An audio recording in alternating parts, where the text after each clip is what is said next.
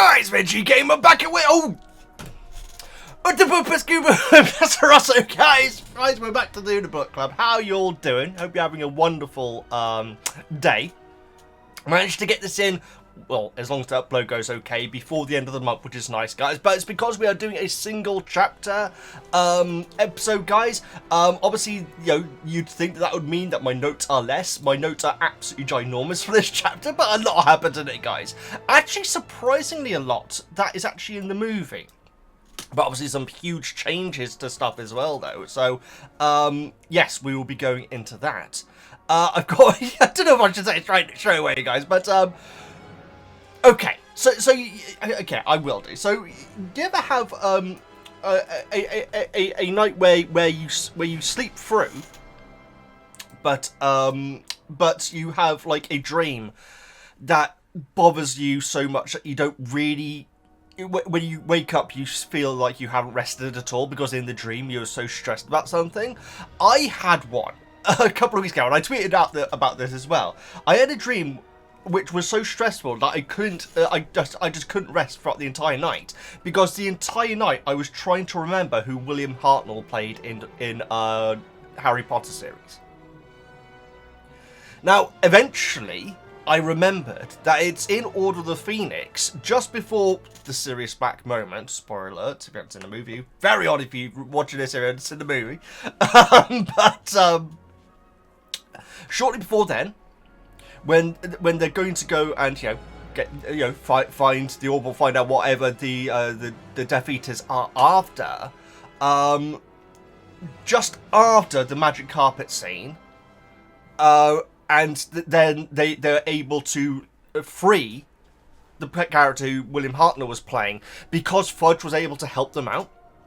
So basically, Fudge helped them out to get into the Ministry and to get past the flying carpet scene, to unlock this William Hartnell character, who when he is liberated by Harry and the gang, is like delighted to see Fudge. And when I remember that, I thought, of course he'd be delighted to see Fudge. It makes complete sense. Now, I should explain, guys, William Hartnell died in the mid-70s. In the 1970s, I should say. And so, he ain't in Harry Potter. So, this entire night, I was really stressing out trying to remember who William Hartnell played in Harry Potter. Finally remembering that it's just after the flying carpet scene, which isn't a thing. Unless it's going to be a thing in the book, in which case, that is weird. I need to be neutral only, if that turns out to be the case, guys. But after the flying carpet scene, where Fudge helped them access the Ministry, which I'm pretty certain is unlikely to happen in the book.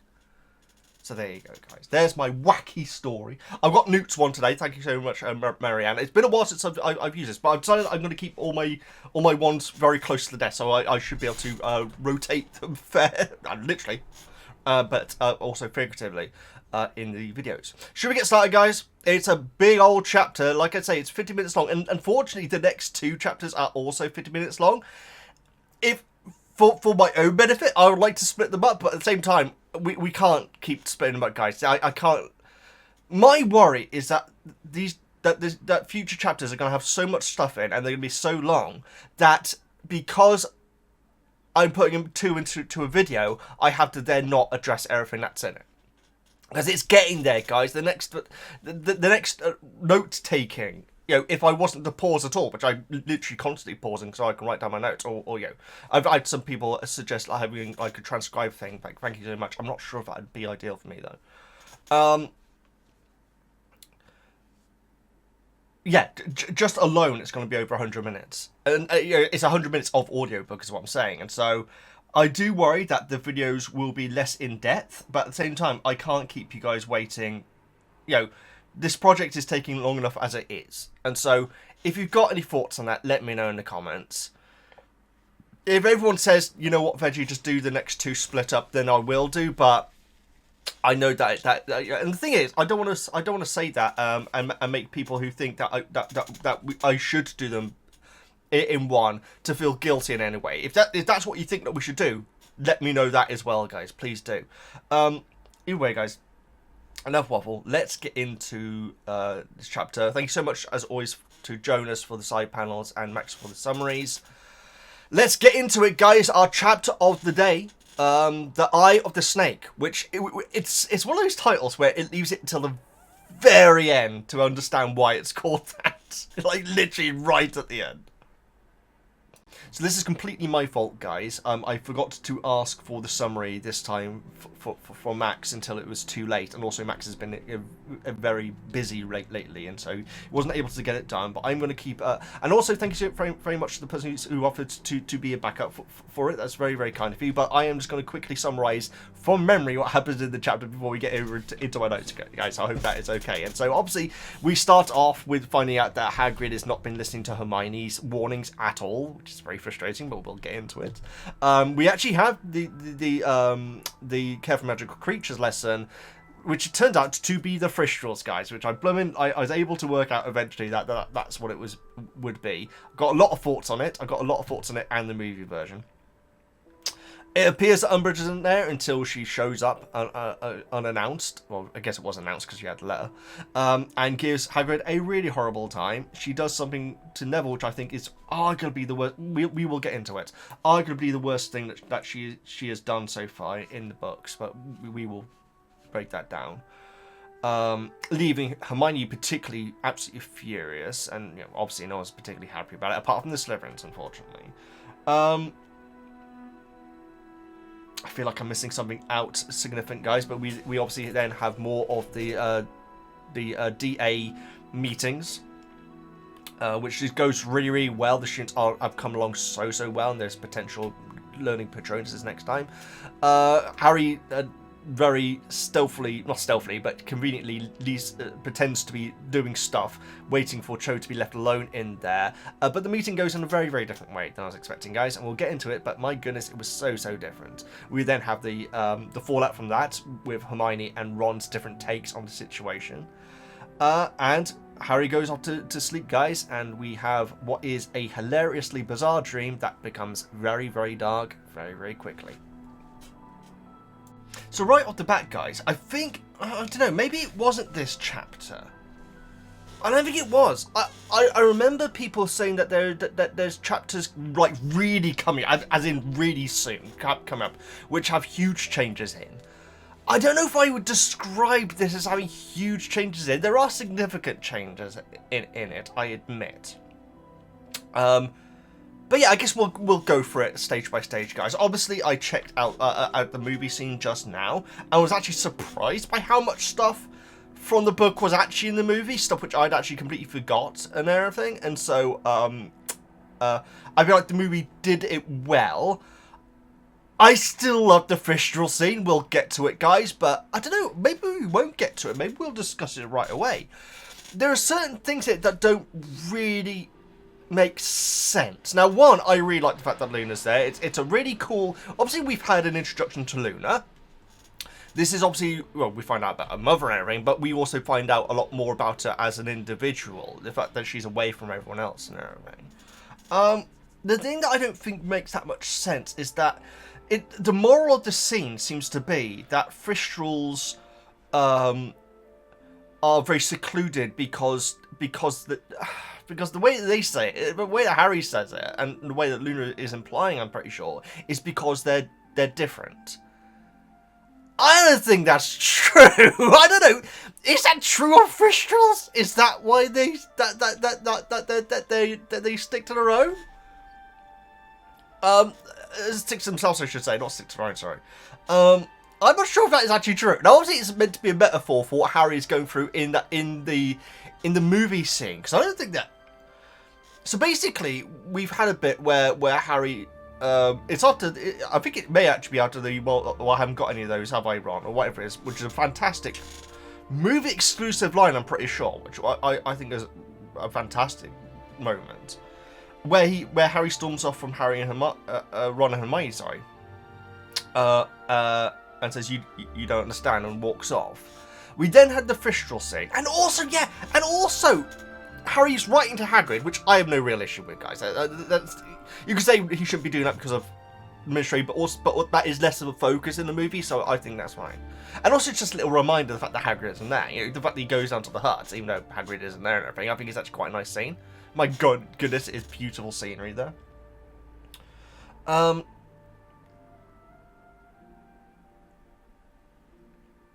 Oh my goodness, my brain's gone completely and utterly blank already. But there, in the letter, he says how he's feeling so isolated and everything, and so alone, and that Hagrid more than anyone would be able to understand this. I'm not being horrible, guys. Is that true either? I don't think it is. I mean, I'm serious. I feel like it's more. I feel like that would be more accurate for Sirius. I'm pretty sure the letter is going to Hagrid. But correct me if I'm wrong. I'm pretty sure it is. Of course it is. We won't be going to Sirius, would it? Is Hagrid more alone than anyone? Is Harry suggesting that the half-giant thing could be relevant? Do we know that Hagrid's half-giant at this point? I think we do. Yes. To be honest, that could be in the first book, and I just can't remember it, guys. You have lapses of memory. You know if you've been watching this project so far. But I don't think Hagrid is the most lonely person that Harry. I really don't think he is, guys. Maybe that's just my interpretation. Maybe in the movie he's meant to be, because obviously in it would have been in Azkaban. We hear about him and McGonagall and some other professors going down the pub and everything. Maybe I'm being unfair on the movie. But I don't think the Thestrals or Hagrid are very good examples of loneliness. I really don't. I think the scene is beautiful, though. I really do, guys. I think it's a beautiful scene, you know? These beautiful creatures and everything. It's a really nice, heartwarming introduction to Luna, which we have not got in the movies yet. It's very interesting, actually, because Harry now knows that Thestrals only appear for people that have sinned death. And, well, actually, I guess he wouldn't know if Luna can actually see them or not. That's very interesting. Also, yeah, one change later on, which I'll say now, because I don't want to forget it, is that in the book, when Cho is in tears and everything, that scene took me by surprise, actually. I was not expecting to be anything like it was in the book. And I can see why they wouldn't make it like that in the movie, so I've got no real problem with the movie scene. But there's one bit where, jeez, how like Cho says, if Cedric had known all this, do you think that he would have, that he would be alive like you? It's a very interesting character, Cho is. And Harry says he did know all this stuff. He was great. He wouldn't be able to get to the centre of the maze if he hadn't known it. But if Voldemort wants you dead, there's nothing you can do about it. And I like that line. It also doesn't make complete sense because obviously Harry is fine, and Cho, like I said, you defeated him as a baby. And then Harry just says, "Yeah, but you know, no one knows how, so it doesn't really count." So again, a really nice line which isn't in the movie. But in the movie scene, he says, do you think Cedric would be alive if he knew all this stuff? And Harry says he did know this stuff. He was really good at it. It's just that Voldemort was better. Wow. Wow, Harry. I feel like that was an odd way of wording it. So yeah, I don't know why they made that. That line seems so strange to me, having heard the original now. Yeah, anyway, look, it's a good scene. I don't know if the mistletoe is actually implied to have appeared because of the room of requirement. In the movie, it absolutely is, and I like that. I don't... Because Cho's in the middle of the room. I'm not sure where Luna was, because obviously Luna, like, says mistletoe, and Harry, like, jumps out of the way of it and everything. And that's where we hear about the Nargles and everything, which is very interesting, guys, because that line is in the movie where Harry like says it might be full of Nargles, and Cho like says, "What are those?" And Harry says, "I've no idea."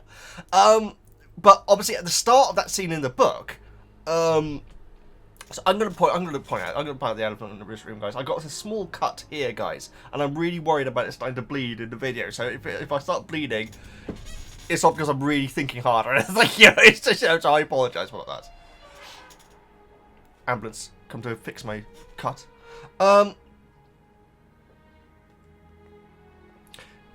So yeah, I'm not exactly sure if the room requirement placed mistletoe there, or Dobby did, because apparently Dobby's the one who's been decorating the place, guys. I'm not sure if that's just in Harry's head, but how did they not? I guess it's not meant to be Christmas time yet, is it, in the movie? It's not, is it? Okay, yeah, because they switched everything, they moved everything around in a really weird order, or the feelings, in the movie. But yeah, how did they not have a very Harry Christmas, guys? How did they not have that? And how have I not seen that as merchandise? You know, book exclusive merchandise. You know, that's one thing which I don't think there's enough of, is book exclusive merchandise. I really do. Why have I never seen a Dobby plushie with all the hats on and everything? You know, it really surprises me. Anyway. Let's get into my notes. So, guys, you know, I've technically already started. And there was another scene which was represented in the movies. Oh yeah, the post kiss analysis, which is the bit where they're all sort of laughing naturally, which is very nice. Which is interesting because no one goes off script. Everyone, it's pretty much word for word, in fact. Anyway, also there's a bit where Ginny and Hermione are staring at Ron eating, and it's like, I would hate that. I can't eat when people are staring at me. I just can't, guys. It does me head in. Right. So, apparently big changes is my first note on here. But I kind of disagree. I think that maybe it's the next chapter. Because I know that the next two chapters are very, very good. And I think that thematically, that's not the right term. They are like, they should be consumed together. I'm just saying, from a practicality, it's unequivocally going to be much easier on me if we do split them up.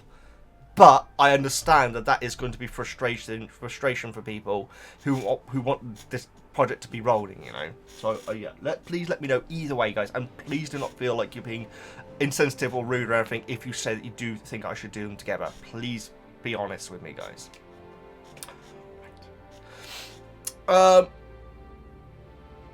So, yeah, at the start of Avatar episode this week, I said I was really disappointed because no one told me how great my title for the previous episode was, and then I got loads of comments really apologising.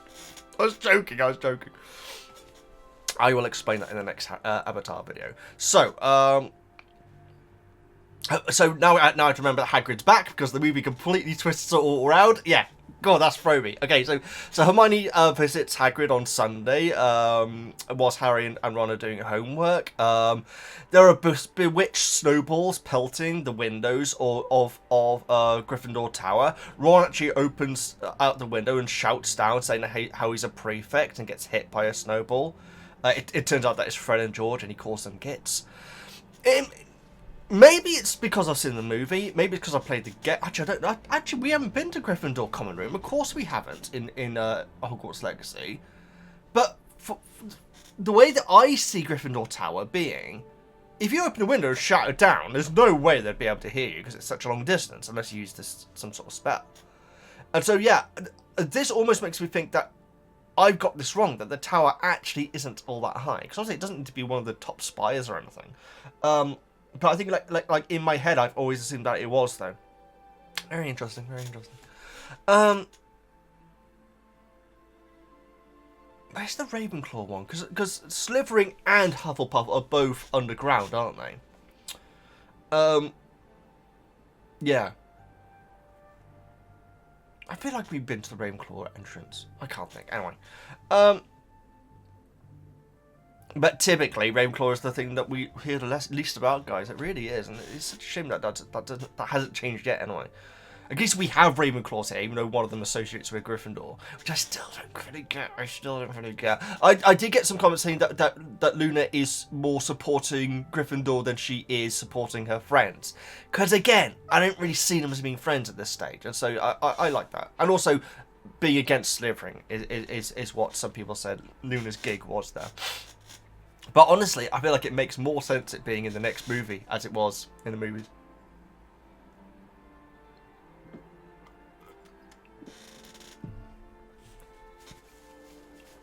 Is there even Quidditch in this book? In this movie? I can't remember. I don't think there is. Anyway, come on. So, Hermione is half soaked by the snow that she's been trawling through and everything. I've got down here, is there not a...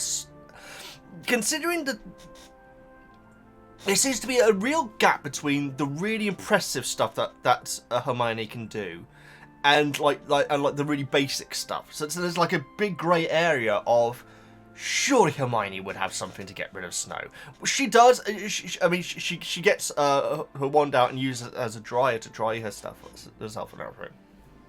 Not like in Fantastic Beasts, where it literally works like a hairdryer, and it's like that, and it's like instantly dry. Which I love.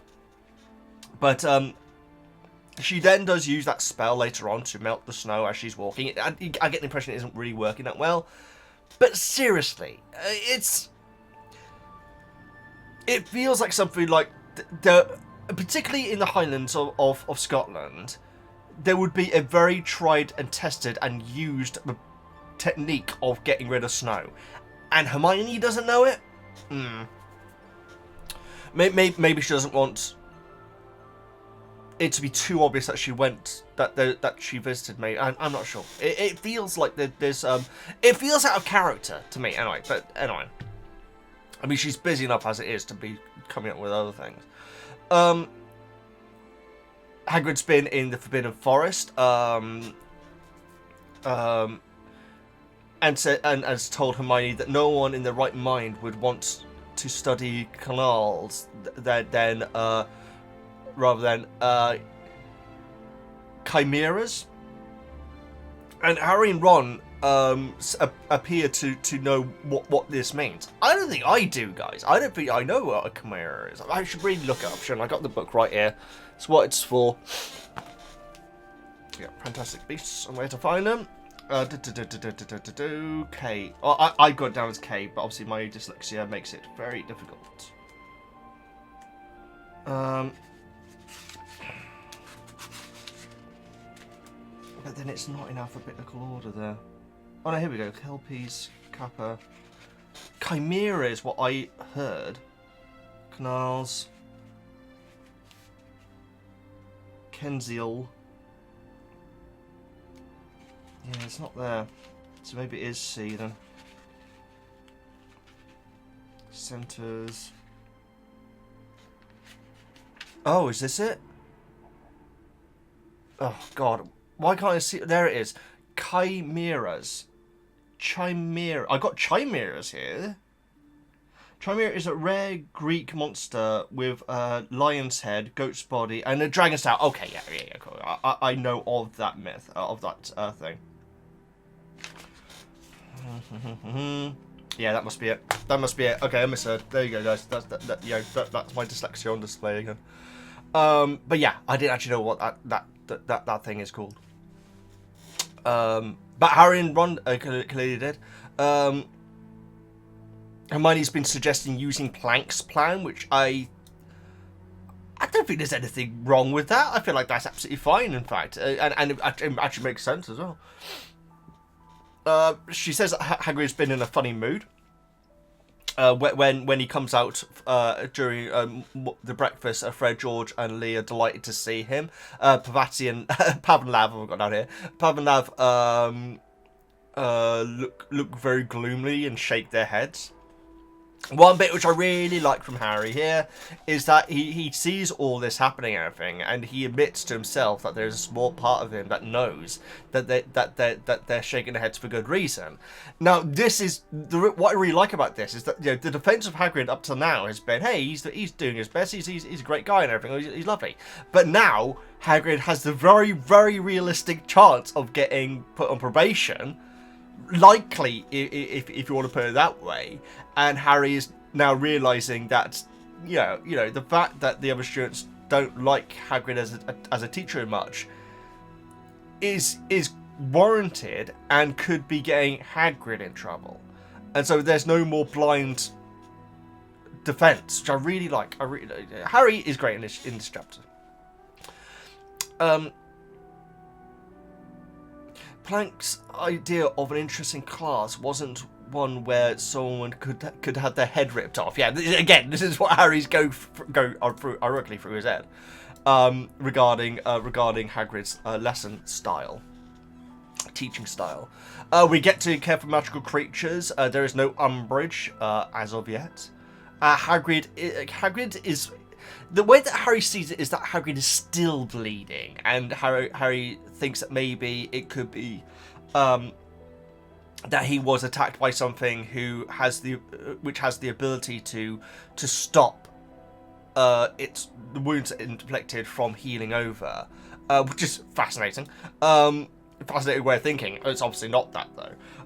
I don't know. I don't know if it is the Thestrals, because we still don't have any real confirmation if it actually was or not. One thing I will criticize the movie scene a little bit for is that they make them out to be complete.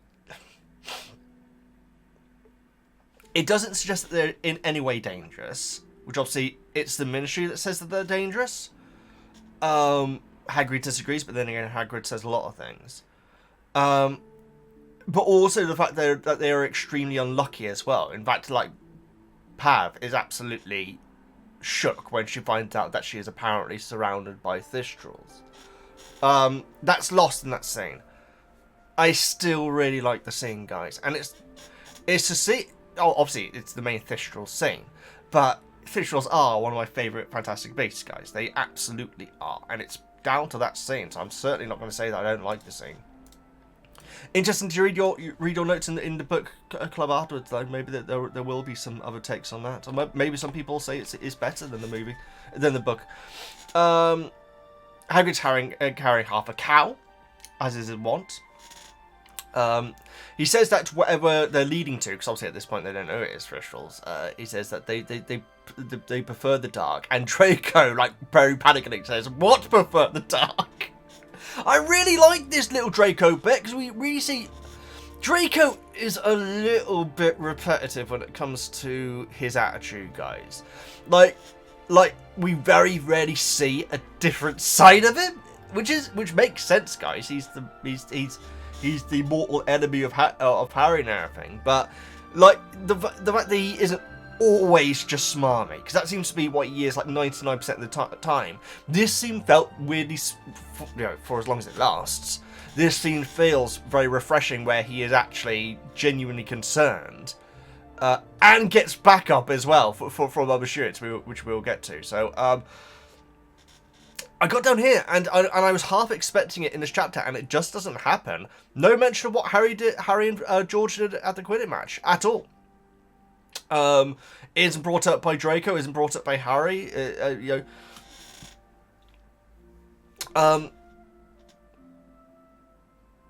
We do get a wonderful callback, though, of when Harry notices that Draco is like this.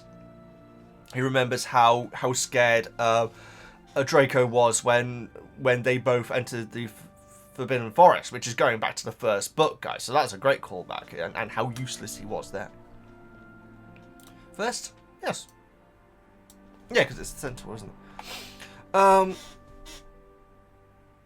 Hagrid says that he may be the only one in the country to have trained them. And Draco says, "Are you sure that you're sure they're trained? Are you?" And again, not with stats and everything. He's like saying they are actually trained, right? And he like says, because you've shown us wild things before, and the Slytherin aren't like, yeah, get him, Draco, which is basically what they are 99% of the time, if not 100% of the time.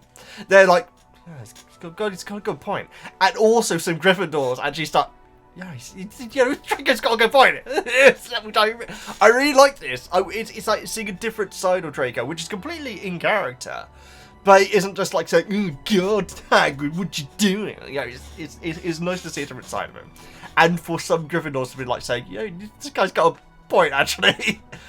Yeah, really nice seeing another side of Draco. So, for as long as it lasts, Draco calls out the scars that Hagrid had, which is completely fair, and Hagrid says tells him to stop asking stupid questions.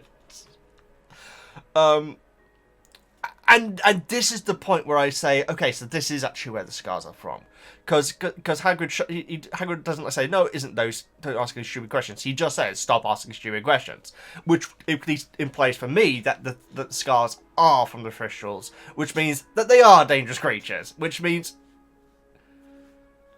I mean, Umbridge doesn't have the hardest job in the world of discrediting or giving reason to get rid of these professors, really, does she? She doesn't have the hardest job in the world to do.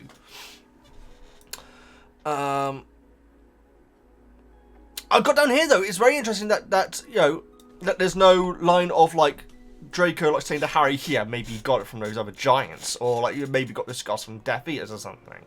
And Draco doesn't appear to be thinking that in the slightest, and so it's very interesting. It's so fascinating, and in a weird way, I hope we never find out how much Draco actually knows what's going on or not. Because here, you would think he would think, oh, Hagrid's suddenly back, and he's like this. Well, that's probably because of the journey that I've just been on that my daddy's been telling me about. But no, none of it. So yeah, it's very interesting to try and work out how much Draco actually knows what is or has heard at least.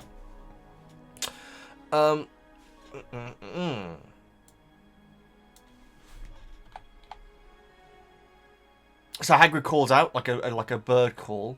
There is a minute of nothing as the class all like very nervously in the Forbidden Forest. Presumably, this would be the first time a lot of them would have been in there, right? If not the vast majority. I'm not sure. I'm honest. I'm genuinely not sure. In fact, I feel like there is a thing which they do in the Forbidden Forest. I can't think what it is. Was there a lesson where they've been in the Forbidden Forest already? And it may not even be care of magic creatures. It could be called herbology, quite frankly. No, I can't think of it. I can't think of anything. But yeah, they're all like hiding behind trees and everything, waiting for whatever this thing is to come out. So last time, guys, I got some questions in the book club saying, "Hey Veggie, what do you think this creature will be in the next lesson?"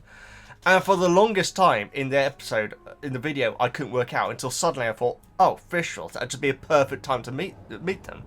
I was fully expecting the lunar scene. I gotta say, out of the two, I do prefer the book scene. I still do. The lines about them being secluded because they're different,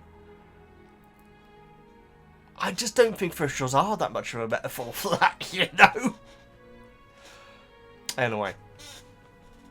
And also, it kind of implies... Oh, no, well, actually, then, Lunalight says that if I was he who should... I was going to say she, then. He who shouldn't be named. Then I would want my target to feel secluded and everything. So it does almost feel like she knows what Harry's going through and says that to cheer him up a little bit. And obviously it works. In the next scene, he's back at breakfast. Huge plate of sausages in front of Ron, like an insane sight. I'm not on his plate, but like to be shared about. Anyway.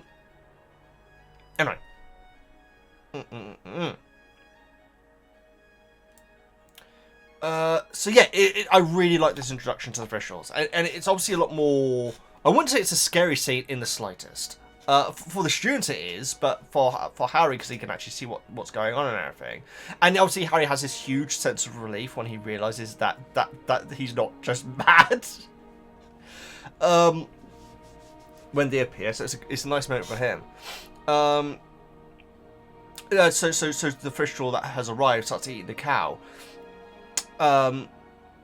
And Harry goes to point to it, and Ron's like saying, I don't get what's going on. Nothing's come along yet. And it's completely unawares of it, and unaware of what's going on with the cow. Well, I did make the note that it seems odd that no one's noticed that the cow is being eaten, but you got to take into consideration that they're all very scared, and so maybe they wouldn't be just looking at a carcass on the ground because they just, self-preservation and everything, So yeah, that does make sense. So Hagrid says, so who can see them? And one Slytherin and a Neville put their hand up along with Harry. Very, very interesting, guys. Now, we don't hear about the Slytherin. I doubt we ever will, but it makes sense. It would be stupid if it was just Harry and Neville, I guess. It'd be stupid if it was just Harry. Because in my head, I was thinking, oh, Luna's going to put her hand up. But no, Luna is in Ravenclaw, so she wouldn't be there. But yeah, I do like the fact that there is this random Slytherin. And it almost, I'm intrigued by it, but it almost makes sense that we will never hear about what's going on with that person.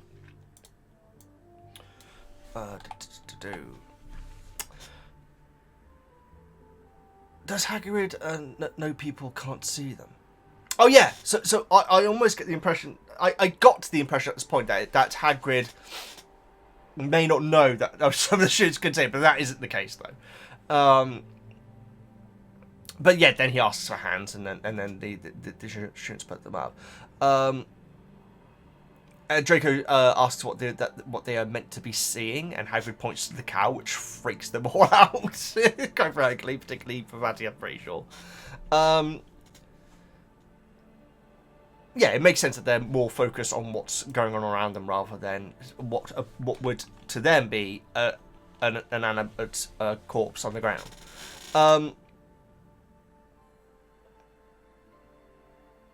Harry already accepts that others can't see it. Oh yeah, yes. So there's no like bit where like Harry's like saying, "But Ron, it is there," or anything like that, or Harry like saying, "What's wrong with people?" No, straight thinking that he straight away realizes, oh, only certain people can see it, which I like how quick he's able to get to that. And so Hagrid like says that they are Thestrals, and Hermione immediately goes, "Oh, but Hermione's great, guys." I say that too much, but she really is. Pavati is like horror struck by hearing this and says that they're unlucky. I got down here like black dogs because obviously we've had that whole black dog of death thing in previous books. But no mention over here though. Just says that these Thestrals are very unlucky, and that Trelawney has actually said that they are dangerous, which I get the impression they are dangerous. But I guess that Trelawney means it more from a luck perspective. Hagrid asks why some people can see them and some can't. Yeah, I don't think this is appropriate. So I mean, Hagrid is not a good professor, guys. I know that there are different takes on it. In my opinion, he is not a good professor. If I was teaching this, I would have if I'd known about Harry, if I'd known about Neville, which I'm not sure if Hagrid would know about, and probably not the Slytherin, let's face it, then I would have taken him to the side and said, by the way, we're going to be doing this thing in this lesson.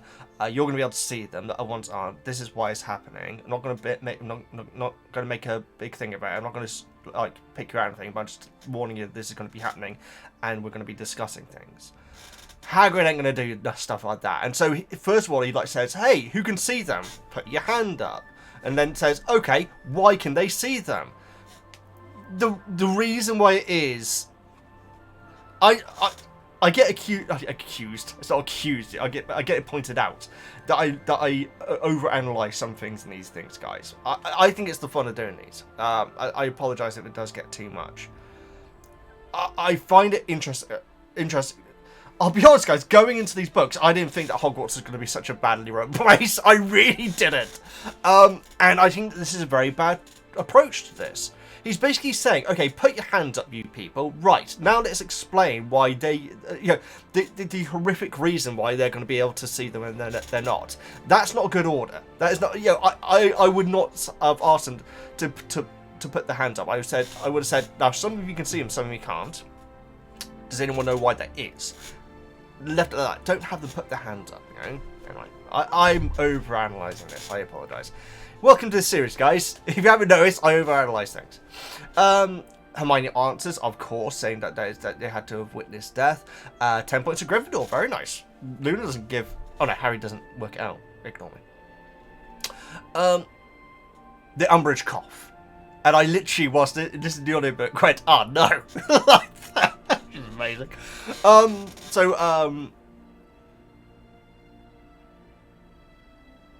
Hagrid thinks that a Thistral coughed, because there are now more of them around, including one right next to Pavati.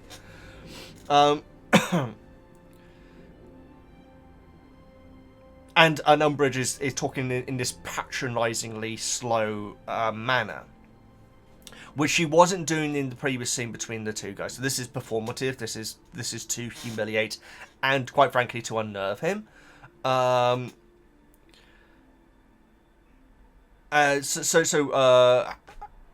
Umbridge like says, what lesson is this? What you teach them? And says, well, as you can see, or maybe you can't. We're doing Thestrals, which is actually a really funny line, and starts flapping his arms to in case she doesn't know what that is. And Umbridge writes down and says loudly, has to resort to crude sign language. Hagrid starts to lose track of the class, so again, this is clearly been done to put him out of sorts. So Hagrid does look like lost, and then she says, appears to have poor short-term memory.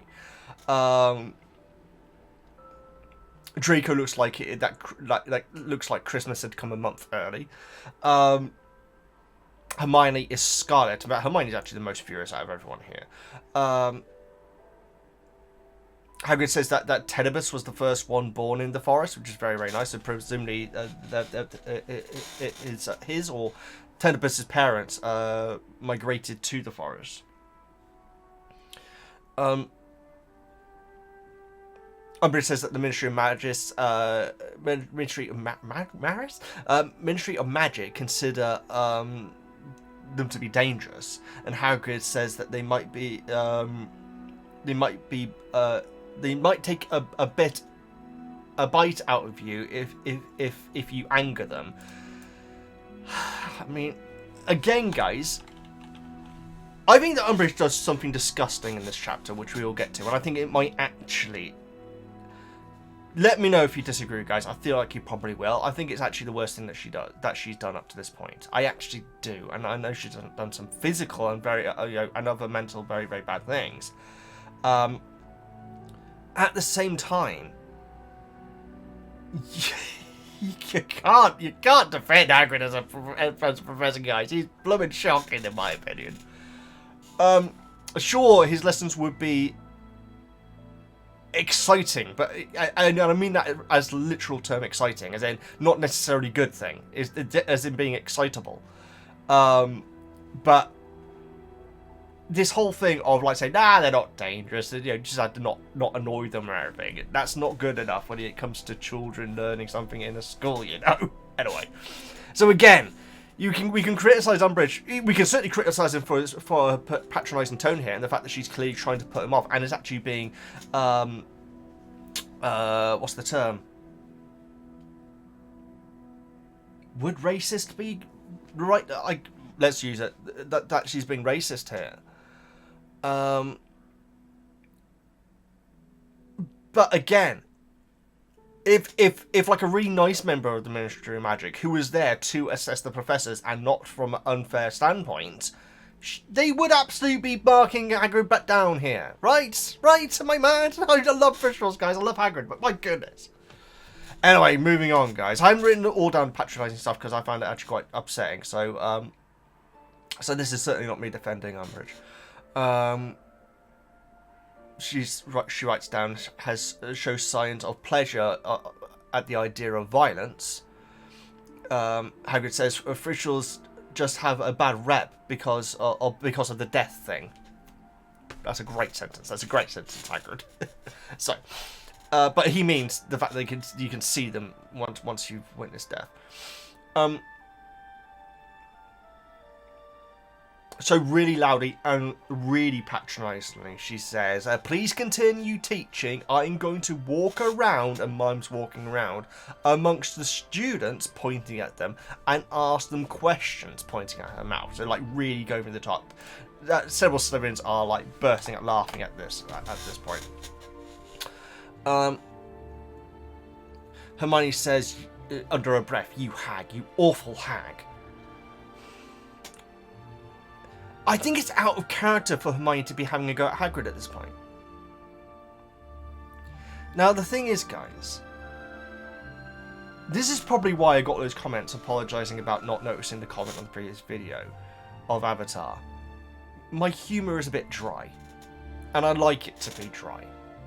But I do have to point out that that was a joke I just made. You hag, you awful hag. Why is she going to go Hagrid?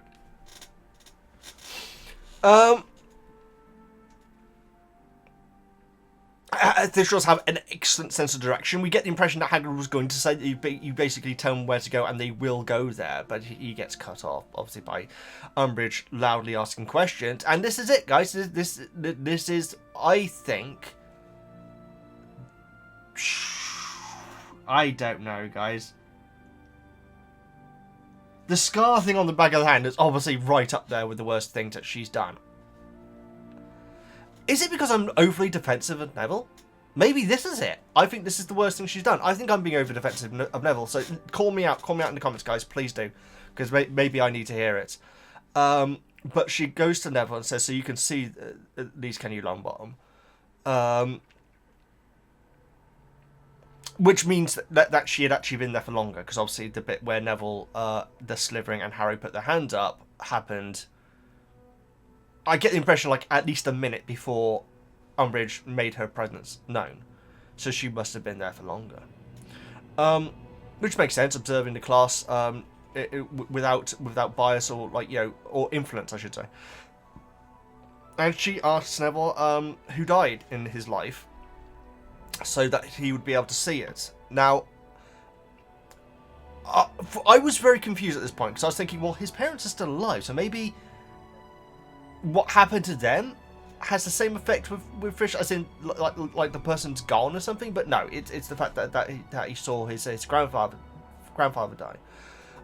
My note down here, I am very defensive of Neville, guys. I was throughout the movies. I am throughout the books. We've had bits where I think the author was trying to make light of his distress after the Defense of the Dark Arts lesson, and I feel like that's one of the most, not egregious. I think it's one of the things which people disagree with me the most about, which is fine, guys. I appreciate that. I do still think that it was that we're okay. The problem is I can't word it properly. That's my problem. I think that it was obviously a very serious scene, a very distressing scene for Neville, and I'm not saying that it was. I'm not saying that he was meant to be a wacky clown in the moment or anything, but I do feel like the fact that he muddled his words slightly up was meant to derive just a twinge of humour. Just a tiny, tiny thread of humour. And if that had happened to Harry, we wouldn't have him muddling up his words. We wouldn't have Hermione doing it. We wouldn't have Ron doing it. I think that because Neville is a character who generally is meant to be a bit of a klutz comedy character. Although, to be honest, that is less and less in the book. It actually really is. I do feel like there was meant to be a slight sliver, or slivering, of humour meant to be taken from the fact that he muddled his words up. So I definitely am very, very defensive of Neville, even beyond how the book was written. I'm defensive against him because I didn't like that. I didn't like that choice, I should say. It almost makes him a comedy character and that's it, rather than a character who has comedic traits about them, you know. That's how I read it, but obviously I'm in the minority with that. So I am very, very defensive of Neville. And my note straight after this is this the worst thing that Umbridge has ever done? Because obviously Umbridge is talking loudly. She's wanting to throw off Hagrid, and she's bringing up the fact that Neville had seen someone die. And asking her to say, why? Why does she need to know who it was? There's literally no reason. So in my mind, and I think now I think about it, I think I am actually being biased. I think this is the worst thing that Umbridge has done up to this point. Really looking forward to the book club to see if anyone agrees with me, guys, because obviously she has done some horrific things up to this point. Not least Harry's hand, which I'll say is a very close second, guys. But I'm too defensive of Neville. I'm too defensive of Neville. That's it. So we find out it's Neville's grandfather. Umbridge asks what he thinks of the Thestrals, and Neville's says they are okay, because you get the impression that Neville absolutely understands what Umbridge is doing right now. I mean, everyone does. That's why the Slytherins are laughing. So Neville is trying to damage control for Hagrid. And Umbridge out loud, straight after he answers that, says students are too intimidated to admit they are frightened. I'm not sure if Neville is frightened, but I can't be sure that Umbridge is incorrect there. I can be sure that what she's doing is incorrect. She shouldn't be doing it. But if she's actually wrong about the fact that Neville was actually intimidated, I don't know. I would side on possibly not, though. That he wasn't.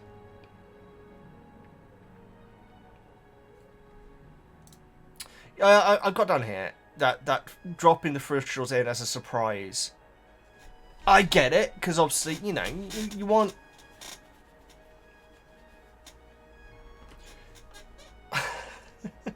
I don't know why this is such a random reference, guys, but you know that I grew up with all the Sonic games and everything, and like a big fan of the older ones. I haven't played the new ones. I haven't played the open world one, but from what I gather, it's quite good. Apparently the new racing game's really good. Maybe I should get it.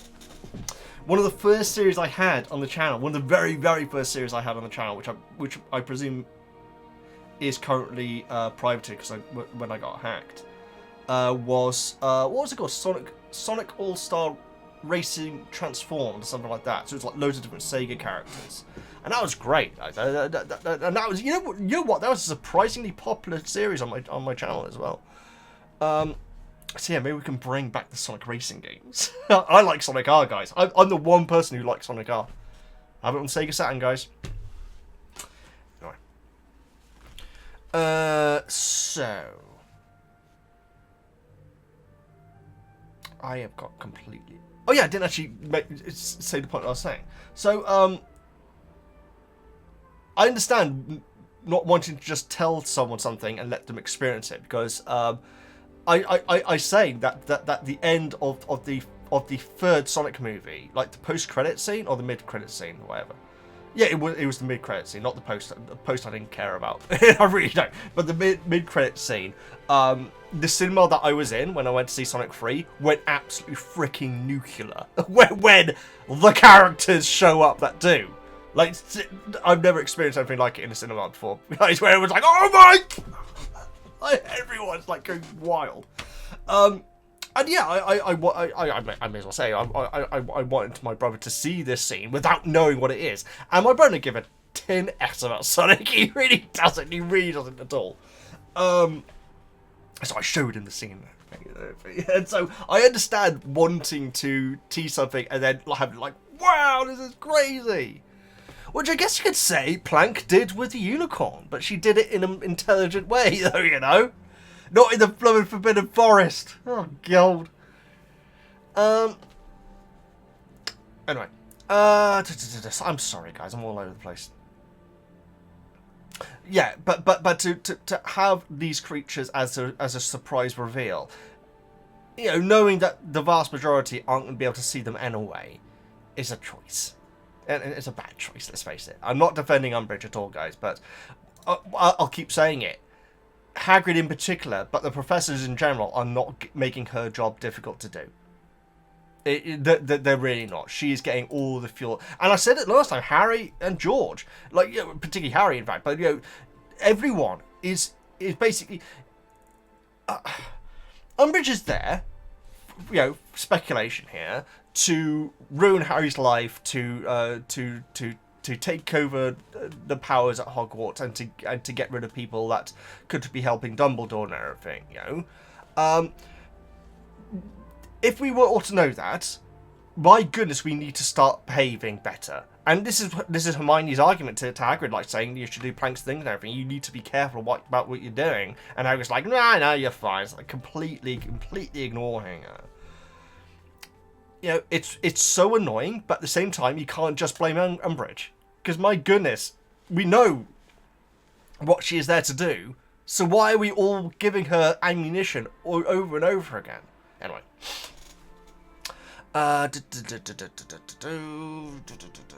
Neville says that he isn't scared of them, but Umbridge has already moved on. Umbridge says to Hagrid that she has enough in the same patronising tone. I got down here. Is it that she's anti-giant? And that's what Hermione absolutely suggests afterwards. Obviously, she didn't speak like this before, and so it really is a performative mocking, which she didn't do in the previous thing. Why would she? Because it was just Hagrid and her, whereas she's trying to unnerve and humiliate Hagrid, and she does it very well. But you also get the impression that it is because she's actually anti mixed species, I guess you could say. Oh my goodness, my notes for this chapter is huge, guys. We're approaching it at an hour in. I'm not sure if I'm halfway through the notes, but I'd say probably not. I think a lot of the later ones are quotes, though, so we should be able to get them through them nice and quickly. But you know, I've got another 5 hours to finish this video if I wanted to keep it under the 6 hour mark.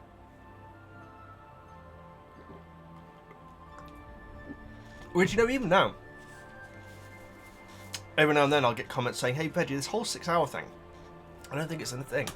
All I can say is, guys, the only time I've been doing this YouTube blog for a long time, my YouTube channel says that I have a few hundred videos. That's because my channel got hacked, and so I actually have thousands of videos, guys.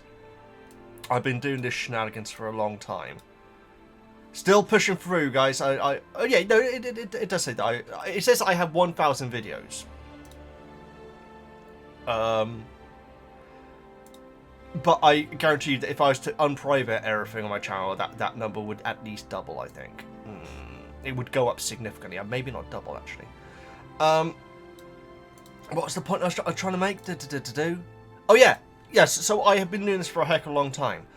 The only time I have ever run into an issue where some people can and can't watch the video is in the one time I ever had a video go over 6 hours. Now, to me, that's a heck of a coincidence. That's a mathematical miracle, if that is just a coincidence. But yeah. So thank you for the feedback, guys. But I do feel like I'm actually onto something when it comes to this.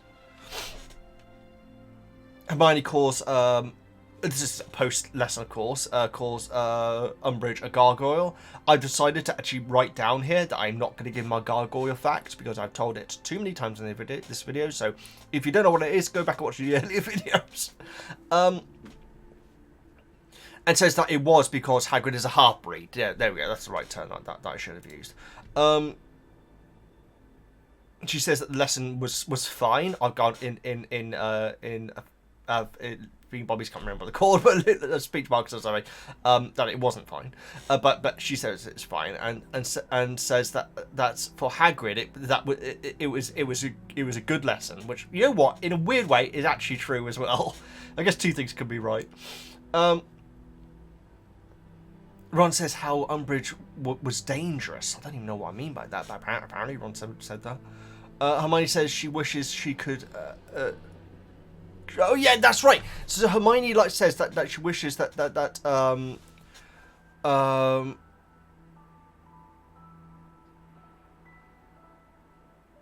was it Ron said that the Thestrals are dangerous? Possibly.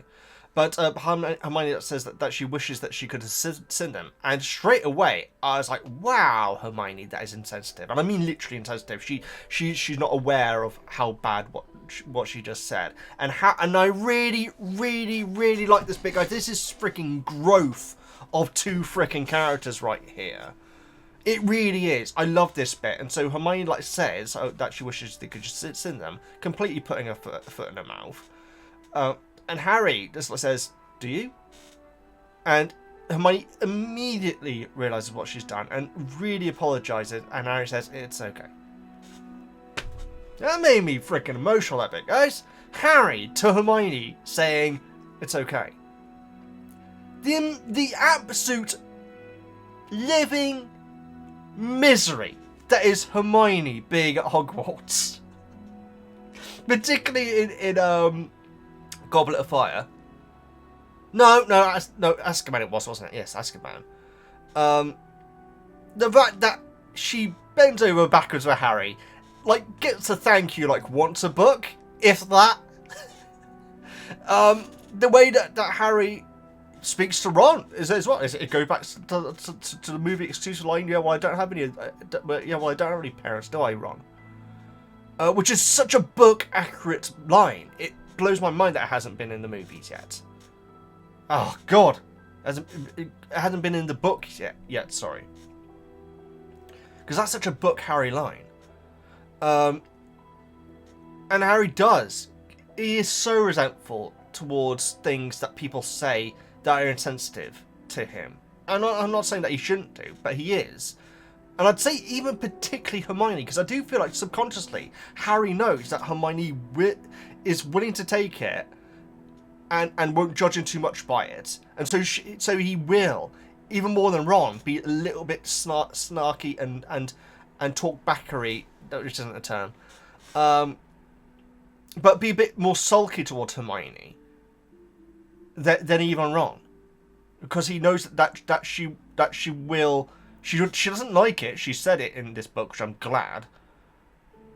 But she will understand and not take it too personally. But this is Harry.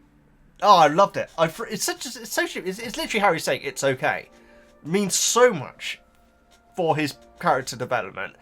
Again, am I reading too much into it? Because I felt emotional in this moment, guys. I actually did when he just said it's okay to Hermione.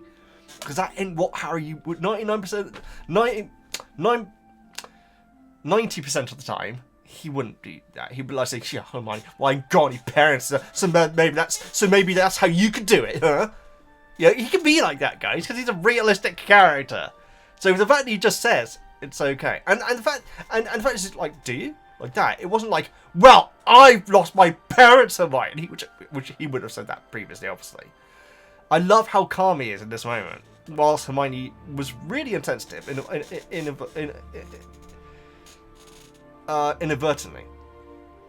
Anyway, let's move on. By God, down here, it really shows a change for him and how much he has evolved, especially towards Hermione. So Draco, Crabbe, and Goyle get into formation for their little bit, as always. And this is a good line. It's not. It's blooming horrible. But they say to Ron... Again, they're not talking to Harry, who was last seen with his foot halfway down Draco's throat. Do you reckon if you saw someone snuff it... Excuse me, guys, I just spat all over my screen. My goodness. Snuff it. Don't know if you can see that, but that was a big blob of glub. So glad this is dried up.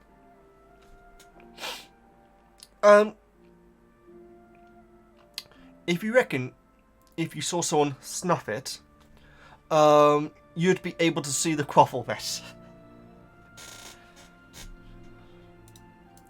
Look, I'm not saying it's a good thing to say. I'm just saying that it's actually quite good. It's actually quite... For Draco, it was like, Weasley foreign stuff. You know, usual generic, basic stuff that he comes out with. And again, that's not me criticising the book, guys. It's criticising the character. This is actually quite a good line. Draco, I don't know if he came up with it, but maybe he's got script writers now.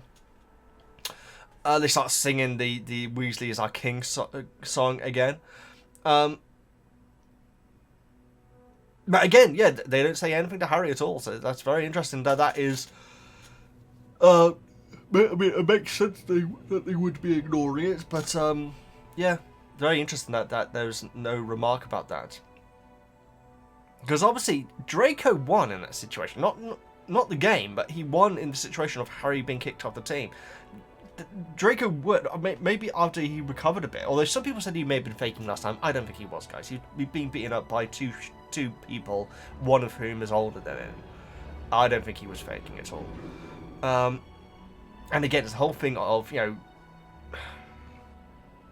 I don't want to get political, guys, but there seems to be a thing right now of there are good and bad people. Not good and bad. Sorry, there are wrong and right people, and if the wrong people do something right, then that must be because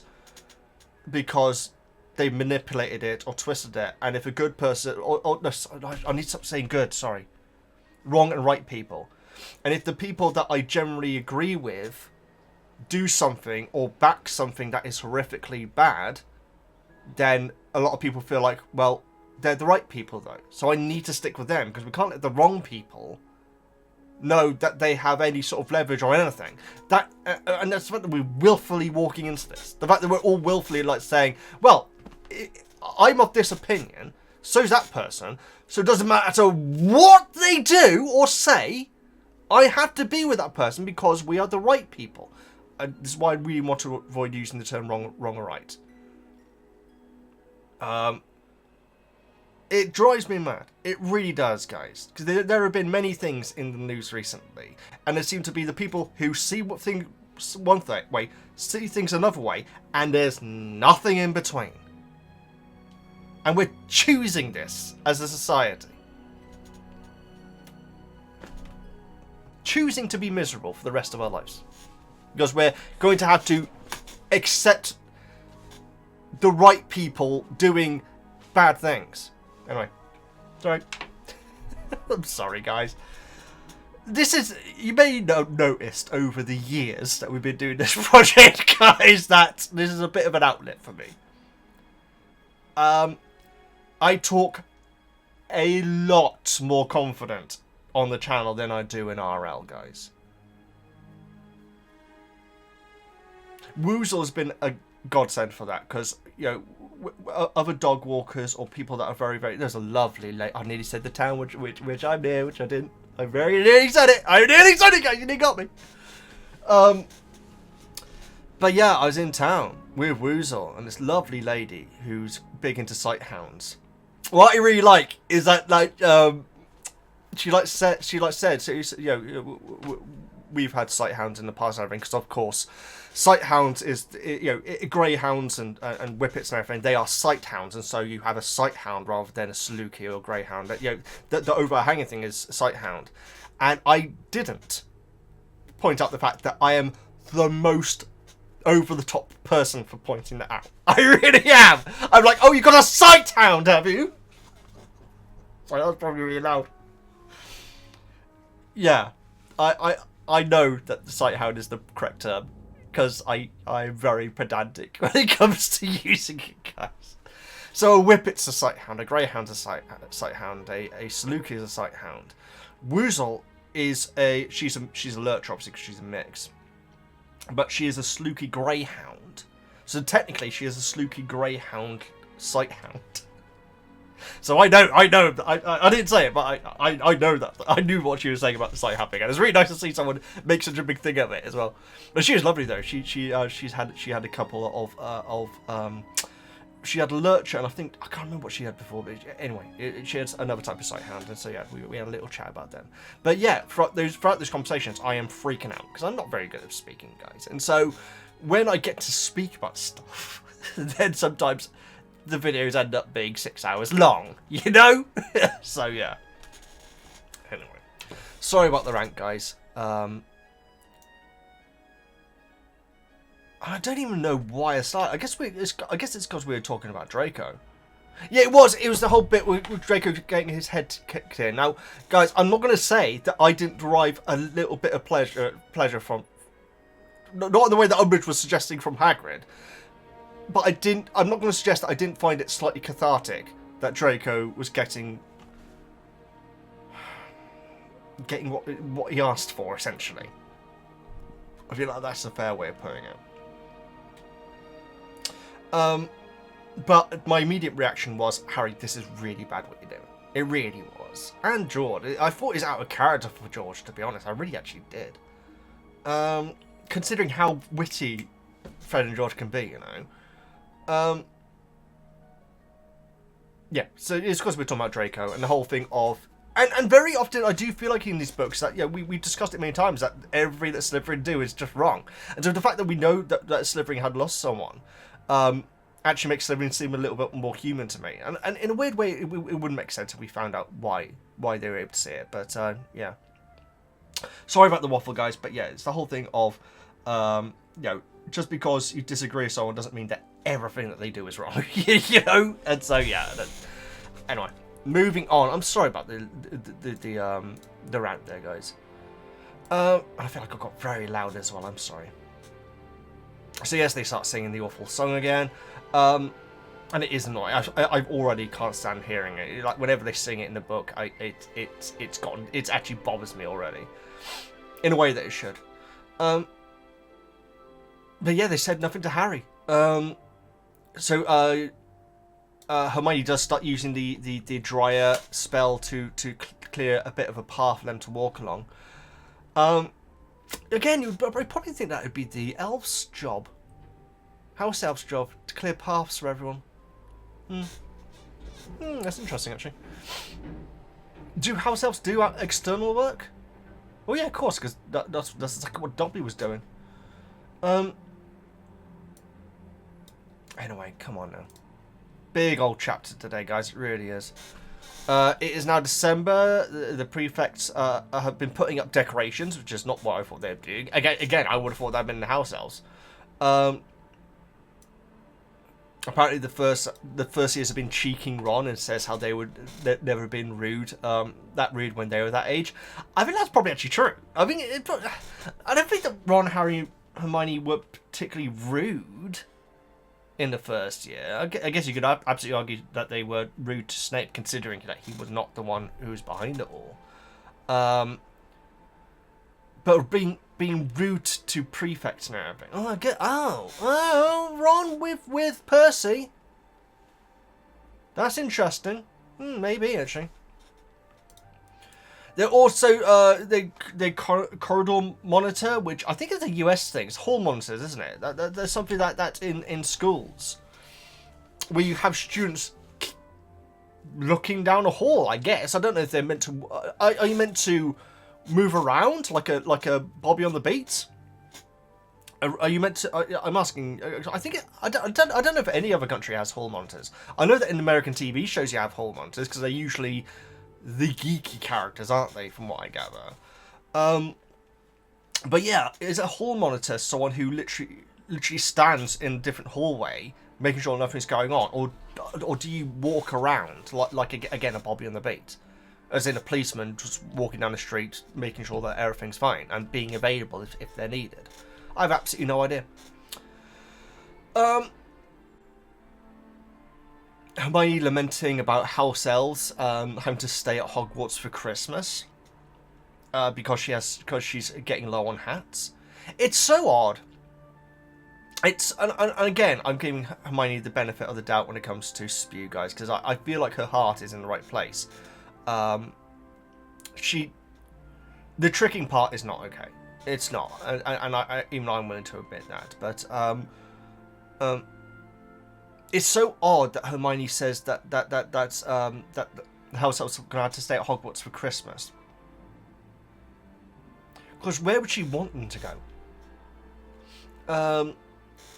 It's odd, and it's odd to assume that they would see Christmas as any other day than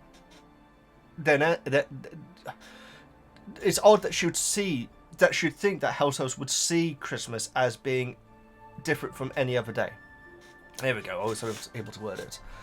I got to hint maybe she just really loves Christmas and that's why. But yes, it's very odd that she would think that house elves would want to celebrate Christmas. But again, it could be just because she's massively into Christmas. Again, I'm probably giving her too much of a benefit of the doubt. Harry doesn't have the heart to tell her about the hats and everything. And you know what? I feel like this is actually the ethical thing to do. I think, I don't know, because I have got a couple of comments, thank you for the comments in the past, saying that they don't really like the fact that Harry doesn't tell her. Right now, no one's being hurt by it. Dobby's getting loads of hats out of it. Hermione feels like her altruism is paying off, and the house elves aren't getting bothered by it. Oh no, yeah, they were offended, weren't they, by the hats being left around? That's not great. That's not great. Now, I was going to say that you know, keeping that lie, or a secret, I should say, is actually not hurting anyone, but it is actually hurting the house elves when I think about it. So yeah, it's not great actually. Harry feels resentful towards at Hogwarts, and this year wants to spend Christmas anywhere but at Hogwarts. Hermione's going skiing, which is very nice. Presumably back in maybe France. I'm not sure. When I was a kid, we did go on it wasn't really a skiing holiday because we didn't ski, but I attempted to learn snowboarding, as I remember, in Austria. That was a beautiful place. But yes, never actually been outside of that though. Blooming coached it as well, guys. Coached to Austria. Oh my god, never again. Oh, the long coach journeys, absolute nightmare. They really were like over 24-hour coach journeys, guys. Like one way. Madness. Because the first time that I flew, I flew to Spain back when I was like in my early 20s. I very rarely flown. I still see it as this completely baffling thing. In fact, I absolutely will pay the extra for window seats going forward, guys. I absolutely do. Last year when I went to Glasgow and back, beautiful city, Glasgow. I need to go back there again. That is a stunning city. Really cool, really lovely place. I paid the extra to get the window seat, and I will do that whenever I fly from now on, guys, because I thought it was absolutely wild. I really did. But yeah, Harry's never heard of skiing before, and is like completely baffled by the concept of throwing yourself down a mountain on 2 bits of wood. And Ron being an absolute freak. I don't know if Ron was. No, he can't be joking here. Ron is a. He's a git. In fact, my note actually says Ron's a git down here. Ron assumed that he had already mentioned to Harry that he's coming to the Burrow for Christmas. Oh no, that he's having Christmas with the Weasleys. I don't think he specifically says the Burrow. I'm pretty sure he doesn't. So Harry is just suddenly just flipping delighted. How did Ron forget to mention it? Jeez. Harry is assuming that it's the Burrow. Obviously, it was Grimmauld Place in the movie, as I remember. And Harry like thinks that that would have been nice to have Sirius there, and that he imagines a Sirius pulling a cracker creature, which is a heck of an image. So interesting that it doesn't really explain what a cracker is, because I know that Christmas crackers are actually quite bizarre things to the vast majority of places, aren't they? Because they are odd things when you really think about them.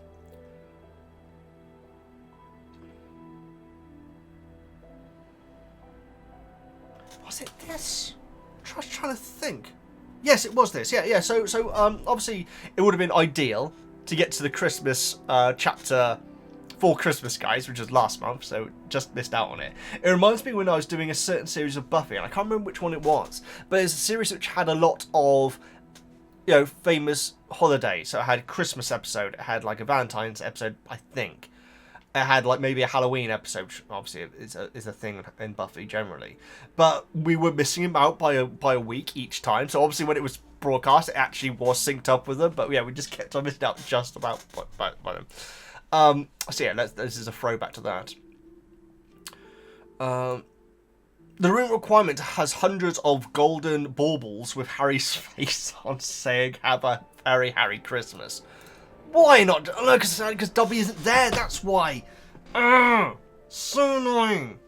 Such a funny moment. That would have been really great for Harry to turn up in the room requirement, just see his face everywhere. Oh dear. It's a shame. But then again, the movie's still very funny. It has some very funny moments in it. They all say "Have a very Harry Christmas," which is amazing. That again, can I look this up real quick? Have a very Harry Christmas. Baubles. Oh, that's how you spell it, okay. My notes spelled completely wrong.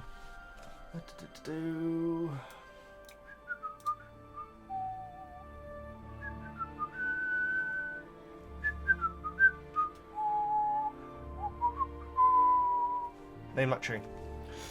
You will not be able to name it if you're not from Britain. I'm afraid, or of a certain age. That is that. I assure you of that. But I know there's someone who'll probably get it right. No, because that's Harry Styles, right? Is that his name, Harry Styles? That's not Harry Potter. Yeah, you can't get them, guys. What's up with that? We need more book-exclusive merchandise. We really do. Pigwidgeon must be available as a plushie, surely. Anyway. It's a month after Christmas. Luna. Oh, so Luna arrives at the room requirement was as Harry's just taken them all down, and asks if Harry put them up, which is amazing. Just imagine if he did. Like, oh no, look what I did. Mistletoe, she says, and Harry immediately jumps away from it, as I mentioned earlier, and says, "Good thinking. It is often infected by nargles." I'm wondering if that scene is in the movie and I've missed it. Because she mentions about the Nargles when explaining what Thestrals are to Harry. Is there another bit where there's mistletoe and she says that it could be infected with Nargles in the movie? I'm not sure. So the Gryffindor Quidditch team arrive for the DA as well, and say that Harry and friend George's replacements have all been found. Harry's replacement is Ginny, which I did predict. Oh, because you're like saying, "Hey Veggie, who do you think's a replacement for?" Oh, I'll be honest, guys. I didn't think anyone was going to replace him. I thought that something was going to get overturned. But being asked that, I thought, well, I know that Ginny gets added at some point. I wonder what broom Ginny's using. And did the Weasleys... Maybe she's getting one for Christmas, maybe. Oh, that would make sense. Oh, maybe that would... maybe that's what they're going to do. As in, not a hand-me-down broom. Or maybe she is going to use a hand-me-down broom. Because she can't use Ron's, can she? Fred and George have been replaced by Andrew Kirk, and Jack Slopper. It's going to be a recap lesson because it's just before breaking up for Christmas. Smith is annoyed by this and says, he wouldn't have bothered coming if he was knowing it's going to be a recap lesson. And Fred says, "Well, it's a shame that Harry didn't tell you then." And it took me the longest time to get the joke because everyone starts laughing and I couldn't work it out, guys. I mean, it's like that, you didn't want that, so Zach wouldn't have shown up. Yeah, I completely missed that, I must admit. I got down here. Maybe the baubles appeared because of Harry. Or someone else, maybe. Cho, of course. Because we're only assuming that it's Dobby. Because of a room requirement, things will just appear when you require them. Is there someone who required the baubles to be there? I hope so. Maybe Zachariah. That's all I'm saying. That's all I'm saying. Imagine getting into a fight in the room requirement. Like an actual fight. Like just things like suddenly appearing, like blocking you, but also arming you and everything. I mean, I guess we technically get into a fight. Oh, you know, we do get into a fight. We get Blum and Nevada Kedavra in it, don't we? Yeah, we do. Gordon Bennett, what a moment that is. Yeah.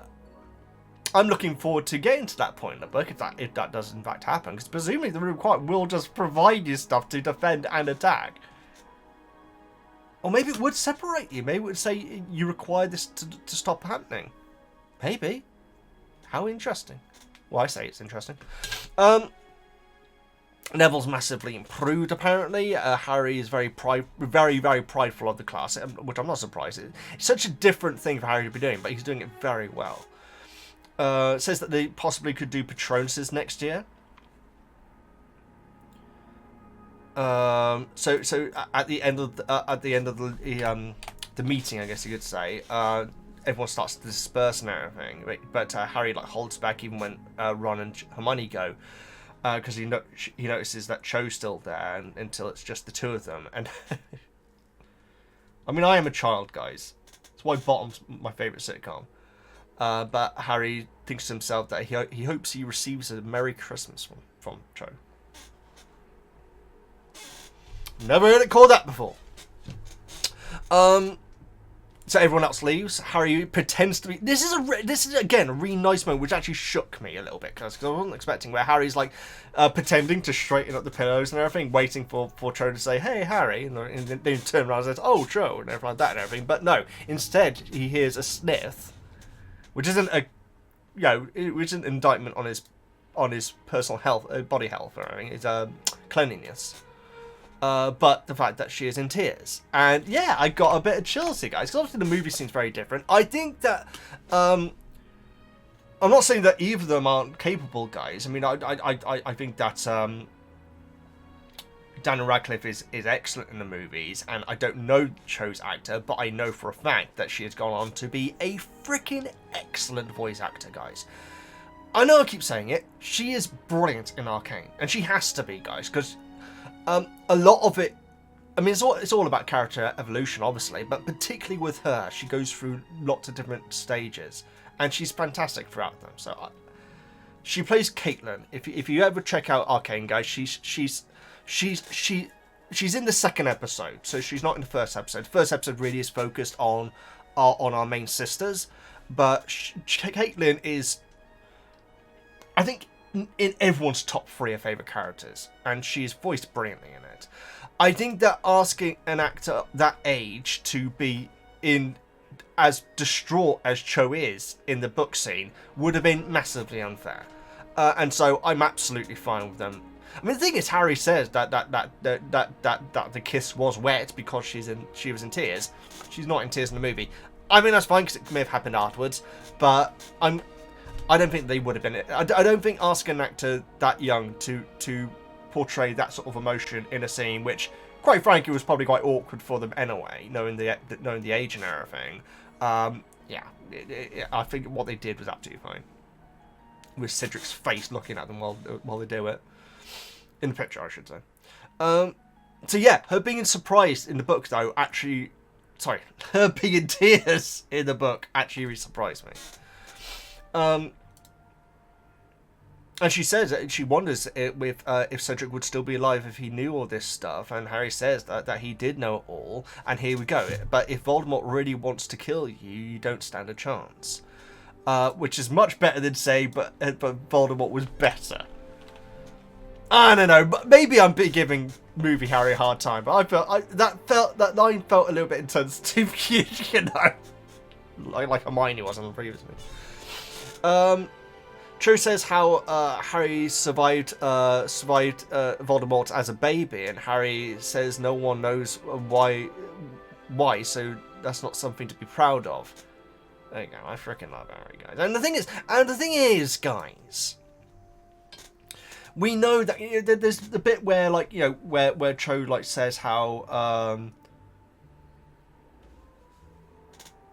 great it was that Harry was standing up for what he said in Defense Against Dark Arts. I think that was it. And Harry being surprised by that, and then thinking, oh, maybe I'll subtly, accidentally show the scar, you know, like show how brave I am and everything. He could absolutely take advantage of the situation, like saying, yeah, you know what? You're right, I'm freaking amazing. But he doesn't. He says there's nothing to be proud of because I was a baby. And which obviously exactly what Harry's thinking. But what I'm saying is he isn't also taking advantage of, not taking advantage, sorry, but using his trauma to get closer to kissing Cho. You know, he's not, which I respect him. Or to actually to put himself above Cedric. There you go. That's a better way of putting it. I feel like he's being very sensitive here. Not so much in the movie, but we've already covered that. Voldemort was better. Anyway, maybe he doesn't say that. Maybe I dreamt it. Maybe it's like that, but my William Hartnell dream. I should say, guys, and I bet some people have already put this in the chat, which doesn't make sense because this is a video, so in the comments. And it's a primary area, which I'm not going to. Maybe I should premiere more of my videos. Do you watch... When you watch premiere... The thing is, guys, it is like an extra...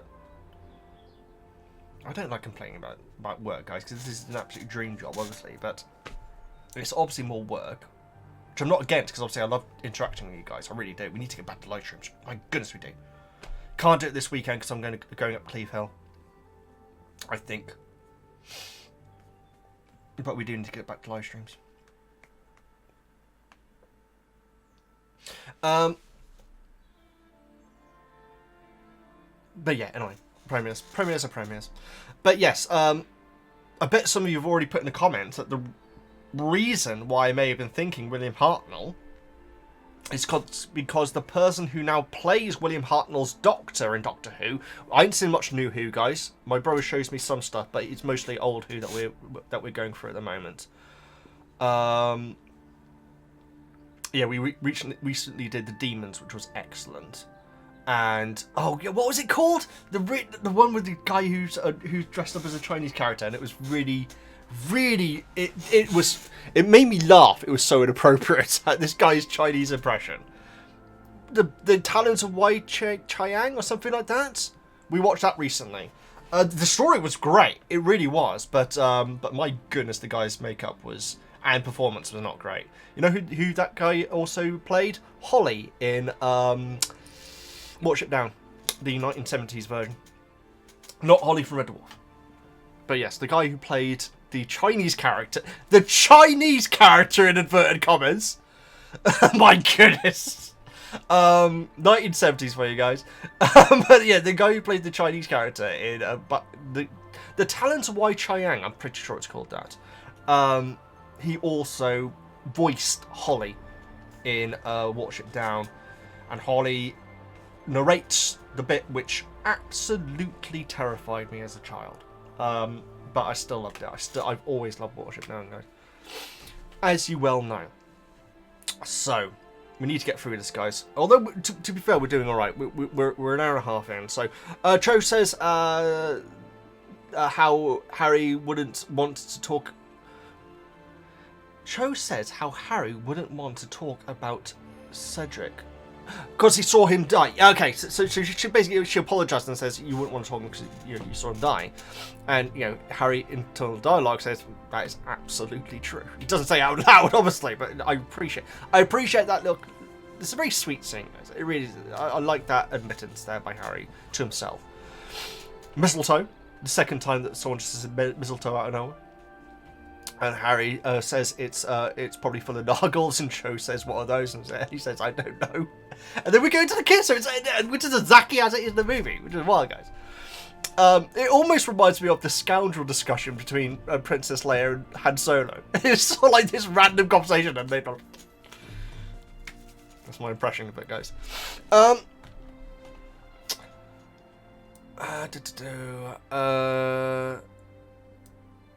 hang on. Oh no! It teases this kiss, but it doesn't actually say that it happens, which is actually a very nice way of doing it. I just deleted that too early because I didn't read the note properly. So it doesn't actually say, and then they kiss, because the writer's a little bit more inept than that. Inept? No, inept's bad. What's the opposite of inept? What is the opposite of inept? That isn't how you spell that.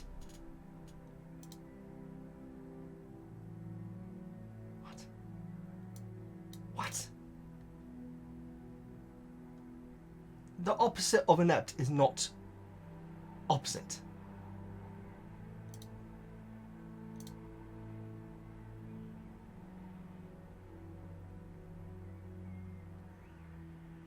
Who cares? You know the one which I'm trying to think of, guys. So, but yes, I did not mean inept. So Hermione's writing something as Harry comes in. Ron's still doing his homework as he needs to. Harry is all shook. the thing is, because it cuts away, we don't actually hear, and then they kiss. Part of my head, despite the fact that I knew what happened in the movie scene, did think that something actually really bad, like something horrific may have happened because we don't hear it. And Harry is obviously like I don't want to say shell shock, guys. I guess it's okay. Yeah. I don't like using it because it was a term which was used back when my grandfather, I never met even my grandfathers, they both died before I was born, but my grandfather on my mother's side was in the Suez conflict and saw some absolutely horrific things, and it completely broke him. You know, he'd be on the bus and suddenly he'd just be like pointing at things that he saw there and everything. Like, apparently the Clippy, which is what they were called back then, the female ticket inspector, I should say, was awesome and would always, like, you know, reassure him whenever anything was wrong and everything. Because obviously most people are like, what the heck's going on? This guy's just suddenly pointing there. God. So yeah, I don't tend to use the term shell shock, guys. But yeah, Harry is in shock here, I should say.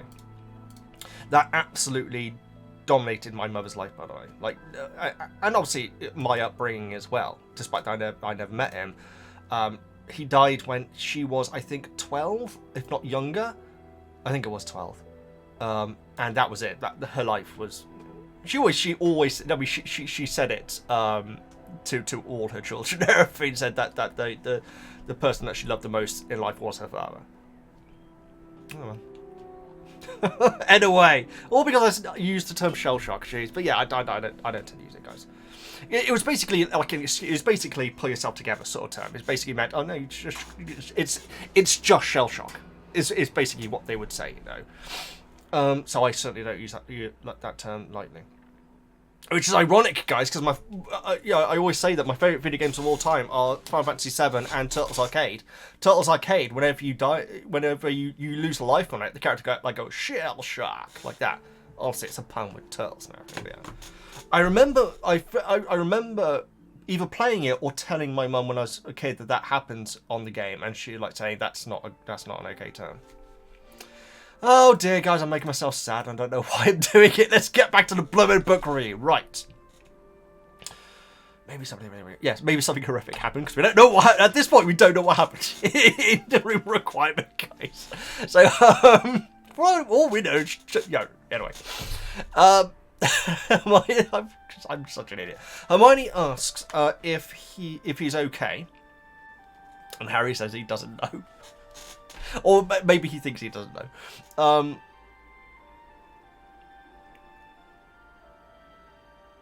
And while still writing, like says, is it show?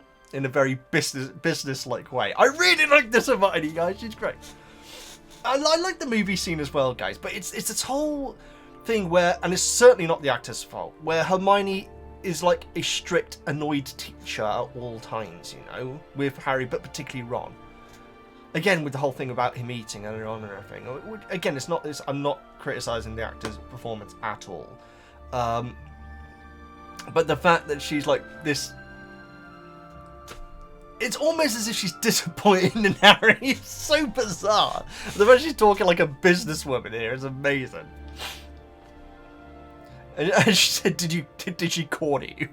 Such a great way of putting it. And then just out of nowhere, I says, did you kiss? It's like...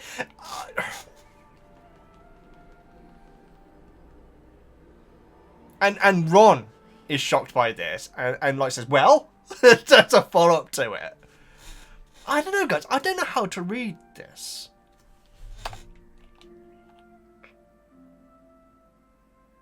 I don't think... I'm very interested to read the book, the book club there, because I think this might be a bit of a discussion in there. I don't think it's that Hermione is jealous of Cho. I actually don't think it is. This is my interpretation. Let me know your interpretation, please. And obviously, there may be more evidence of her being jealous of Cho in the future. Which I obviously don't know of. Right now, this being the only thing of it, right now I don't think it is. I think she's actually jealous. Oh God, how can I word this without sounding an absolute psychopath? I was going to word it in a really badly way then. I was going to say she's actually jealous of Harry, which obviously to you guys would make you think that she wants to get with Cho. That's not what I'm saying, guys. I'm sure it's a fan fiction out there. Let's face it, everything is fan fiction. I don't think that that Hermione wants to get with Cho. That's not what I'm saying. Let's try and word it in a way which might actually make a little bit of sense. Harry is her friend. She has a pen pal in Victor. And Cho and Harry are at Hogwarts at the start of what could potentially be being a relationship. And she's jealous of that. Because she had Victor there. Victor's now gone. Harry's going off with Cho, potentially going off with Cho. I think that that's potentially where this whole business-like woman and like saying, "Did you kiss?" and all this sort of thing. That's my interpretation of it. Very, very interested to read your thoughts in the book club, though. But yeah, she's almost feigning this uninterested persona with it. Ron is laughing out loud at the whole situation. Ron asks how it was, and Harry says, wet because she was crying. And Ron said, "You weren't that bad at kissing." And Ron says, "I don't know, maybe I am," which is actually very sweet. All of this I'd completely forgotten was in that scene, guys, which is weird because that is exactly what that scene is. I remembered the scene where they all start corpsing at the end, but I didn't remember any of the content of it, bizarrely, and so I've written it all down as if it was a book exclusive. And Hermione says, "Of course you're not," and Ron says, "How do you know?" And Hermione says that she's been crying all the time now. In the locker rooms in Downcourt. She's crying all the time now because of how what's going on with Cedric. And Ron says you'd think that a bit of kissing would cheer her up. Such a Ron line. Such a Ron line. That really is such a Ron line. Hermione calls him insensitive. And is looks at them with pity.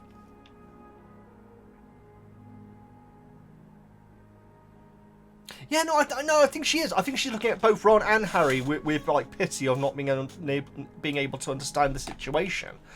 She explains how Cho is struggling to move on from Cedric, worries that what others will start to think of her if she were to date Harry, and how Harry was there when Cedric died. And she's also worried that she could potentially be kicked off the Quidditch team, which we don't hear why. I don't know if it's because her mental state is affecting her performance. Maybe that's it. And Ross says, like, one person can't feel all that at once. Again, this is all in the movie, guys. I completely forgotten about it. And that's not because it's a bad scene, guys. It's a great scene. But my brain had just been completely wiped it. And Hermione says, well, just because you have the emotion of a teaspoon. Again, that's the line which sets them all off. It's so odd that I'd completely forgotten this scene. I guess it's not the most significant scene, but yeah, I had completely wiped it from my memory. The dialogue, not the scene, which is the weird thing. Harry said that he patted her on the back, and so I remember I've written it down here, but I'm pretty sure that Hermione's reaction to the fact that Harry patted her on the back. I mean, she did pat her on the head, but pat her on the back was not great. This is such an entertaining scene. It's such an entertaining scene in the book, and it's an entertaining scene in the movie. I'm just bizarre that I'd completely forgotten about it. So to change the subject, Rod says, "Who you writing the novel to?" Which is a really good line. And it's Crumb. Harry thinks at how he really wants advice from Sirius about girls and the mystery around them and everything. I've always assumed that Sirius was single, but I've got no real reason to think that. Harry thinks that Hogwarts should start teaching how girls work. How girls work. HGWs. For your OWLs. And after conversation, they all go off to bed separately and everything, obviously. Don't even know why I said that.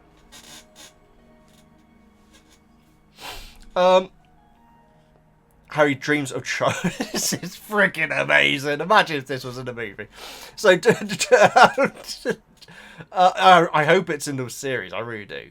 I don't know if it will be, but he dreams of Cho saying how Cedric gave her loads of chocolate frog cards, and Harry had got her to turn up a false pretenses, saying that he'd do the same. I don't know if this is foreshadowing anything, guys. I guess it's potentially. She then turns into Hermione, which is such a thing, guys. That's such a dream thing. It really is. Says to give Cho her firebolt, and Harry explains, well, he hasn't got his firebolt anymore because of Umbridge. The baubles are now Dobby's head, which absolutely should be merged, guys. It'd be a very difficult bauble to make, I'm sure, but it'd be worth it. The dreams in these books are always so well done, like the uncanniness of them, and it's never too much. I remember there's an excellent episode of Buffy. When is it? Is it the first episode of the season, or is it the last episode of the season? It's the last episode of the season, where it is everyone having these dreams and everything. And it's so well done because, obviously, very often in fiction, you have the dream world, and the person who's in the dream is just like they always are. Whereas in that Buffy episode, the people having the dreams, the sentences that they're saying don't really make much sense either, as much as the people around them. So it's really, really smartly done. And I get the impression that's the same thing here.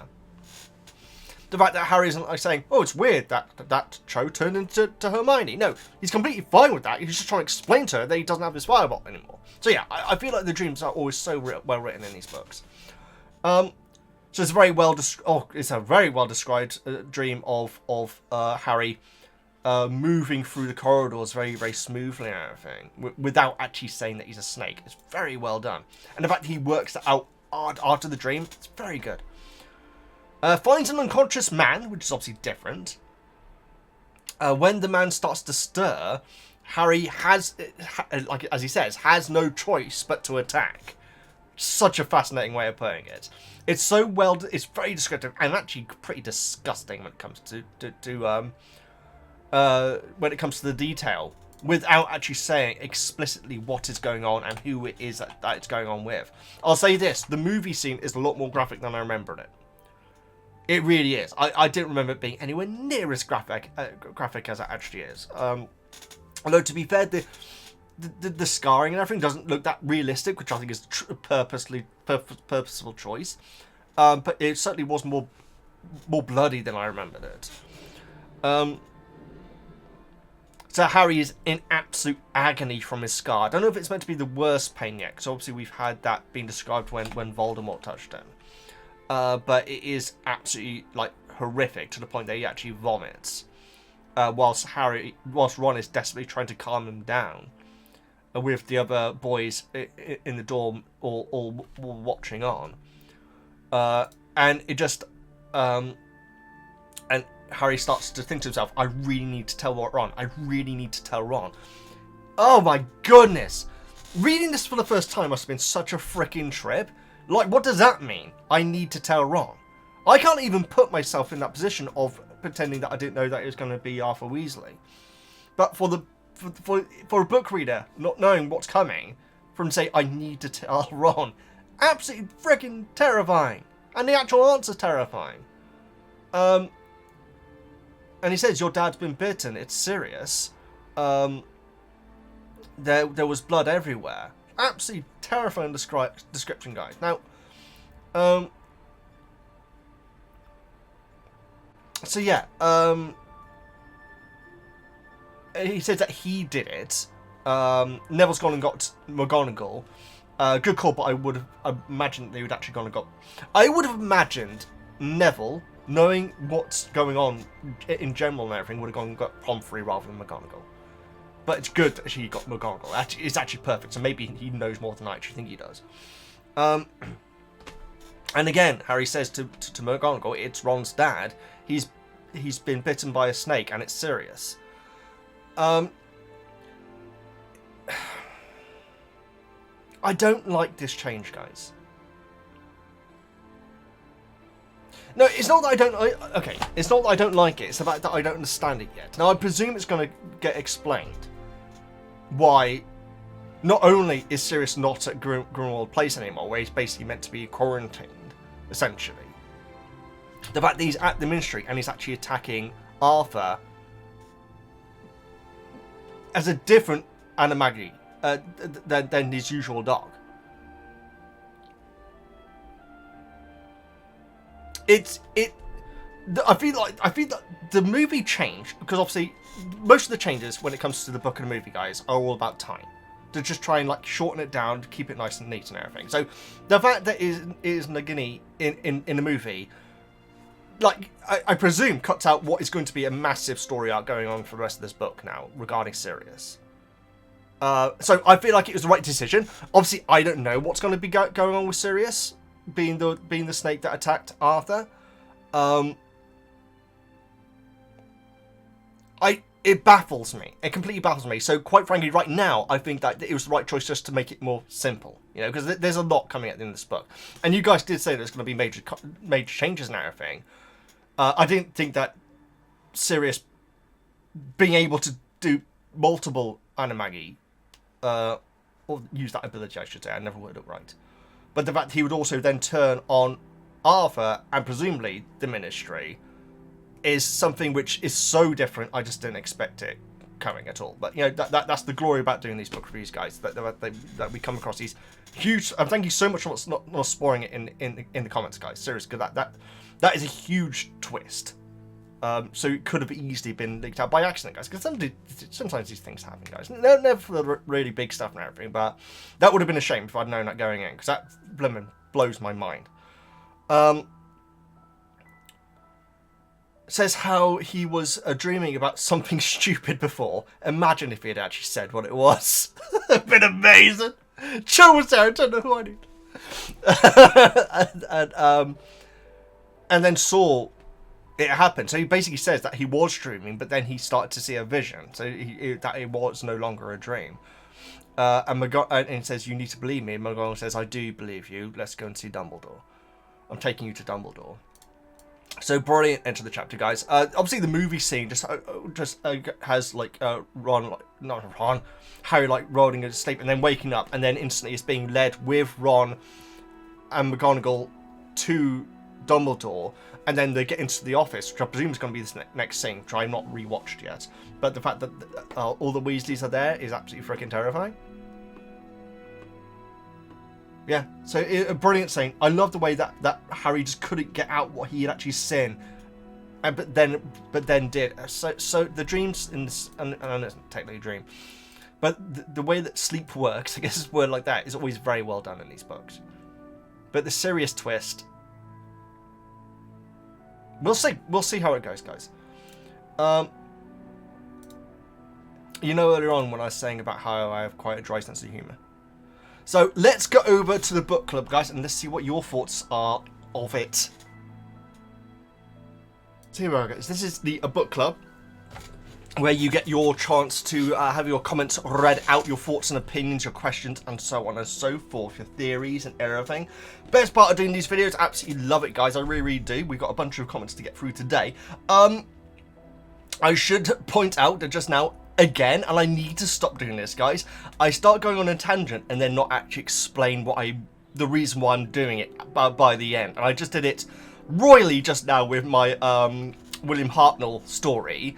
I didn't actually connect the dots between the fact that the actor who now plays William Hartnell's Doctor in Doctor Who plays Filch in the original Harry Potter movies. It's weird that I'm now saying original. I know that it's a TV series, but the original Harry Potter production. There we go, because obviously we've got the TV series coming out.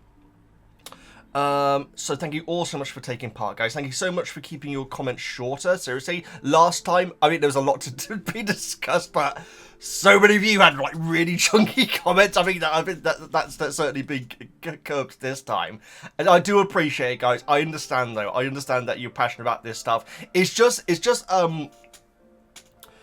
a time and practicality thing for me. The passion I absolutely love about it, and I love reading the more passionate comments.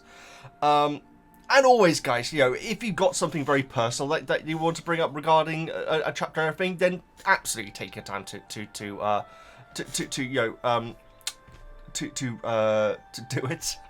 don't know what I'm doing. Right, okay, let's go to Jake's comments. So my Veggie. Excellent. It's like Weasley, Veggie, and Weasel. Chapter 21. Umbridge's behaviour during Hagrid's assessment is disgusting. Not just towards Hagrid, but is that Cullis? Is that how you spell Callus? I'm not it. I'm going to say Callus, because I presume that's what you're going for. But for callously asking Neville who he had seen die, there should be an assessor assessing the assessor who watches the watchman. Yeah, I'm so glad that the first comment brings that up, guys. Because no, I'm not going to go into it again. I am absolutely biased towards Neville as a character. I do feel like this is the worst thing Umbridge has done as of yet, and I know that obviously getting physical with Harry and everything is absolutely not okay as well with the scarring, I should say. Would it not be kinder to tell Hermione that Dobby is taking her hat to save her wasted effort and wool? The wool's a fair point, and you know, presumably she's paying for all this as well, getting it from Hogsmeade, no doubt. I do feel like there is a level of kindness to Harry, because to Harry's approach, because she's perfectly happy. You know, she's doing a bit of a Schindler right now, where you know she wants to help everyone. You know, she can only do so much. You know, that beautiful speech and Schindler's List. Oh my goodness, so good. So yeah, she's kind of like thinking about, like, you know, she's thinking about the ones that she couldn't save. Which is literally the end of Schindler's List. Oh my god, it's such a powerful scene. Beautiful flipping scene, guys. I'm sure you've all seen Schindler's List. If you haven't, you should. You really should, guys. It is so well done. But my goodness, it is brutal. Especially if you don't know what the Second World War was like, guys. Because, you know, it's one of the best movies to watch reactions to.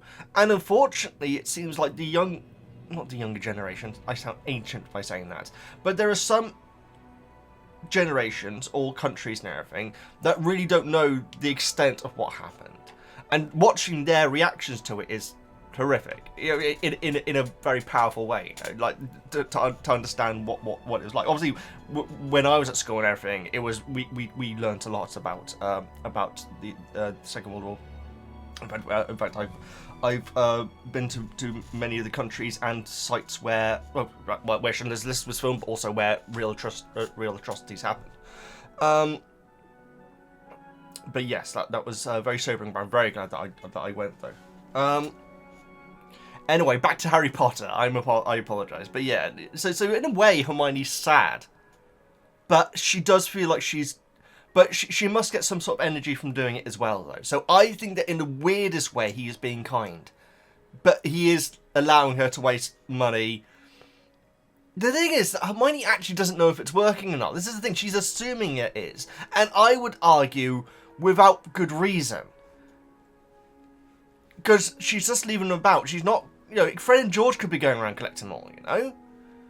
And she doesn't seem to be doing anything to actually, you know, like maybe put like a jinx on one of them, so she knows when it's been picked up and she knows where it's going and everything like that. You know, sat now basically, you know?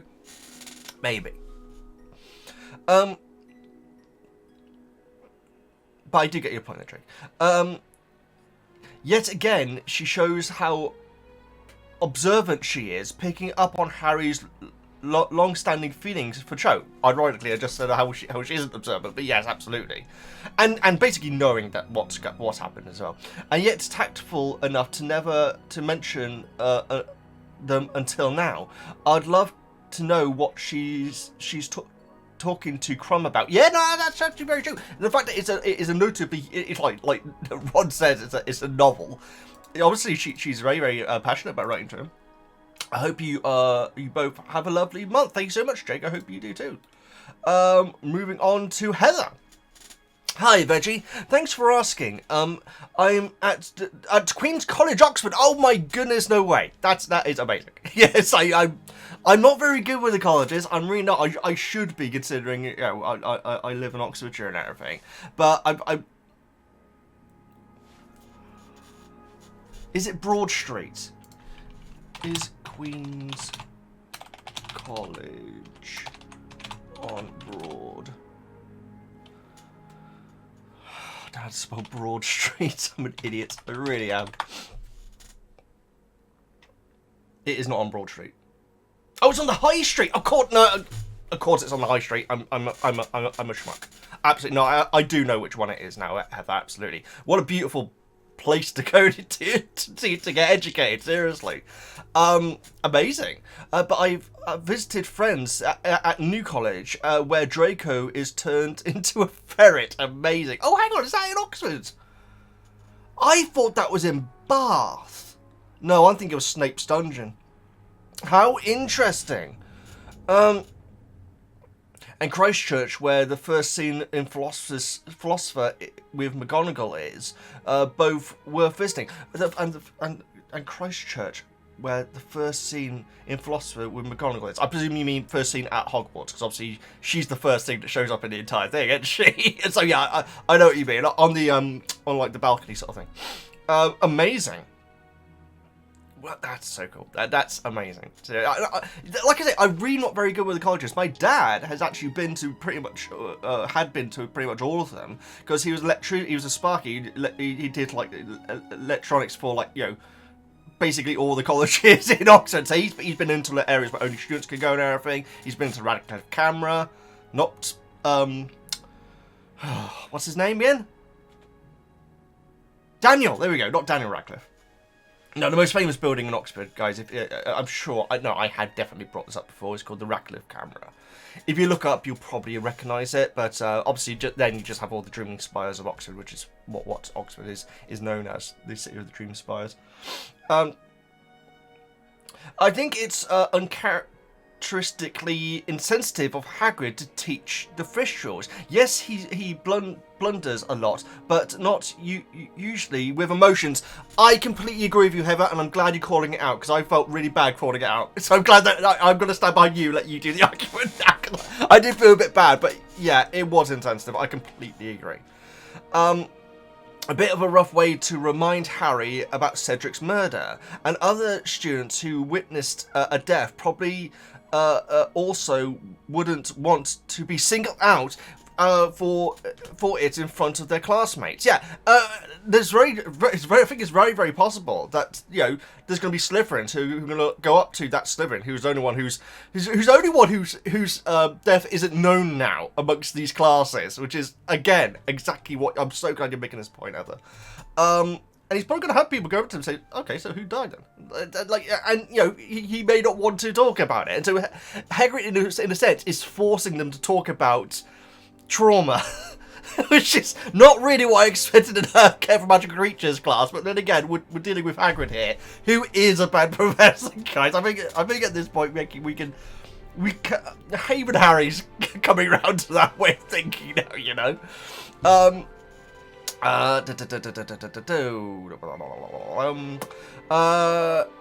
Any other students who witnessed death probably also wouldn't want to be singled out in front of their classmates. I wonder if Cho heard the talk about the Thestrals around school, and it's brought back memories for her, and if Neville was really snuffling in his sleep, or up thinking about what he could see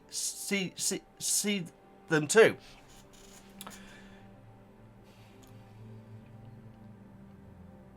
Yeah, I think so. I think you're on the money. I feel like that could be. It's certainly not the entire reason why Cho is how she is right now, but it's. I can see it absolutely being a trigger to make her feel even worse. So yeah, and it would have been. this class absolutely would have been talked about all around school, I'm sure. And yeah, with Neville, very possible. That is actually a really nice detail that could be that could explain it. Fry's voice for Umbridge when she's patronising Hagrid really is brilliantly infuriating. It is so annoying. Not as annoying as Weasley's Our King, though. That grates on me already now. I wonder what Dobby had to think to get into the defense against dark arts into the DA meeting room.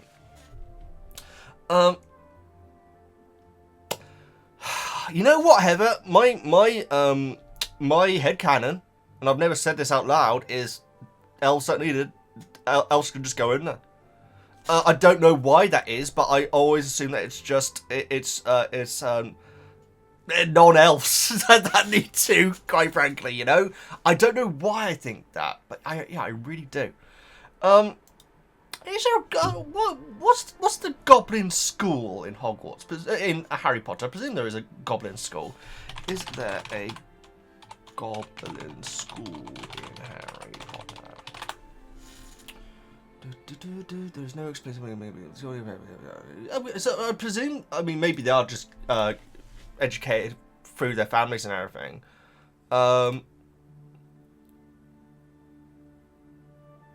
Because wouldn't it be interesting if there were other types of magical beings that went to Hogwarts? Yeah. And if they'd allow it, I think. I mean, culturally, it probably wouldn't be a thing for someone to do. But if someone did decide to, if they wanted to do a Dobby, would you be able to send your child to Hogwarts? Probably not if you're a goblin. Anyway, I don't know where that came from. Oh yes, yeah. My headcanon is Dobby didn't need to, but I don't know what I'm basing that on. I'm just gonna. I don't usually read the replies, but I'm really interested to see what Badgercat says. So maybe he is teaching the Thestrals because he knows Harry would be able to see them this year. But yes, yeah. Okay, cool. Yeah. I'd hope not, Badgercat. But then again, I shouldn't really read replies. What I'm saying is that Hagrid should be changing his teaching arrangements around one student. But then again, it's Hagrid and it's Hogwarts. Oh, here comes Badgercat. Greetings, Veggie, Woozle, and all. I will revise my holiday wishes from last month and instead join Dobby in wishing you had a very Harry Christmas. Absolutely, I love that. I love that sort of thing. And the weird thing is, I'm sure I've seen comments of it before in videos and everything, and so without knowing that it's a book reference. Chapter 21. I don't get angry that easily, especially not towards fictional characters. But Umbridge is just too infuriating. Absolutely, I agree. The Thestrals, I always feel like I'm saying it wrong. It's Thestrals, isn't it? But Thestrals or Thestrals.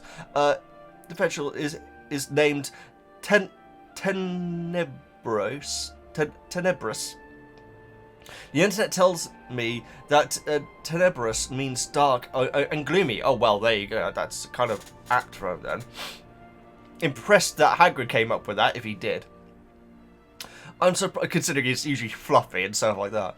I'm surprised Umbridge questioned Neville and not just the Slytherins, but then she is entirely capable of twisting anything that anyone says. Yeah, she probably also knows how loyal to Dumbledore the Longbottoms are, maybe. So I do feel like there is a sadistic reasoning behind it, possibly. I really enjoy the trio just being friends and talking about Harry's first kiss and being normal teenagers for a bit. Yeah, it's always it's something that we always that is really appreciated, and it's some of the best stuff as well. But it almost feels like in between the action, doesn't it? Which is and it keeps up. It's so nice, guys, because very often when I'm like watching Critical Role, stuff like that, I'm afraid I have had to pause on Critical Role again, guys. There are aspects of it that do annoy me quite a lot, and it seems to be worse in Campaign 2, unfortunately. It's still fantastic, and when it's good, it's the greatest thing. But I particularly like the stuff when they're just going around towns and like going to shops and everything like that and everything. And you know, obviously the big stuff is like the big battles and everything, and like or like the battle of wits and words and all this sort of thing with the enemies and everything, or unlocking some sort of secret in the campaign and everything. But very often my favourite stuff is just when they're going about deciding to buy stuff, inquiring about things, just wandering around new towns and everything. I absolutely love it. I really, really do. And so that's kind of what what you say with the normal teenagers just chatting about first kiss and everything. It's a nice moment before Harry's terrifying dream. Oh, actually, yeah, that's very true. It's just before as well. Thank you so much for everything. Magic Cat, thank you so much for your comments. Yeah, I will continue with Critical Role, guys.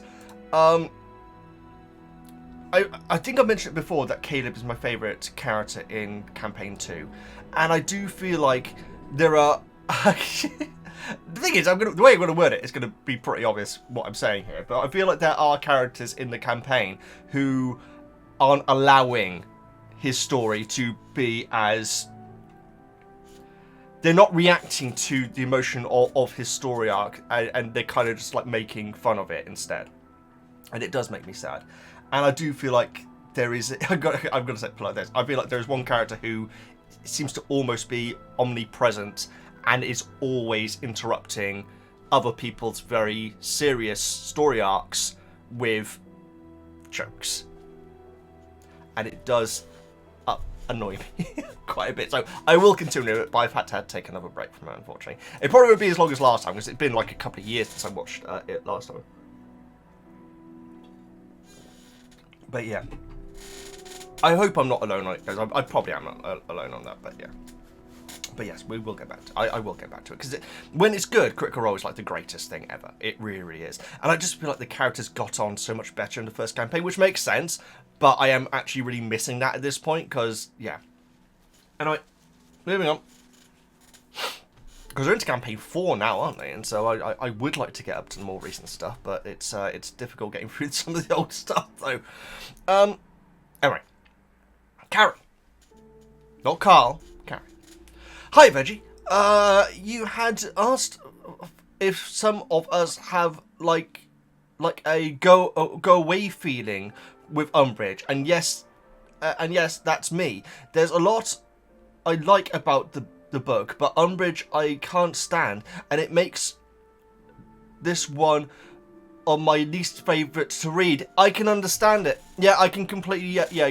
So go away heat is probably the term which I use. Yeah, I can see it. I would say it's so borderline right now that I'm still enjoying her scenes. It's tough, but I'm not quite there with you. But then I ain't finished the book though, and so the way she treats Hagrid here is so infuriating to me. You were looking for regret from Harry, and he did think it when talking to Angelina about Ginny taking his place. But do you think he actually feels bad about whatever he did to Draco, or just feels bad he got punished for it? He feels bad for letting Angelina down. I feel like that is actually a legit thing. Does he feel bad for what he did to Draco? I mean, let's face it, it isn't the top of his priority. I think there might be a chance that he does feel a bit of that. He feels... No. He feels regret for what he did. He doesn't feel bad for Draco. Certainly not. But I don't think that's what you're asking, though. I feel like there's many stages to it, but feeling bad about what he did is not the major one. Certainly not. But I do feel like there may be a sliverin of it, or a sliverin. Carrie, thank you so much for your comment. Sorry, Maddie Kuma, that exhale wasn't referencing your comment.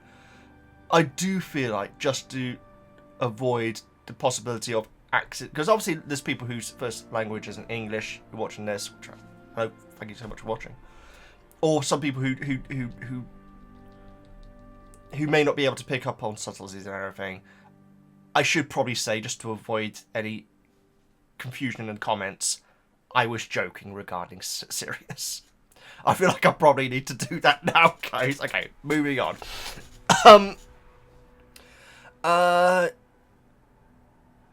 Utility spells are interesting because they make life so much easier.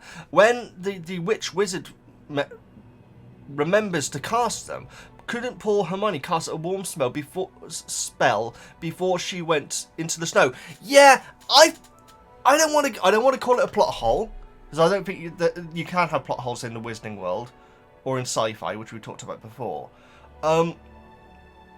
There has to be. This is a place which snows every single year, and it snows thickly every single year. Hogsmeade has to be able to function in said snow. The school needs to be able to function in said snow. Hagrid needs to be able to get to the school without getting soaked as well as people being able to go to his hut and everything. There has to be something that the vast majority of people in the Wizarding world do to get rid of snow, or walk on snow, maybe. Bit biblical in a way. It doesn't feel. It feels like it's just something. There just would be something that is commonly done to get rid of to get through snow dry. There we go. Let's word like that. And so yeah, it feels odd. And I guess the idea is Hermione only thought about using it as that when she got back, but there has to be something that the vast majority of people use in the Wizarding world to deal with snow. There just has to be. It's funny, Harry apparently doesn't remember the name of the granted Slytherin a classmate he's known for almost 5 years. It's funny that Harry apparently doesn't remember the name of the granted Slytherin classmate he's known for almost 5 years. If there wasn't such a detachment between Slytherin and the other houses, I'd be right there with you. But I feel like that's the reason for it, you know? Which I think it's such a shame, guys. Then again, many Slytherins have commented on this project throughout the years, guys, and you guys are all very proud Slytherins, and so I think it's such a shame that there is this one edge case, is that the right term? House, which is like away from the rest because of their attitudes and everything, and their beliefs, of course. But then again, like I say, the Slytherins that I know are all delighted to be Slytherins, and so I think there's a certain amount of pride in that, so that's awesome. Hermione's little slip-up about the Thestrals feels so real. They're my favourite Harry Potter creature. Excellent, I'm right up there with you. In fact, they are, aren't they? Thestrals, but no, Cornish Pixies. I love the Cornish Pixie, guys. I really, really do. Bowtruckles, of course. Yeah, those are my big three. I'm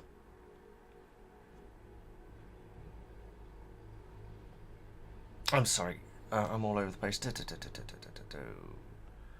But the cost to see them is just too much. I wonder. I do wonder what exactly count as seeing death. Yeah, because Harry was in the room when his mother died. And he couldn't see them before, so Cedric really was the trigger for Harry. Maybe it's when you're in your adolescence it starts becoming a thing. Maybe. I mean, again, there's lots of different. It's the Wizarding world. You can make up rules around it. But yes, I do wonder what constitutes death. I mean, is seeing an animal getting killed enough? Seeing death, then yes. It's not seeing a person die. Yeah. Are there animals and people? No, they're not. Sorry, I don't even know why I said that, guys. I watched a wonderful reaction to Watership Down last night. Made me happy. I need to get back to Watership Down. It's such a beautiful place. It's starting to get lighter over here as well now, guys. Hope now might be the time. But like I say, I'm going to Cleave Hill soon. Right. The creepy snake dream is a cliffhanger, so I'll save it for next time. Oh, I appreciate it, yes. I hope everyone had a very Harry Christmas. Excellent, there we go. Thank you so much, Manicuma. Excellent stuff. Alina Boo. Hi, Veggie. Can we please talk about the utter rude, how utterly rude Umbridge is to Hagrid in Hagrid's class? Oh, we're talking about it.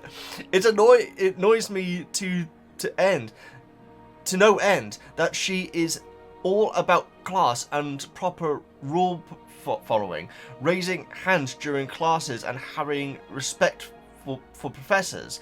Those clearly does not apply when it's herself involved. Oh, absolutely. That's just how that sort of thing goes usually, isn't it? Hagrid was doing so well too, and her behaviour to Neville. Yeah, no, I completely agree with the Neville thing. The other bit, I don't agree with. Oh god. I'm delighted he's teaching Thestrals. That's not my issue. It's not even my issue that we're doing it in Forbidden Forest. That's not my issue. My issue is the fact he's doing it as a surprise, and the whole thing about asking for people to raise their hands who can see him. I think it was really insensitive, and I'm so glad that Heather made that point, so I can pretend that I hadn't made it earlier in the video. No, I stand by it, guys. I worried that I hadn't worded it well, you know.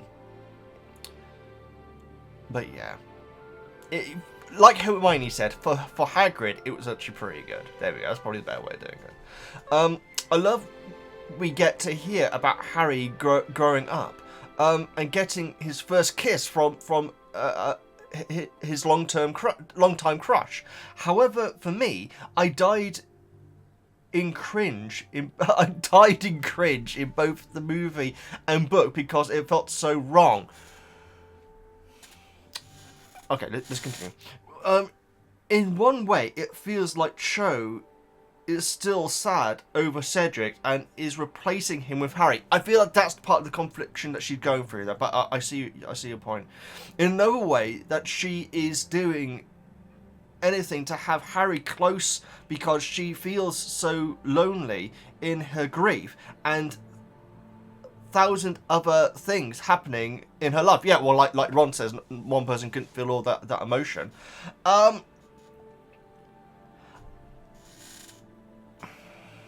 Thing is, guys, my personality is not. How can I word this? I'm sure that there are some people who really like the kissing scene between Harry and Cho in the movie. I feel like there are people who love kissing scenes in a lot of things.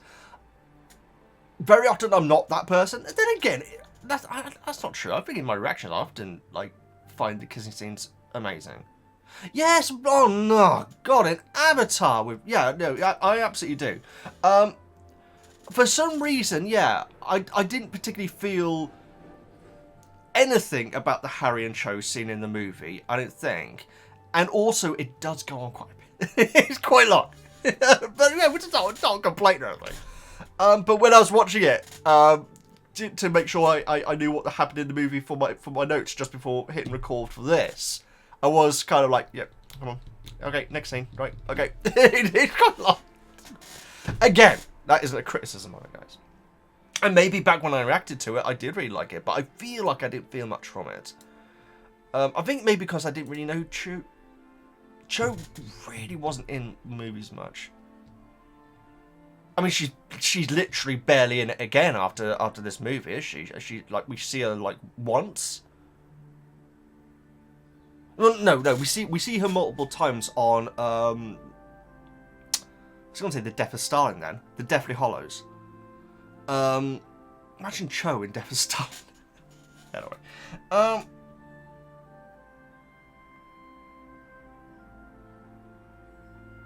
I would put money on her not being in Half-Blood Prince or Deathly Hallows Part 1. She wouldn't be in Deathly Hallows Part 1. Why would she be? Is she in Deathly Hallows? Is she in Half-Blood Prince? Because there's so much chaos in it. I still really struggle to remember what actually happened in Half-Blood Prince. Although I walked past Snape's tree yesterday with the noodle. Yeah. I think I prefer the book scene. I don't. Yeah, I don't know. I don't have anything to say about the movie scene. Which is what I say where I didn't really feel much from it, but I'm sure there are some people who do. Anyway, Ellen Booth, that went on for way too long. Thank you so much for your comment. Not your comment, my thoughts on it. Adios. Hi Veggie.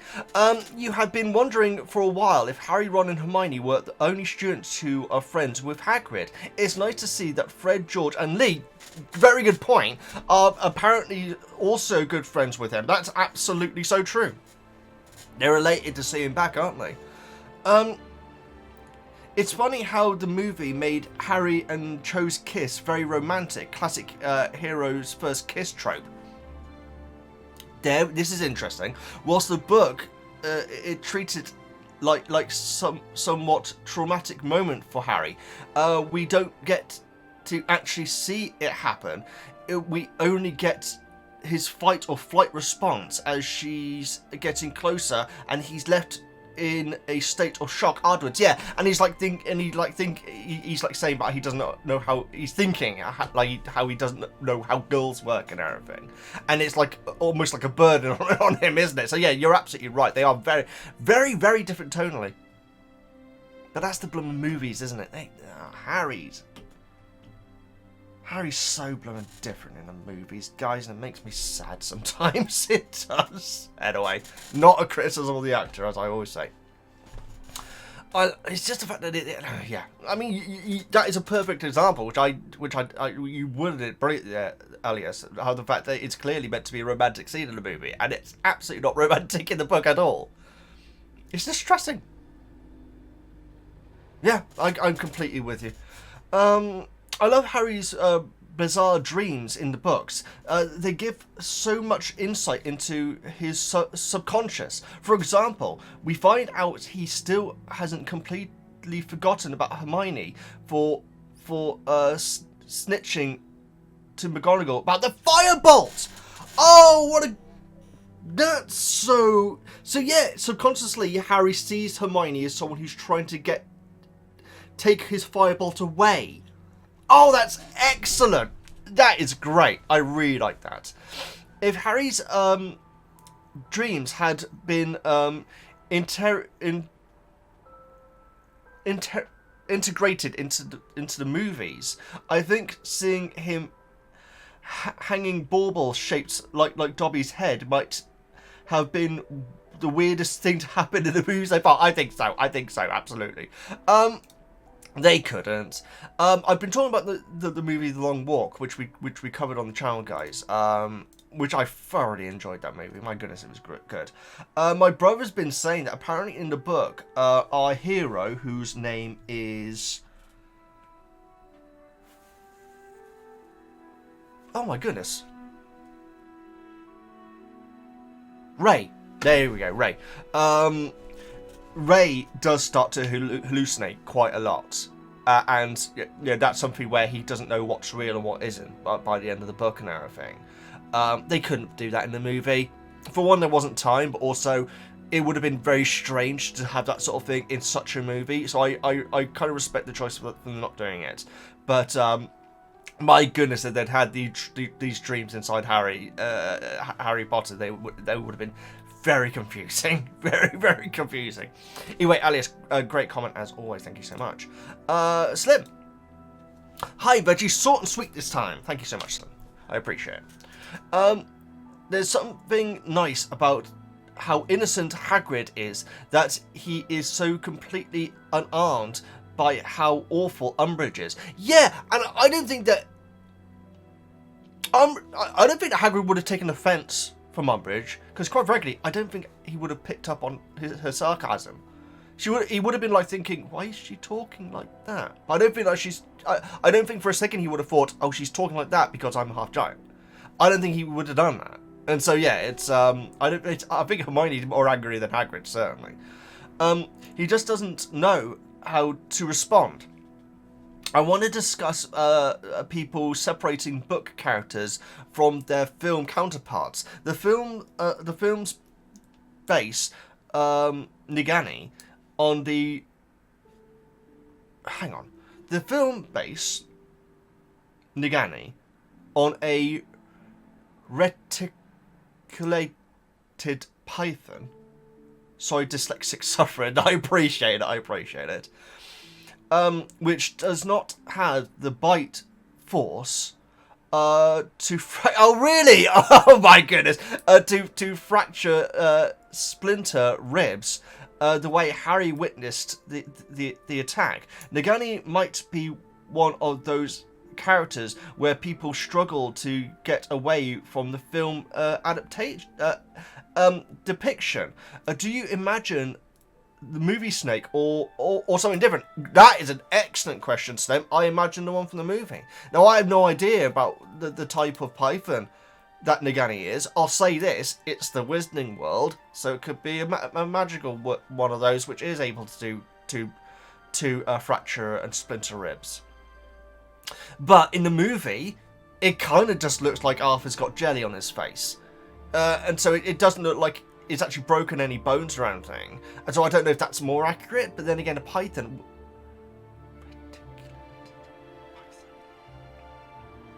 There's obviously a lot of snakes just attack by squeezing, don't they?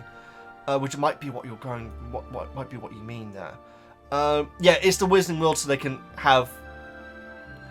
Yeah, there can be horses with venomous teeth. You know, they can get away with this sort of thing, can't they?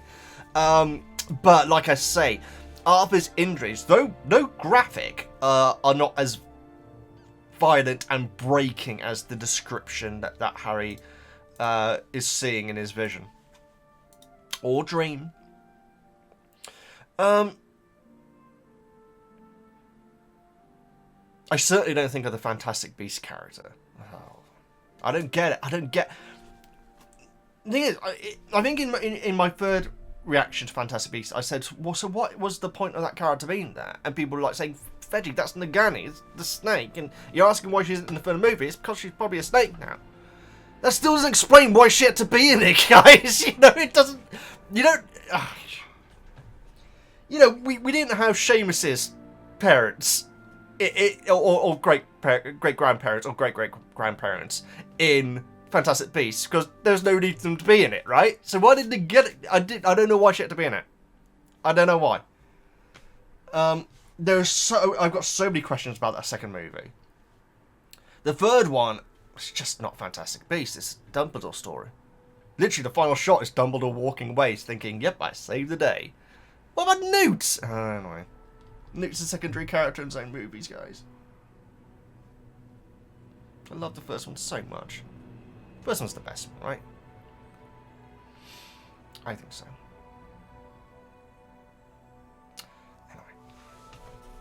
Anyway. Any which way but lose. They weren't nice like Monkey. Right. Do I ever annoy you? Seriously, I must do. Like the stupid things that I say for no reason. Right. Are you planning on listening to the full cast audiobooks when they catch up with where you are in the story? The cast is stacked. I will be amazed if there's less than 7 names or faces you recognise. Well, I've been told a couple already, and they blow my mind. I can't even imagine them. A couple of the castings. I won't say them just in case there's spoilers, guys. So you can go and if you care about spoilers, I don't want to spoil them for you. I'm absolutely fine knowing them, of course. I don't know how to do it. I don't know how to do it because I don't know if the full audio book cast is literally the same text as the original audiobooks, but with the voices changing. Is it literally the same? Because if it's literally the same, then sure I can check out the audiobooks, the full cast, I should say.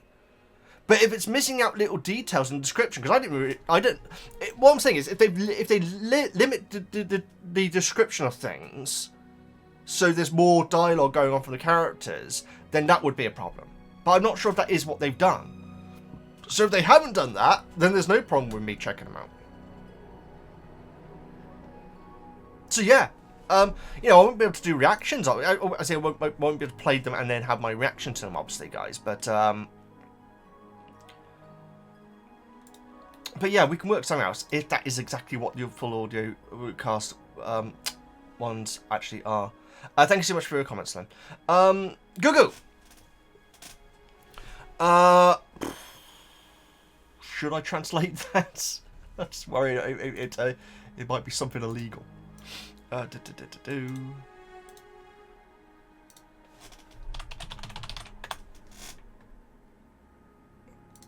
not German. I'm pretty sure it isn't German. This hello, nice to meet you. Apparently. Oh no! Oh no! I know. I've got to translate to this, so it's not this. It's hello, nice to meet you. There we go. And it is phonetically Konnichiwa Hijime Masu. I'm gonna leave it just in case if I say it wrong. We know how it goes or doesn't in the movie. Is that a Thestrals trick there? In the movies, but how is Harry's relationship going to be with Cho after this in the books? Hermione is still writing long letters to Crumb. Yeah, I mean, like I was just saying, if I don't know if you skip forward to your comment, Gugu, but I was just saying how Cho just really stops being in it. And I was talking about Watership Down just now, guys. It's something that even like the reactor yesterday pointed out that I watched their reaction to. Fiverr just stops being in it. Oh, I shouldn't really. It's fine. Fiverr is one of the main characters. But there is a point where Fiverr is kind of like just done and that's it. We just don't really check in with him again. And it feels a bit odd. It does feel a little bit odd. Still fun, beautiful movie, guys. And I know that everyone says it's really traumatic, guys. Yes, there are very upsetting scenes in it, but it is so much more than just traumatic. It's so good. It's so good. Anyway. Yes, so yeah, Hermione's still writing to Crumb. Hagrid could have done a lot worse than Thestrals. He has done historically, let's face it. I thought it would have been neat in the movie to see the perspective of the meat disappearing for the people who don't see, who couldn't see him. Thing is, it's half a cow in the book. I think that might be a bit too gruesome for even Harry Potter movies to have like half a cow being ripped to pieces. So maybe if he just had loads of steaks and everything, it'd be better. Maybe. Hermione seemed. Of course, I'm pretty sure. Oh no, it doesn't eat an apple. No. Luna rolls an apple towards a baby one who just looks confused there, and then she throws like some meat towards him, and it eats that, doesn't it? So yeah. Hermione seemed to take Umbridge's slight to Hagrid even more personal than Hagrid did. Oh, absolutely. I was just saying that as well. Completely true. A lot of people say she should be Ravenclaw, but there's a Gryffindor side to her. Oh, absolutely. Absolutely. Why hasn't Hagrid's apparent injuries healed? I presume it's because it's from the Thestrals. Unless it's something else. I don't know. That's what I'm going on. That's what I'm going on. As in, they are fresh. A lot of people say she should be Ravenclaw.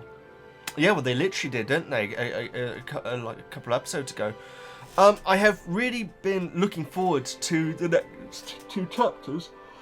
You might find them mind-blowing, and there may be some revelations in them you won't see coming. Well, if William Hartnell turns up in it, I'll freak out. And maybe keep your expectations low. Oh, I would know. Absolutely good guy, I will do. All I'll say is the longest book shouldn't have had a second shortest movie. Is it the second shortest movie?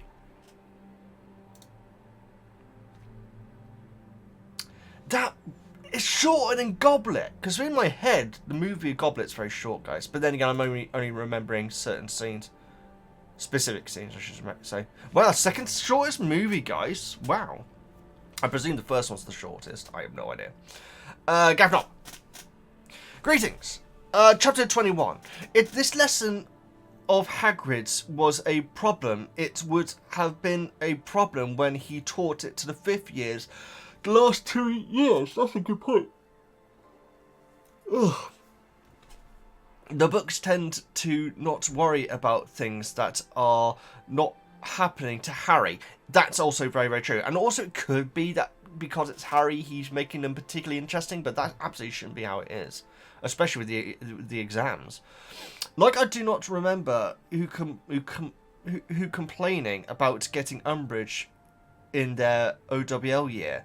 Every year is somewhat OWL year. It's so yeah, absolutely yeah. But that that goes back to that great moment, that eye-opening moment where Angelina was like, oh yeah, apparently like these students called Crabbe and Goyle are going to be on the Slytherin team. I don't know who they are. And it really reminds you that we are absolutely in Harry's, what do they say? Oh, what's the term that people use about other people on social media? Something bubble. What is it? Oh.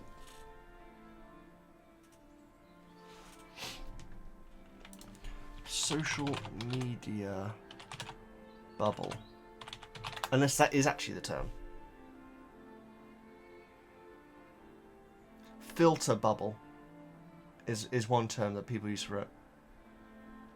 Yeah, it's the sort of term that everyone uses about everyone else, but then not actually acknowledging the fact that they are obviously having it done themselves. Because obviously, guys, naturally...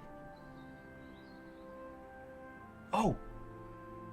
Is my Coco the Clown... It is! My Coco the Clown badge is en route, guys. Pin, I should say. It seemed like going like that. I'm looking forward to that. I will post it on my social media when it arrives. Yeah, everyone's in their own social media bubble, guys. That's how social media works. And if you think that you're not, you're wrong. And that's the thing. Everyone always thinks that, the people over there think that because they're in their own social media bubble. Everyone is in their own social media bubble, guys. And yeah, the sooner we admit that, the better. Did I actually finish reading your comments? I didn't. Okay, there is a large debate as to why Harry could not see the Thestrals until this year. What's your take on it? Well, Gavnob, I don't know if you're one of the people who jumps forward to your comments, but just a couple of comments ago, I was speculating that maybe it's an adolescent thing. And so you can witness death as a younger child. Luna was 12 when her mother died, going on the movie, of course. So it could be that. It could be that Harry wasn't looking directly at his mother. It's the Wizarding World, so it's very, very easy to just come up with like your own fan theory about it. If you do not get the unflattering nicknames for Umbridge, this chapter should do it. There are not many people I would wish ill on, but people like her make this. Well, Gavnob, I like to think that about myself too, but I remember there is a compilation of people reacting to Umbridge getting taken at the end of the movie. And mine is the last one in the compilation, and it says just before it starts playing it, check your volume levels. Only for me as well. So yeah, so I can't exactly say that I didn't enjoy that moment. But yeah. I need to watch my Harry Potter movie videos again, guys. I made myself laugh because I remembered a bit. Where? No, it would have been Goblet. It would have been Goblet. It would have been Goblet. Because obviously I've just met Cho Chan at the start of the movie when she orders a pumpkin pasty, and I'm calling her pumpkin pasty because that's the only thing I know about her. And at one point in my reaction, I just like during a very important scene or something like that, I just go, so where's pumpkin pasty and all this? And suddenly she appears in the movie. It's like incredible timing, guys. I could have said that at any point in my reaction, but I say it just before she appears. Is the bit where Harry smiles and the water like goes down his front. So, what was pumpkin pasty and all this? I say that just before she appears. I need to rewatch that. That's funny. Right. Flora, thank you so much, Capital. Great comment as always. The moments like this is why a lot of people hate Umbridge more than Voldemort. Definitely with the go away heat, Florent, I can absolutely see it, yes. Also, the change in Harry's dream. How it became more snake-like with every sentence. What's your opinion of the dream? It absolutely brilliant. And the fact that it doesn't actually say that is a snake. And Harry witnesses it all, but then only really starts to put the pieces together afterwards. The whole line about he needed to tell Ron. He needed to tell Ron. Freaking... Again, guys, it chilled me to the bone. If you were reading this without knowing what was going on, that must have been absolutely terrifying. Oh my god, he needed to tell Ron. Oh, it's so sad. Great comment. Digo. What the birth, Veggie? Personally, I think Harry is being unfair to Molly. I'm pretty sure Molly would let Sirius come over. Ah, yeah, sure. Let Sirius come over to Christmas if Harry asked her, and Dumbledore gave his permission, which to me would be a bigger issue. I think it would be a bigger issue, but I wouldn't say that it's impossible. What do you think about it? Yes. I completely agree, Digo. Because even though what Harry saw in the Boggett scene, he still sees Molly as being a rule maker rather than someone who's desperately trying to keep everyone alive. And so I feel like you're right. I feel like he is being I don't know if he's being unfair on Molly, but I do feel like that his assumption she wouldn't allow it is actually pretty wrong. I'm with you. I'm with you on that. I like it. I hadn't thought about it until now, but I like it. Also, Harry, I'm fine, continues to retch because he's obviously not fine. Oh, does he say he's fine in that scene? Man, Harry, watch out for yourself. It's okay to admit if you're not fine. Does he say I'm fine? Okay, I missed that. Yeah, that's ridiculous of him. On a lighter note, I love how different Luna and Cho's reaction to standing beneath the mistletoe are. Oh, absolutely. No, absolutely. So true. I'm pretty sure that does not happen in the movie, does it, with Luna? I'm pretty sure it doesn't. If it does, let me know in the comments, guys. It doesn't happen in that scene, does it? I'm pretty sure. Digo, thank you so much for the comment. Alex. Hi, Veggie. I hate Umbridge. I wish Hermione would shove her in a ruddy jar for a few weeks. Amazing. I was wondering what you were going to say then. Hagrid's lesson was horrible to sit through. It was painful. Poor Neville. Every detail we get given about him. His history makes me sad. Yeah, it's so true. Yeah, he's a brilliantly, considering he's a background character, he is a very well established. He has character growth without being on screen, guys, which is actually quite amazing. Or at least lore growth, I guess you'd say.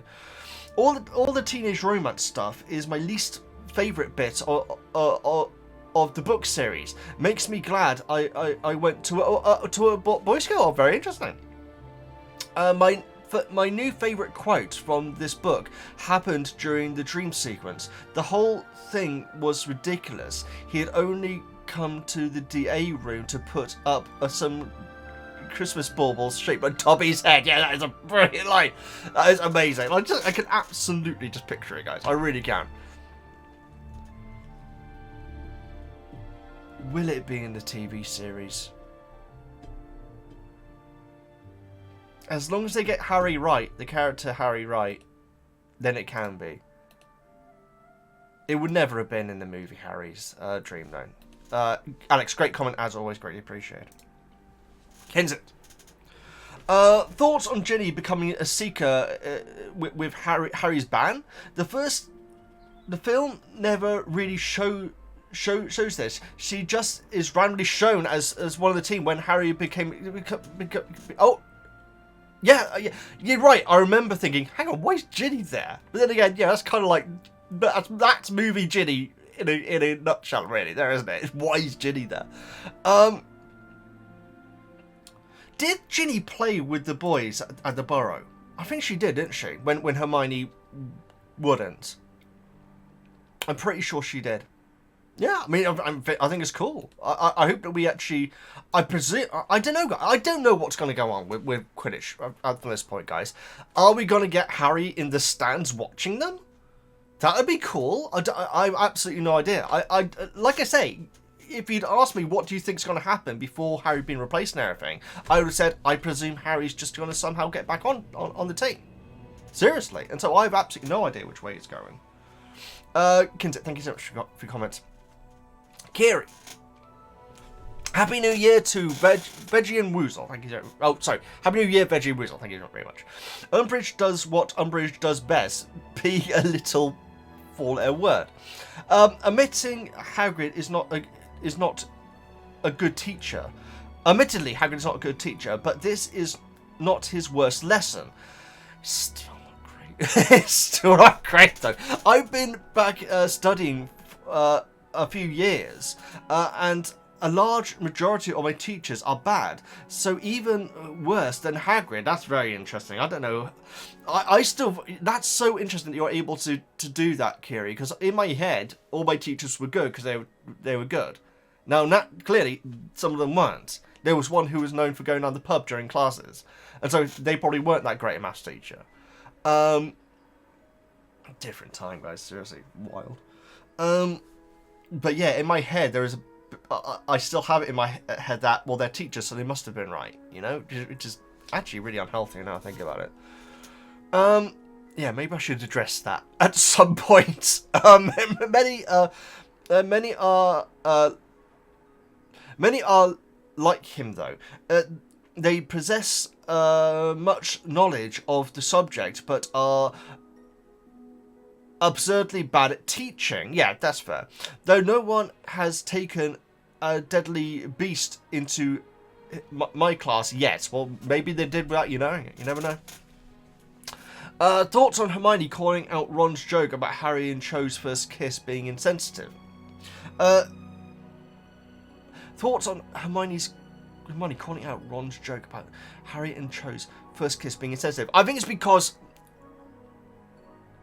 Harry now obviously sees that there's something going on, but Ron, when it comes to Cho, really doesn't see anything that's going on with her because he doesn't really think two thoughts about her. And so, yeah, I feel like that's... Hermione's been observing Cho a lot more than Harry or Ron, much more than Ron, of course. And so, yeah, I feel like that's where that really came from. Earlier, Hermione in Harry's company stated she wants to see the Thestrals. Does she want to see a person die? Calling a joke about... Oh, I see. Calling a joke about kissing insensitive is quite the leap. Okay, I see what you're doing here, Kiri. I see what you're doing here.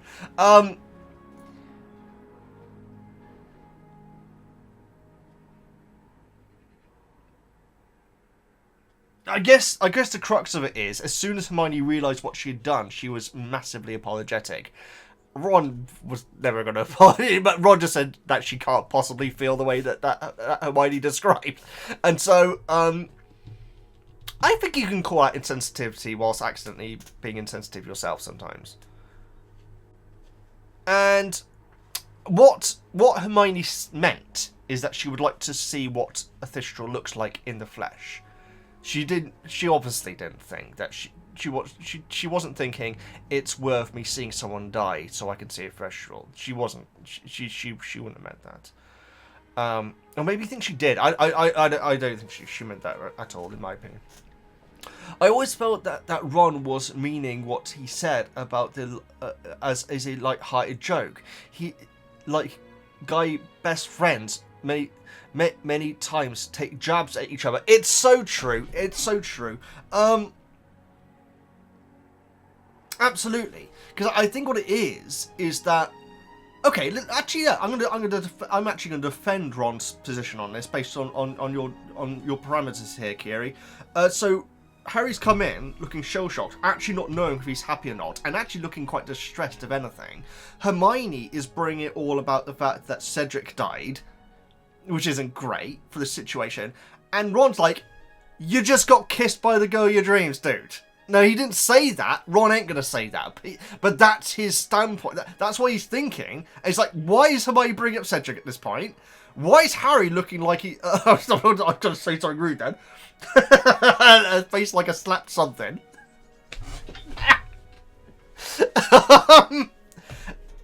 What's bad about this situation? That's what Ron's thinking. That isn't what he says, but that's why he's saying it.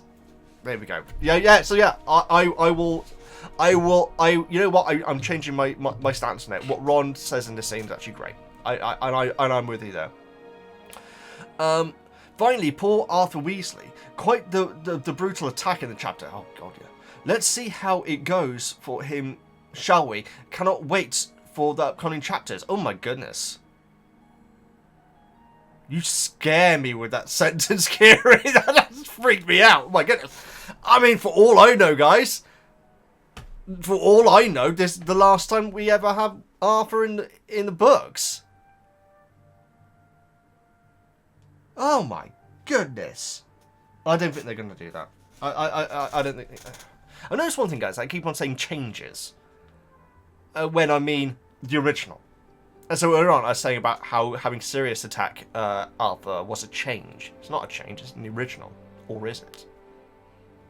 As you can see, or maybe you can't. All goes back to Thestrals, guys. Right. Kiri, thank you so much for your comment. Greatly appreciated. I did finish it, didn't I? I did. Maria. Yes.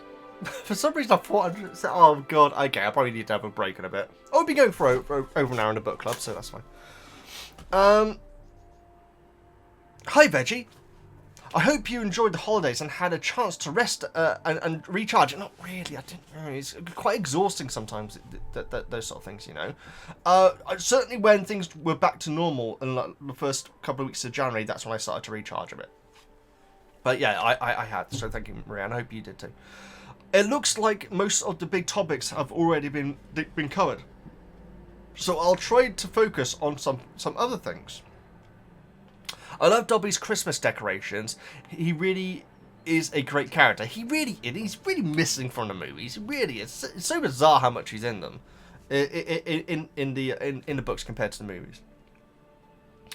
It's very sweet, that, although misguided, that Hermione is thinking of house elves being stuck at Hogwarts over Christmas. Yeah, that felt like it didn't compute to me, but it's still very sweet. Again, maybe it's just because she's massively into Christmas, and so she just doesn't get the idea of not being into it, you know. Do you think Harry should tell her what's happening with the hats? I think that would be the kind thing to do. On the other hand, she might come up with more extreme ways to free them. And I do feel like that is, to an extent, she's been kept happy by not being told. And so, in a weird... If I was to say, is it wrong or right, I'm actually going to say that it's right for Harry to not tell her. I think I'm going to be in the minority there, guys, and I'm the big spew guy, which is a sentence I didn't think I'd be saying today. Well, Harry's the big spew guy today. I do feel like it's probably for the best that Harry doesn't tell her. Let me know what you think in the comments of that, guys.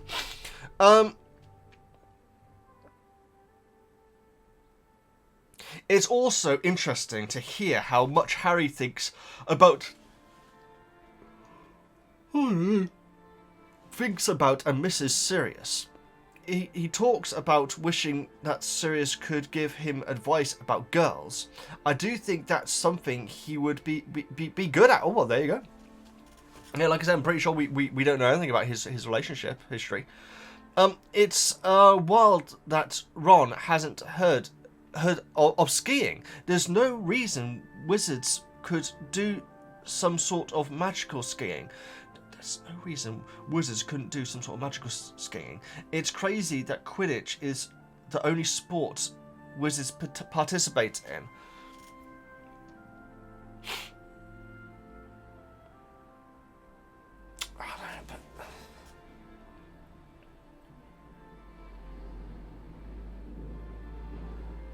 I guess you could argue the thrill you get from skiing, which I presume is a thrill, you could get on a broom just going between some trees. And so Ron probably sees it as Muggles are trying to replicate going super fast by using gravity and ice. So in that sense, it seems bizarre to him. That's how I see it, and obviously the wood as well. Imagine how long his skis would have to be. Maybe that's what he's laughing at. Anyway, Murray, thank you so much for your comment. Greatly appreciated. Josh.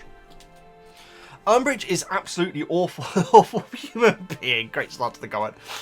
There seems to be how these comments are starting in general, in fact. Even the first time reading, I knew that Harry and Cho were doomed from the beginning. Harry is just too not equipped to help her deal with her grief. Oh, well, that's actually a very interesting way of putting it. Yeah, imagine a version of the book that's written from Cho's perspective. Gordon Bennett. Could you imagine? It's funny from Harry's perspective because he is ill-equipped to process the kiss. Short and sweet this time, Veggie. Oh, I appreciate that, Josh. Thank you so much. Yeah, no, yeah.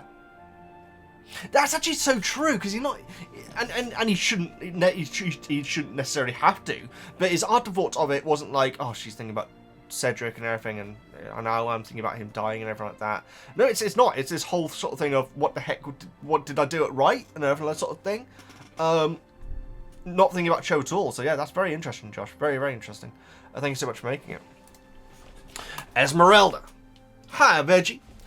Since Angelina already has had to replace 3 players, do you think she should have also replaced Ron? She was counting on him being better than he showed at the tryouts, but he proved that false. Will the team still win without Harry's miraculously catching the snitch every time?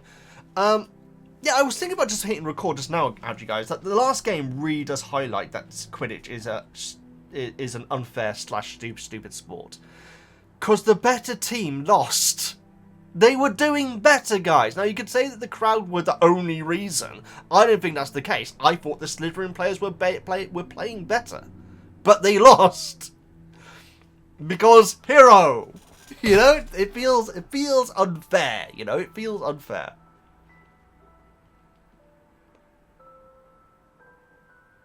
Yeah. Anyway, I think that even Angelina would want to avoid replacing people at short notice. So obviously Harry, Friend George had to be replaced because they are no longer available. Ron has only played 1 game. And I feel like if you're switching in and out players, then there's no consistency. The training is essentially worthless. So I feel like even Angelina would not... Maybe she'll replace him at the end of the season. I don't think it'd be any sooner than that. Yeah, that's my take on it.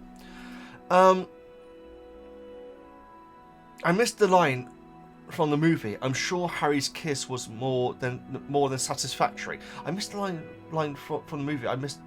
Yeah. Oh, that's a movie exclusive. Interesting. Yeah, that is great. It's very movie Hermione, isn't it?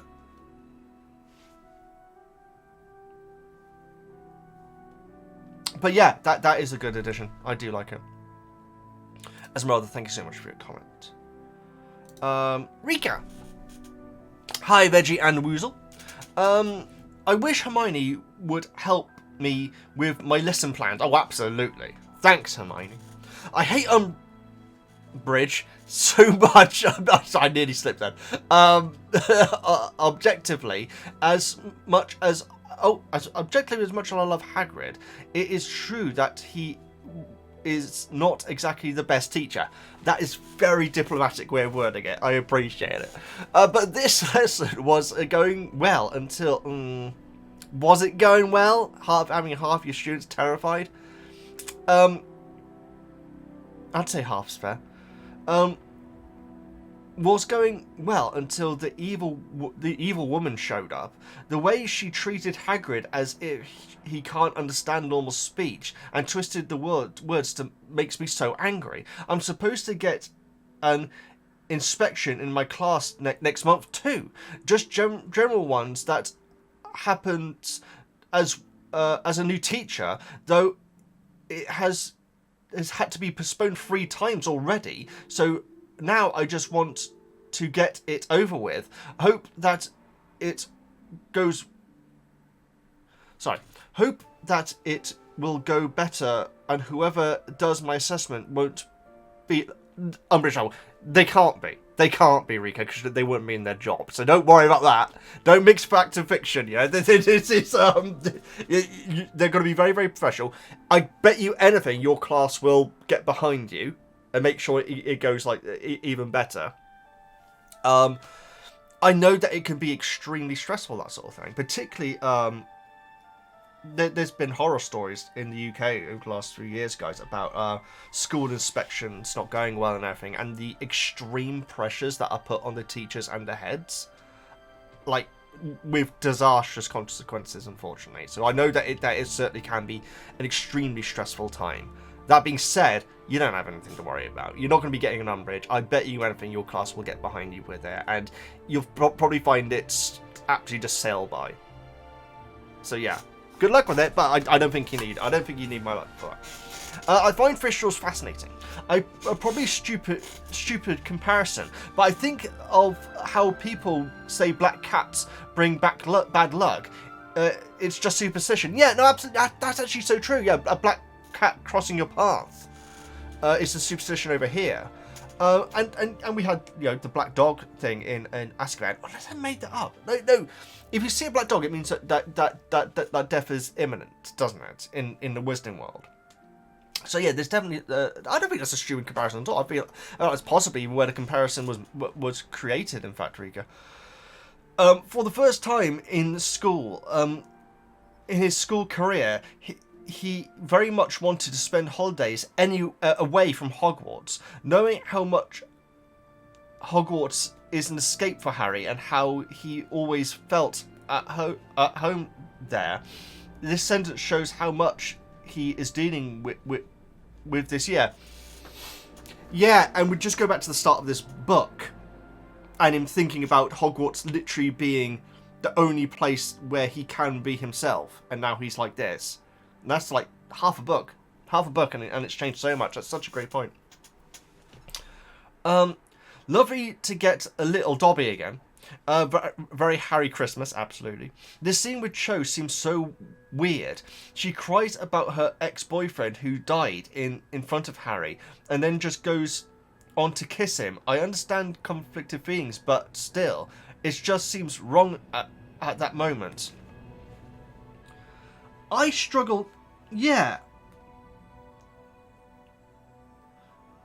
I'm absolutely struggling to understand it, but I feel like that's kind of the point, and that's why it's so throwing to Harry and to Ron, and why Hermione has basically been therapist and try to work out exactly what's going on.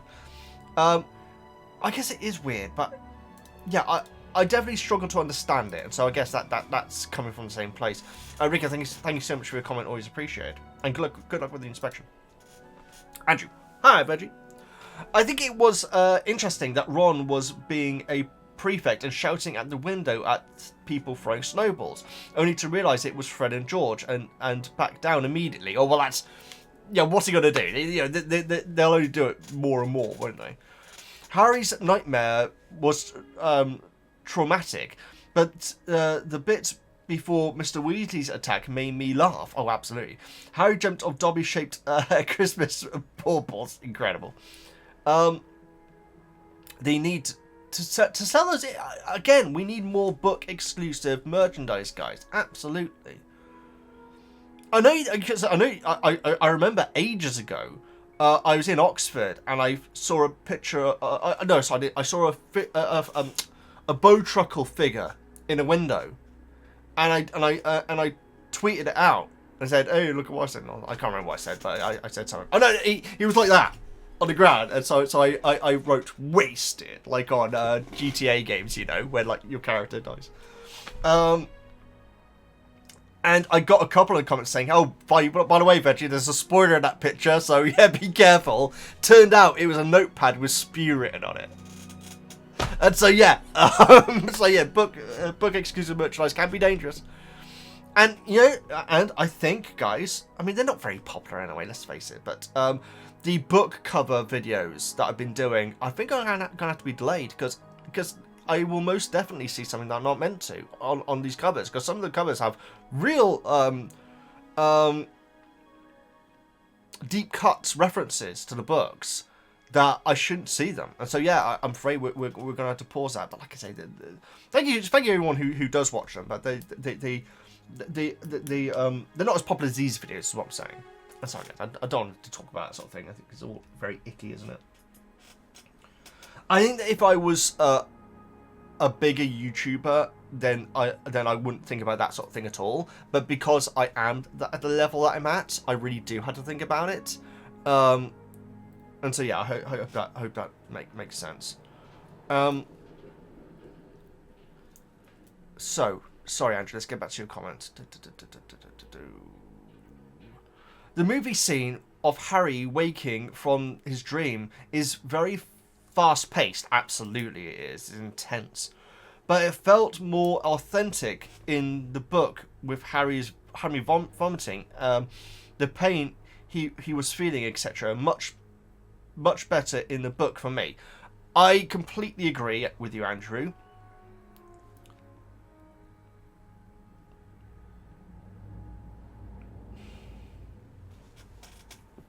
I completely agree with you. And for once, I'm going to say that the movie version isn't just movie Harry not being able to even vomit. I'm not saying that. I'm not saying it's the golden Harry, the perfect Harry Potter character that's often in the movies. I don't think it is the case this time. I think they didn't do it exactly like it was in the book because they didn't want to absolutely terrify the kids in the audience. Because I think that would have made it even more scary, you know? Because it's a scary enough scene as it is with Arthur getting attacked.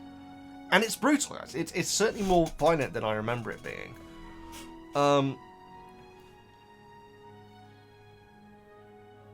Maybe that's why. And so they just cut to Harry. I mean, he looks in a mess as he's being carried by McGonagall and Ron. Yeah, I feel like it may have actually been the right choice, although the book version is obviously much better and certainly more effective. This is Harry's first real introduction to Thestrals. In the movie, Luna and Harry share a gorgeous scene. I'm glad you agree. Where she explains what they are. This change was wonderfully done and a great movie addition. What do you think?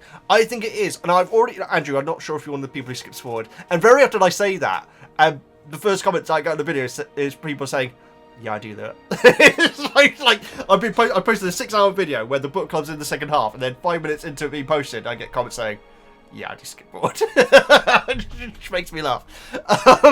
Which is fine, guys. You do exactly what you want.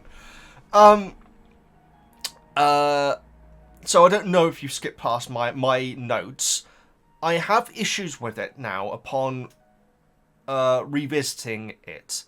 I'll go into it briefly here, but there's this whole real comparison about the fact that Thestrals are misunderstood creatures, and you know they stick to their own groups and everything away from others because they're not understood, because they're different, in the same way that Harry feels like he's different. Now, I don't think Thestrals are different, and it's just after a letter where he's written to Hagrid, and it's very nice when he's walking out of the hut, and we have his letter being read out over it, saying, "Hey, Hagrid, I really miss you and everything. I'm feeling really isolated and alone at the moment. And I know that you, more than anyone, would understand this." Would he? I don't think he would. I feel like there are people who would understand it better, quite frankly. Sorry, guys. Lupin, for one. Sorry, I love Lupin. If you haven't noticed. And Sirius, they're no better than Hagrid. So yeah, upon revisiting it, I do have a couple of tiny little issues with it, but it's the proper introduction as Luna as a character, not a joke, you know. And so I really like. I think it's I'm so glad you say gorgeous, because it is gorgeous. It's absolutely beautiful thing. So yeah, but if you want the longer version of that, go back and check my notes in the video. So stay well, and I hope you enjoyed the Royal Rumble. Enjoy, because it's on tomorrow when I'm recording this. I'm actually really looking forward to it, guys. It's in Saudi Arabia, which means it's the earlier view times, start time, I should say, which is obviously very good for me, because normally it's in the middle of the night. And so the Royal Rumble's always great, guys. I do worry about where it's being set might affect the results of the matches, or at least a match, I should say, rather than matches. Yeah, match, singular, definitely only singular. But the Royal Rumbles themselves are always super fun. I've absolutely no. If Bianca returns, because obviously the Royal Rumble is a great time for people to return. It's like the best time of the year, guys. But essentially, guys, I should say what a Royal Rumble is that it involves 30 wrestlers. There's a male one and a female one. And it starts with 2 wrestlers coming out, and then after 90 seconds, another wrestler comes out, and another wrestler comes out, and another wrestler comes out. And the only way that you can get eliminated from the match is being thrown over the top rope. So you can go outside the ring, you can go outside the ring, it's fine. But if you get thrown over the top rope and your feet and both feet touch the ground, then that's when you're eliminated. And so it's this great thing of sometimes you'll have one person who's doing amazing, they just like throw each person out as they come out, and they're like Soul Survivor for a while. But then there's also chaos where there's just a large accumulation of no one's been eliminated for several minutes, so the ring is just getting full of people. And it's sort of thing where you get wrestlers who would normally never really work with each other, because you have the top stars and then like the jobbers, which is the unflattering term for it. And so yeah, it's always a lot of fun. If Bianca does return, I would definitely want her to win the Royal Rumble, and I think that would make sense considering Jade's champion, though she hasn't had to defend the title once. The women's division is such a second thought, guys. It really is. And the thing is, they have such talented wrestlers. But the writing for it is always so meh. It always is, guys. It really is. Such a shame. But the wrestlers, I mean, Bianca's freaking... I think she's underrated, considering how freaking good I think she is. If Liv hadn't come back, if Liv Morgan hadn't come back already, like around a month ago, then I would have thought that she's absolutely definitely winning it. But now I don't think she is. Although she's come close over many years, of course. The men's, I really hope that Sami Zayn isn't in the Royal Rumble, because if he is, then I think he's going to win it because of where it's taking place. He is in the world title match as well, but but there have been cases where someone loses a match early on in the night, and yet they're still in the Royal Rumble, and so I feel like that is possible. I hope that isn't the case, because the thing is, I don't like Sami as babyface. I really don't, guys. I find him annoying, and there's this whole thing of he's the indie guy who worked his way up. No shortcuts. Had to prove himself countless times to get to where he is, to be the top guy in the WWE. But he's going to win the Royal Rumble in the country just because of his religion? That doesn't feel like that feels like a shortcut to me, you know? And so yeah, I don't like babyface Sami Zayn, guys. And I'm not the only one. He just feels like a complainer. You know? Anyway, moving on from wrestling talk. I'm a massive Roman Reigns fan. He doesn't have to win it this year, but I'll be happy if he does. Braun Breaker would be an amazing choice as well, but either way. Andrew, there's my little wrestling talk. Thank you so much for your comment. Always greatly appreciated. Let's move on to Pumpkin Sparks. Pumpkin Sparks. Thank you so much for your help with the book covers videos. Hey, Woozles Human. In the last book club, you asked if there are people who don't like this book because they hate Umbridge so much. Umbridge, not Ambridge.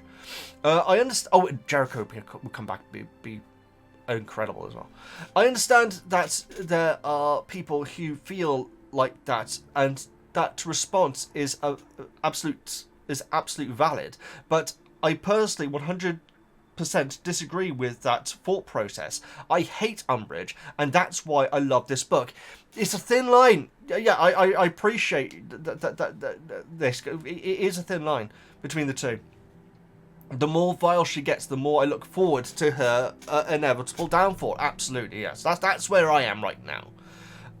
For some, I relish a good villain, but also she is a very real flavor of evil. Everyone knows or knows about a real life person who is Umbridge. Great term. And especially after this chapter, I want to see her metaphorically stumped into the ground, and wither away. Wow, what a description! And a not so nice part of me wants that to happen, not metaphorically. Yeah, well, it's good that you're keeping checks on yourself regarding that. Pumpkin Sparks, it's very good. Some things I always wonder about Thestrals. Shouldn't it be more common knowledge that they pull the carriages? Did no one ever accidentally bump into them? Yeah, that's... And also, like, I think I've said it before, it's like, why didn't Harry just get Ron's hand and go, like, there, that thing? But then Harry thinks that he might be going slightly mad, as Freddie Mercury once said. Presumably there are a couple of students each year who can see them, and no one ever asked about the creepy horses or shrinked in surprise, especially if someone witnessed death during their holiday and suddenly can see the Thestrals. FYI, I think they are beautiful. Oh, I think they're absolutely stunning. But I can see how most people would think that they are a bit creepy. I actually don't, Crumpkins. I kind of do. It's the skeletal aspect of it, isn't it? But I think they're so pretty. I'll say this: we are inside Harry's bubble here, and so that obviously there are going to be students who would know about the Thestrals. There are going to be students who know that they're there, even though they can't see them. But you're saying it should be more common knowledge. I mean, there have definitely been times where people have accidentally bumped into them. There's definitely going to be times when people come back from school and think, "Oh, I can see them now. What are they?"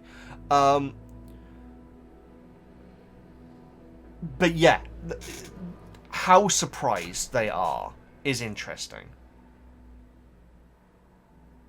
But again, we are in a bit of a bubble with Harry's class, I should say, not just Harry.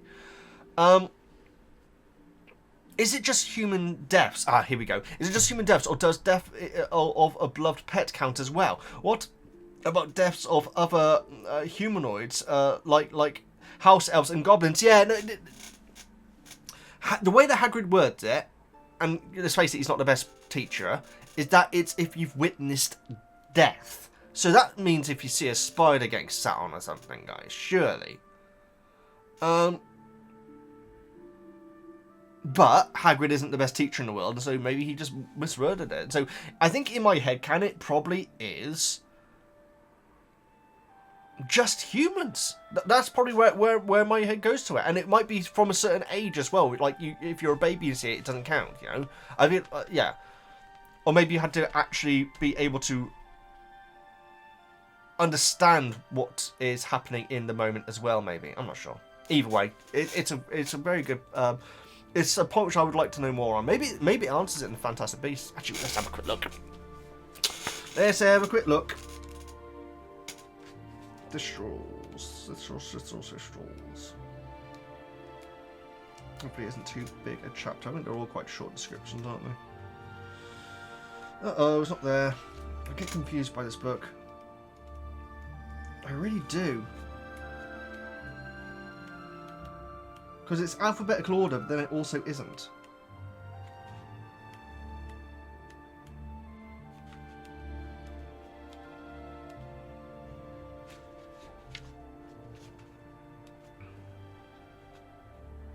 Okay, I'm going to give it a few more seconds and then I'm going to give up, guys, because this is taking too long.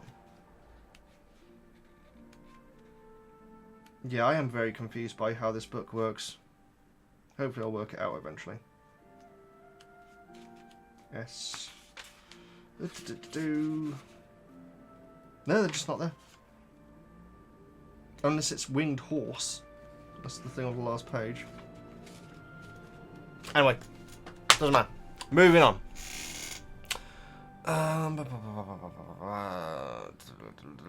You're telling me that Hermione has never wondered about a specific enchantment of the horseless carriages and researched it, only to find out they're being pulled by Thestrals. Well, maybe she did, and just assumed that it was just a magical carriage.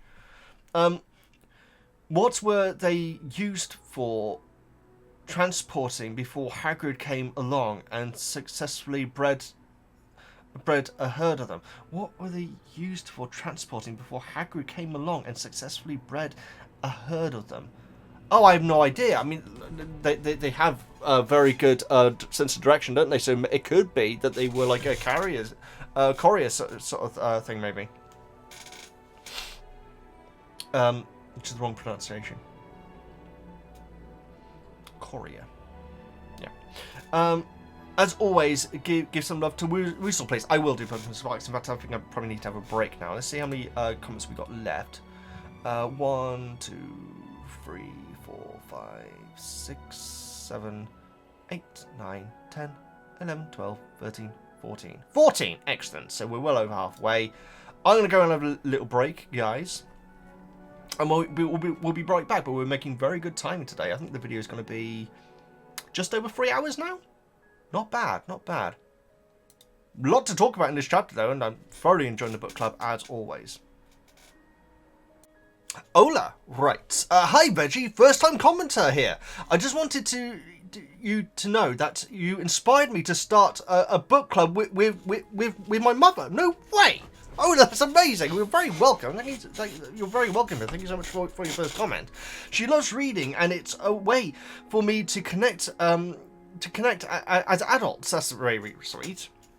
We read My Friends by Frederick Backman as our first book and discussed it earlier today. It was great, but some trigger warnings for difficult childhood. Oh, in the book My Friend? I'm afraid I'm not aware of it. That's very interesting. That's absolutely amazing. I'm so delighted for you. A short question about this chapter. Harry thinks about keeping the kiss secret.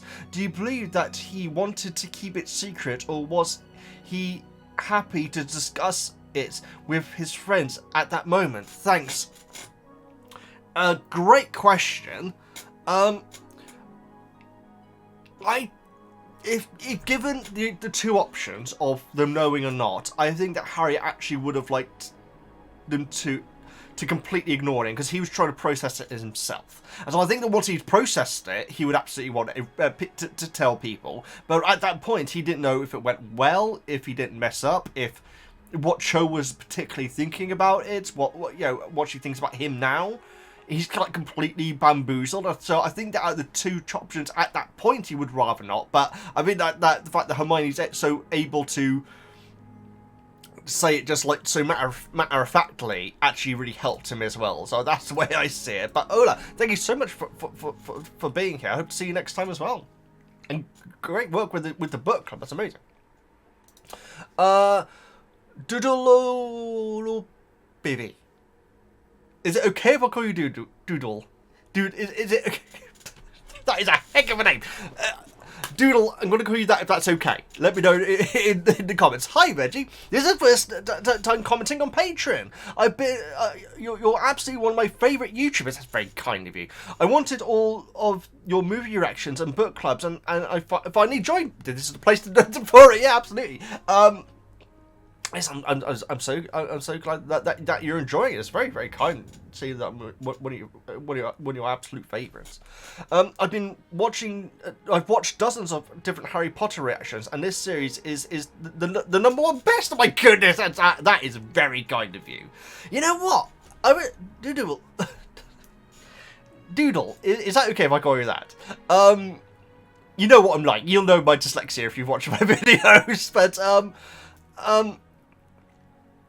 I haven't actually watched anyone else's reactions to Harry Potter. I've watched compilations where it's like where like it's compilations of people reacting to Lily after all this time and stuff like that. Which I'm actually in some of them as well, which is very kind of them to include me, guys. You always notice the drop in quality of the footage from like everyone else's reaction and then my blurry mess. I should up the quality. I really should, guys. But and also it's the camera. The camera which I got isn't very good. But it's something that has come up more and more in my comments, like saying, "Wow, Veggie, ever think about upgrading to 1080p?" That's amazing. So yeah, I am aware of it. But thank you so much. I'm so glad you're enjoying the series. Since you pondered a lot, I first wanted to address why I think Luna made the Gryffindor hat. Yes. Now this does, yeah, it makes more sense in the movies than it does in the book for me. I have a theory that in the book Luna has a crush on Ron, which is not returned, well, quite. Oh, for all we know, I guess. And I believe this was actually JKR's intention. You go on. The first time they met Luna's first observation was that Ron went to the ball with Padma. So true. And that Padma didn't think he treated her very well because he wouldn't dance. But that Luna wouldn't have minded that.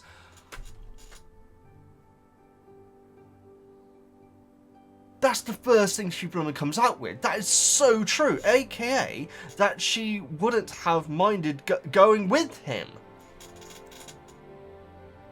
That is absolutely profound, Doodle. I think that you might be right on the money there. I'll be keeping up for anything else in the future, that's for sure.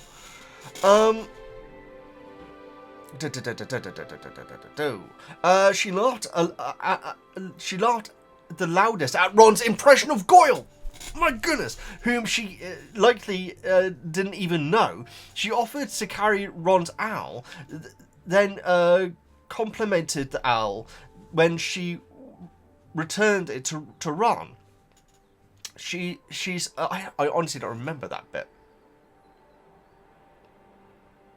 Bizarrely.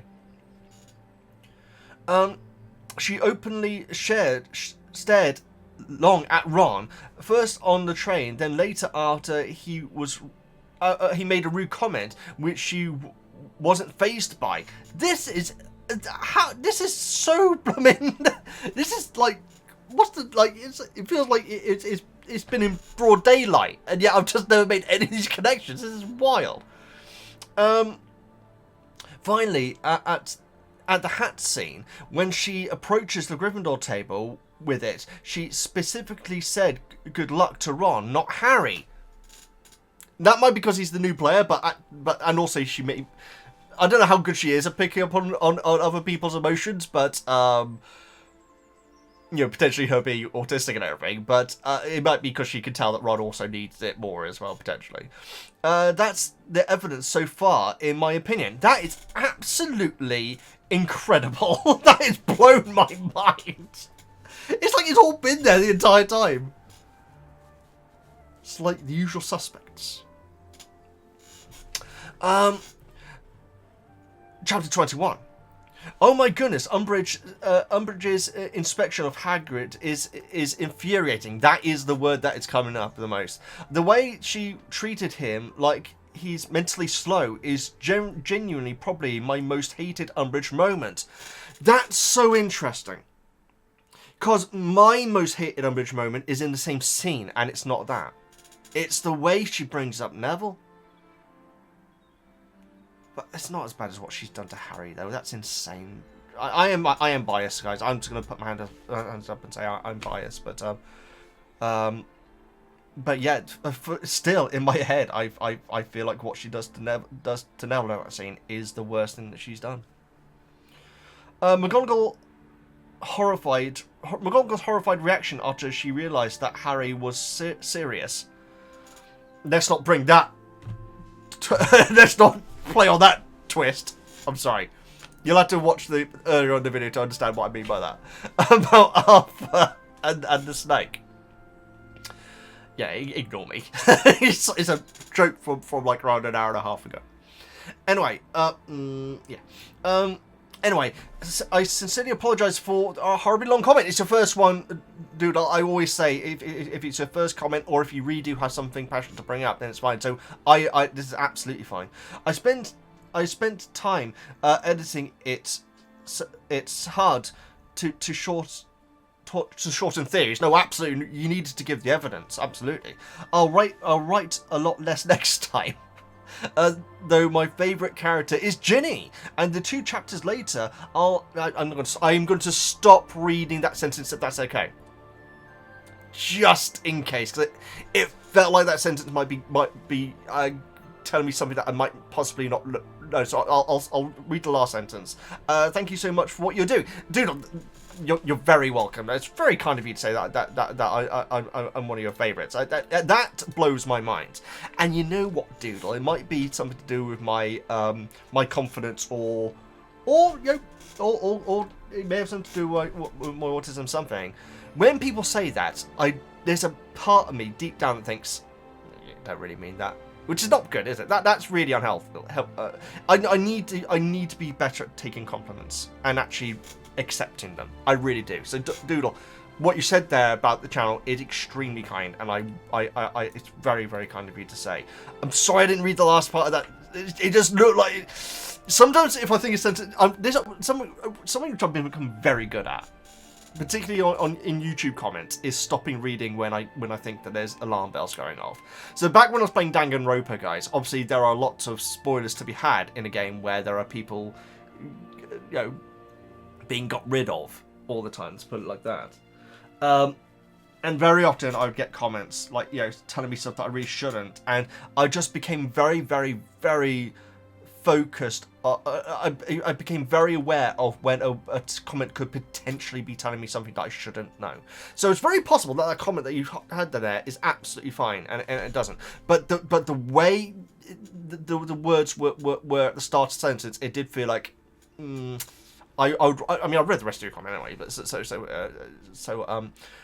yeah. So I apologise about that. I'm sure it was completely fine, but I've become very good. I remember one person once sent me a list of all the characters and how they die and who kills them.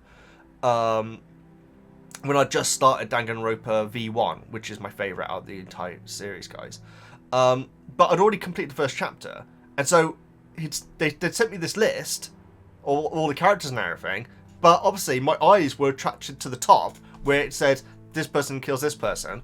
I thought, I know that because I've gotten past that bit. I'm now going to stop reading this comment.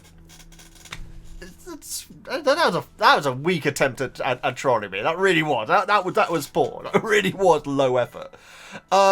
Anyway, Doodle. I hope Doodle, I should say. I hope you don't mind me calling you that. If you want me to tell me how to pronounce it.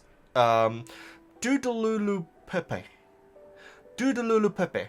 That must be it. Doodalulu Pepe. There we go. Doodalulu Pepe. Doodalulu Pepe. Doodalulu Pepe. Doodalulu Pepe. Your name is like the theme to the 1970s comedy movie Mutiny on the Buses, which is the second On the Buses movie. I should say, guys, they are not good movies. They're not good movies.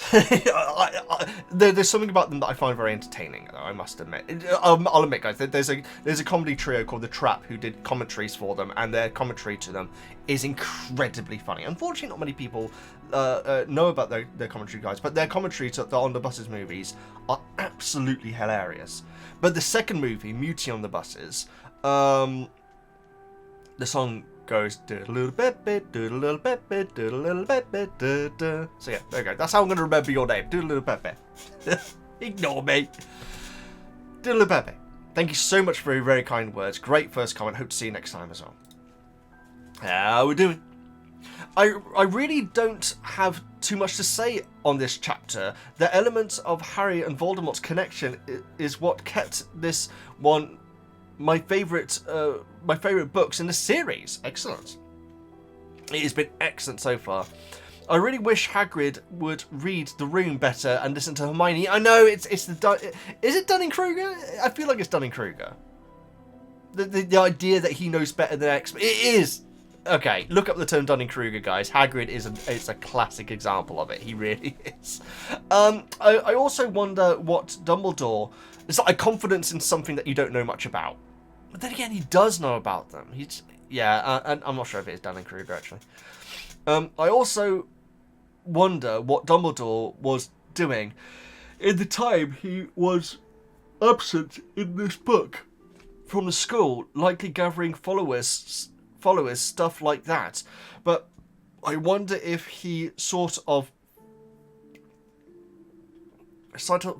final push towards the Horcrux mission. I wonder if he found out where the cave was in this time, or maybe he was just chilling on the beach. That's quite an image, isn't it? Yeah, I mean, Dumbledore is such a mysterious character. I feel like it's all the above, quite frankly, including the beach. And much, much more. Oh, Hobbit sent me a message. Excellent. Oh, Hobbit, you left it to the 11th hour, but I will cover your comment at the end. Well done. Well done for getting it in.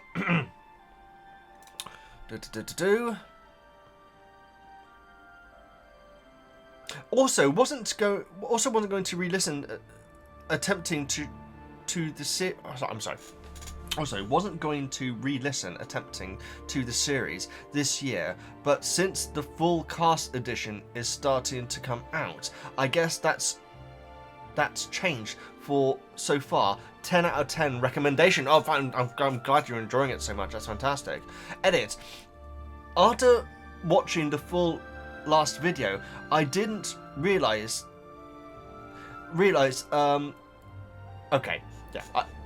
Spoiler alerts to anyone who doesn't know about the Dawn. If you care about that, I don't, guys. I already knew about this one. This is what I was referring to earlier on. I didn't realise that Kit Harington was playing Lockhart until one of the comments. Oh no, did I bring up last time?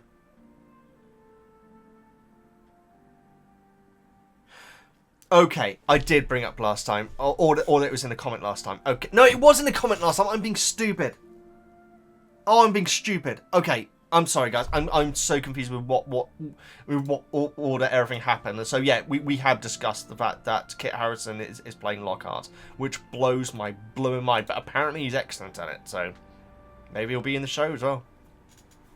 I just can't see it. I just can't see it, which is good. Which is good. It shows that he's a great actor. How are we doing? Thank you so much for your comment as always, Maddie. And sorry about the whole spoiler thing. I got completely bamboozled with what we have and haven't discussed in previous videos. Are we into the top 10 now? 1, 2, 3, 4, 5, 6, 7, 8, 9, 10, 11. We're not. And obviously we have at least Hobbit's comment to read as well. So let's plough on. What time is it? Okay, that's fine. Hi, Woozle and Veg. This is such a stressful chapter. I usually skip the inspection scene as my blood pressure just couldn't take it. Then Harry's dream vision about Mr. Weasley's attack is just the cherry on top. The readers can really feel Harry's panic since it's so vividly described. It is brilliantly described. But at least we also get that really cute scene between the trio where they discuss the kiss. Absolutely. Which is well done. It's well done in the movie. It is different, but it's a nice little thing. And it has an additional line as well, which I didn't even realise. Lastly, thank you for always complimenting about your icon. It's very cute, to be fair. It's my 10-year-old Shih Tzu. Shih Tzus, I should say, plural. Lily and Tay Tay. Those are brilliant names. My goodness, Lily and Tay Tay, guys. I got them when I finally got my own place because my mum, her name's Molly, by the way, won't let me have dogs before because she was bitten as a child. Yeah, that's so interesting. Although now she's my main supplier of dog treats and toys. That's excellent. Yeah, my mum was terrified of dogs when I was a kid. I don't think she was bitten, but I think that a dog chased her once or something like that. She's always a big animal lover, but she was very, very nervous around dogs, I guess it would be. And so when we were kids and we got Connie and Rosie, the Labradors, that was like a really big moment for her to try and overcome that fear. And after we got Connie and Rosie, guys, she was absolutely obsessed by dogs. She really was. So as much as me, in fact. And so she certainly got past that. And it sounds like your mother's came past it as well, which is adorable. Thank you so much for your comment, Maddie. And your icon, of course. Hi, Veggie. And more importantly, hi to lovely Miss Woozle. One of my all-time favourite Harry Potter related gifts was a teaspoon given to me by my mum. It's engraved engraved the scoop. Ron's emotional range. Ha, that's amazing. That is absolutely. Was that custom? That's brilliant. If that's custom, that's ingenious. In fact. You guessed right. Hagrid taught about the Thestrals. Yeah, you guys were like saying, "What do you think it's going to be, Veggie?" And then I wouldn't have given it any thought if you hadn't said that. And so I was able to get there eventually, which I think is a really interesting lesson. I understand what Hermione meant about wanting to see them. So do I. Yes, as someone who hasn't seen death, I would be. You know what it is? Is that Hermione probably knows loads about Thestrals, and so. When she said she would like to see him, the idea of you needing to see death wasn't in the slightest part of her mind. That's how I see it. It was intensive though, but I love Harry's response to it. I love Harry's response to it. It's just like, it's okay. God, he has come a long way, guys.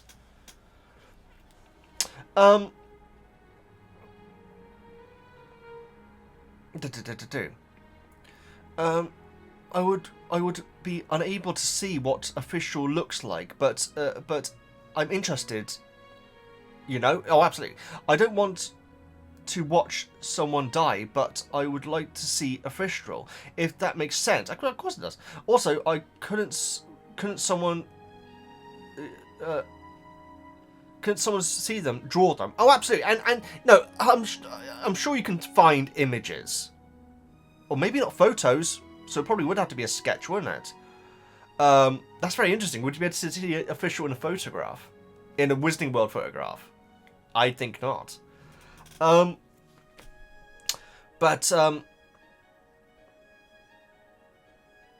should say, guys, in my little break that I had just now, I checked, and in the Winged Horse section, which is the end of the book, the Thestral is mentioned there. It doesn't say anything about death, though, so it's there's no concrete evident answer towards our questions regarding that.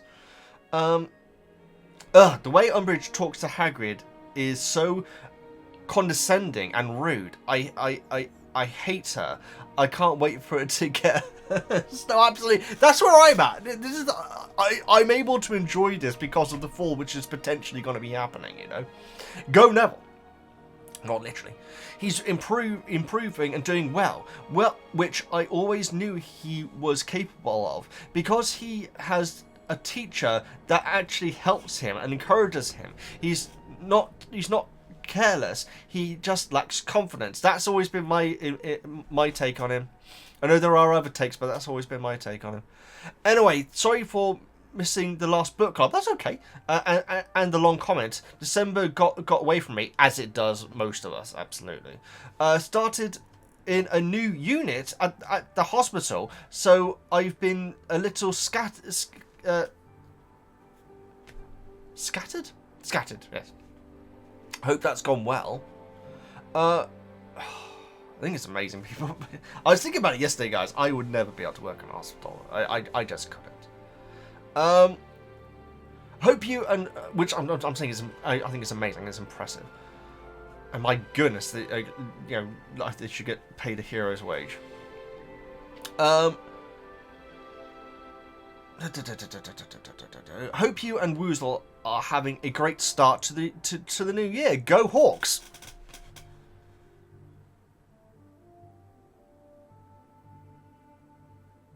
Did you edit that this week? Because if not, there's 2 weeks ago. That's fine. If you edited this week, fine. I wonder if I can block people on Patreon, guys. That was a joke. That was a joke. That was a joke. Anyway, Slytherin Apollo. Hey, Woozle and Veggie, I get to a guess. Amazing. Missed last book club. You're not alone there. But glad to be back.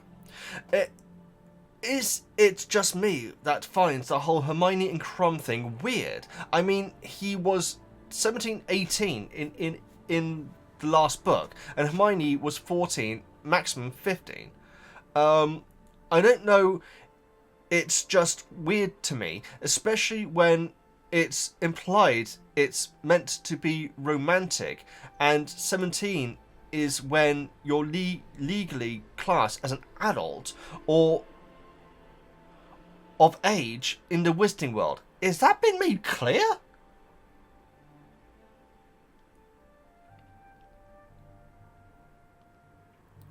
(14, 17). 17 is when you become...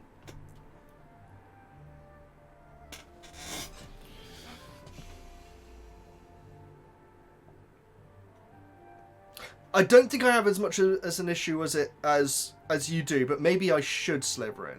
But I don't. Just off my natural reading of the books or listening. I mean, for all we know, they haven't kissed or anything. I'm not saying that it's acceptable regardless. I'd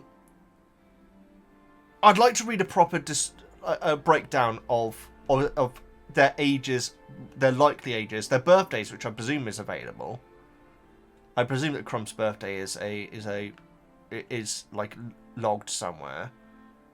Yeah, I don't really want to touch this without knowing exactly what's going on, you know, which I feel is fair. But I feel like I think it's less of an issue than potentially you do, but maybe I should. But again, what they actually do, I don't think we've had a kiss. Certainly not. You know what? I almost just don't want to touch this subject, to be honest, because I need to know the facts. I need to know the facts before I can give an opinion on it. So I'm leaving it there. Right, moving on. So, God, I hate Umbridge. What the heck was this BS? We ain't trying to get me kicked off YouTube, Slytherin, with this language. You would get kicked off YouTube. In fact, I could probably fully monetize if I said all these words. I'm just not going to, because I don't. I think it's funny that I don't swear in my videos, guys. With Hagrid. Hermione's going on a ski holiday. Can you still get ski yogurt? Ignore me. Hermione's going on a ski holiday. Her family must be pretty rich to afford it. Oh, absolutely, dentists. Especially considering this is set in the 90s. I think this is around 95, 96. I think you're about right. Makes me realise we never really get any information on Hermione's parents. Personal life, except that her parents are both dentists. Yeah, and they go on holiday a lot. Dentists, I'm pretty sure, get paid a pretty good wage. I know that it's weirdly, I think it's like the most depressed, like the job which has the most depression that comes with it. I think it's actually dentistry. At least it was at one point, bizarrely. But I'm pretty sure the dentist, I mean, it blooming costs enough, doesn't it? Well, obviously, it depends where you live, obviously. But yeah, I think that dentists are kind of raking it in. If there's any dentists watching this and you disagree, please correct me. Also, you could have a go at doing a few of mine if that's okay. I'll give you a free year subscription. That was a joke. Obviously, I would pay fully. Baubles of Harry's face hung in the ceiling. Yeah, I'm surprised that is being put more overboard. The Dobby ones are definitely getting put over more, I think. I love you, Dobby, but what the F? That's kind of creepy. It's very unself-aware, I guess. But yeah, I guess creepy is another word for it. Teenagers in general, to be fair, dealing with crushes and romance is always so funny. How was it? Wet. Yes, that's the first word he comes out with.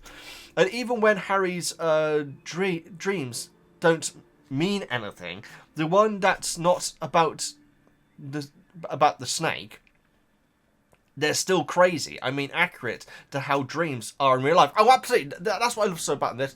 And the fact that Harry in the dream is trying to explain things that also don't make any sense. I really appreciate that that detail. Rather than just be like, what's going on? Which is what dreams are usually like in fiction, Not in Buffy though. Also, binge watched all your Hogwarts Legacy videos because I started playing it. I hope those make a comeback. They will.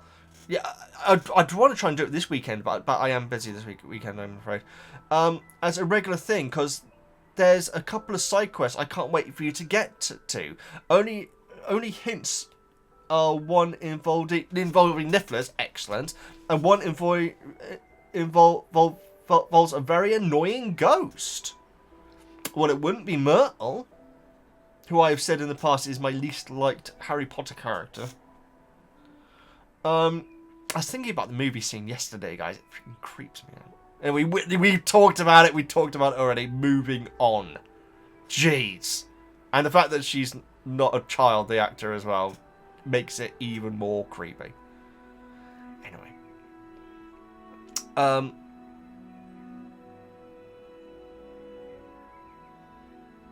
But yes, we do need to get back to them.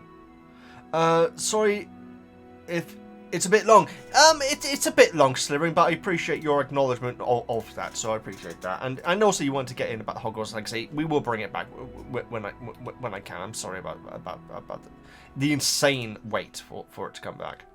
Jolt. What's up, Veggie and Woozle? Ron, what does she see in Crumb? Harry, well, I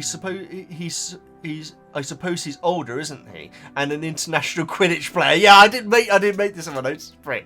Yeah, but apart from that, never changed, Ron. Haha. Yeah, it's very what have the Romans ever done for us from Life of Brian, isn't it? Where they have this huge list of things. You were right about the Thestrals. Too bad Umbridge is a massive... Wow, you guys. This string of insults has been removed by the FCC to meet PG-13 regulations. I appreciate that, Jolt. It's very, very kind of you.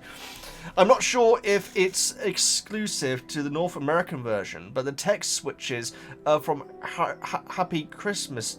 Hang on, what? But the text switches from Happy Christmas to Merry Christmas in this chapter. People were wishing Harry a Happy Christmas as they are leaving, but he thinks to himself he wants Cho to wish him a Merry Christmas in the build-up to the kiss. I wonder if the usage of both is intentional or an accident when adapting the text. That's very interesting, because there is one that's more used over in America, isn't there, than the other. I think we say Merry Christmas generally over here. It's stupid, guys, but I was once in a shop, and this must be well over a decade ago. I was once in the shop, and the shop assistant had just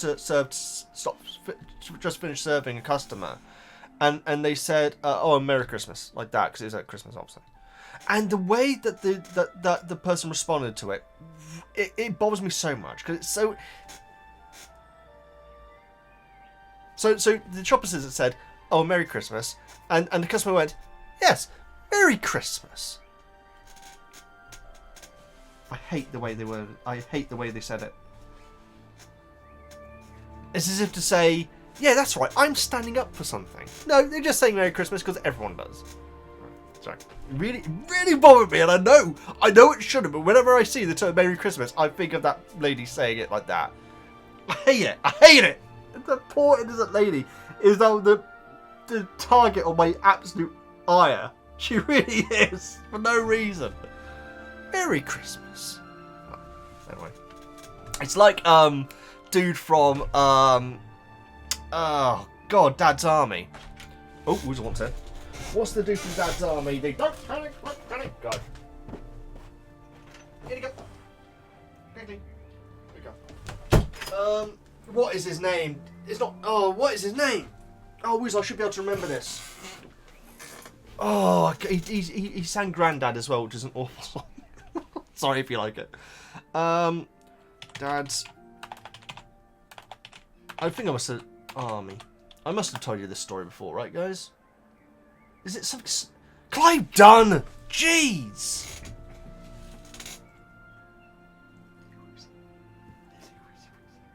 Are you okay?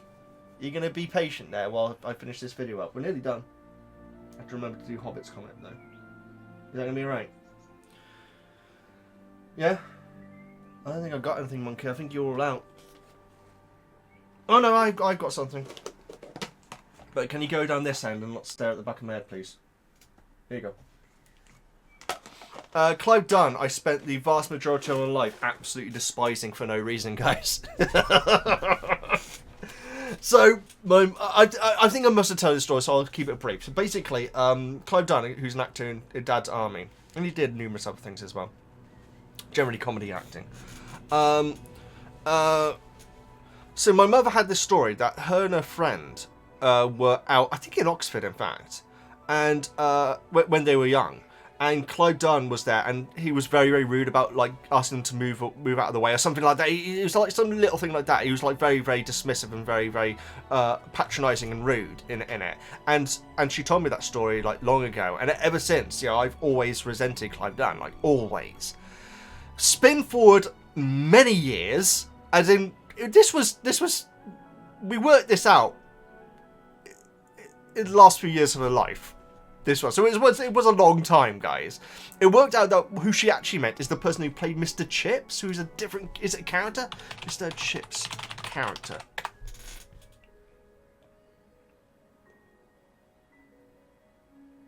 No. Or maybe it is. Maybe it is the person who played the teacher, Mr. Chips. Yes. Well, that is Clive Dunn. That looks exactly like Clive Dunn. Oh my goodness.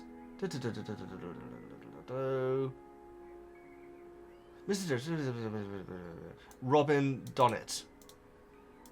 Robert Donnet, I should say.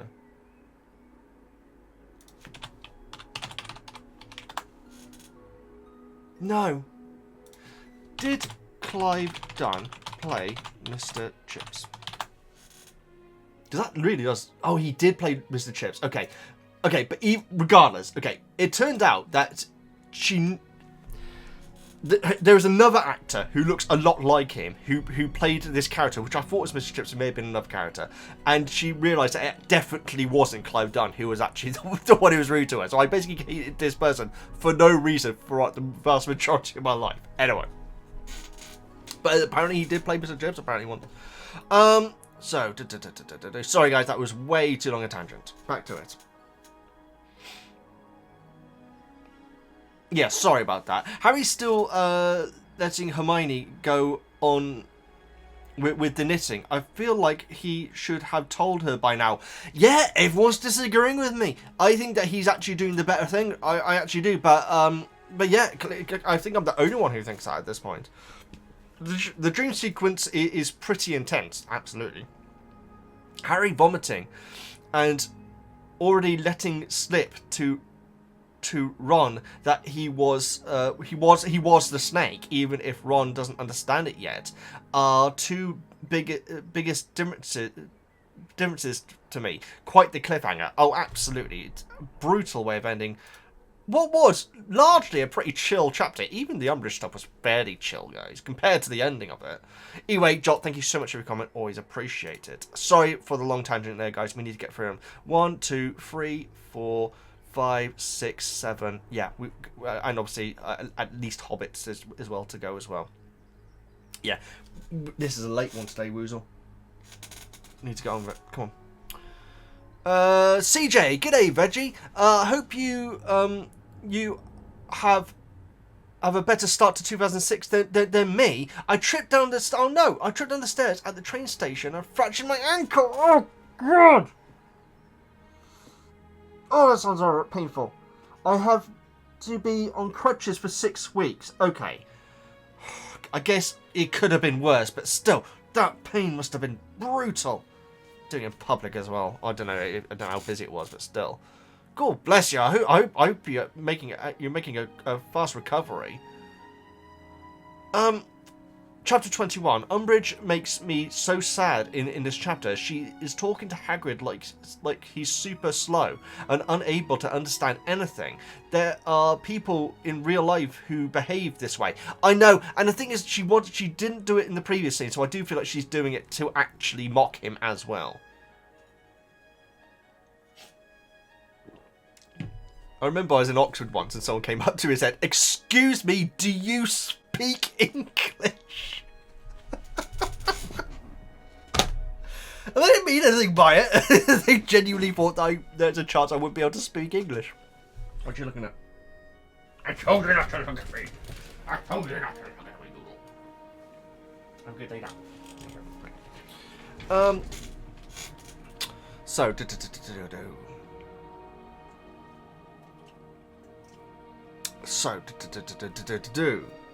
I hate that she asked Neville who died. Absolutely, that's the worst part for me.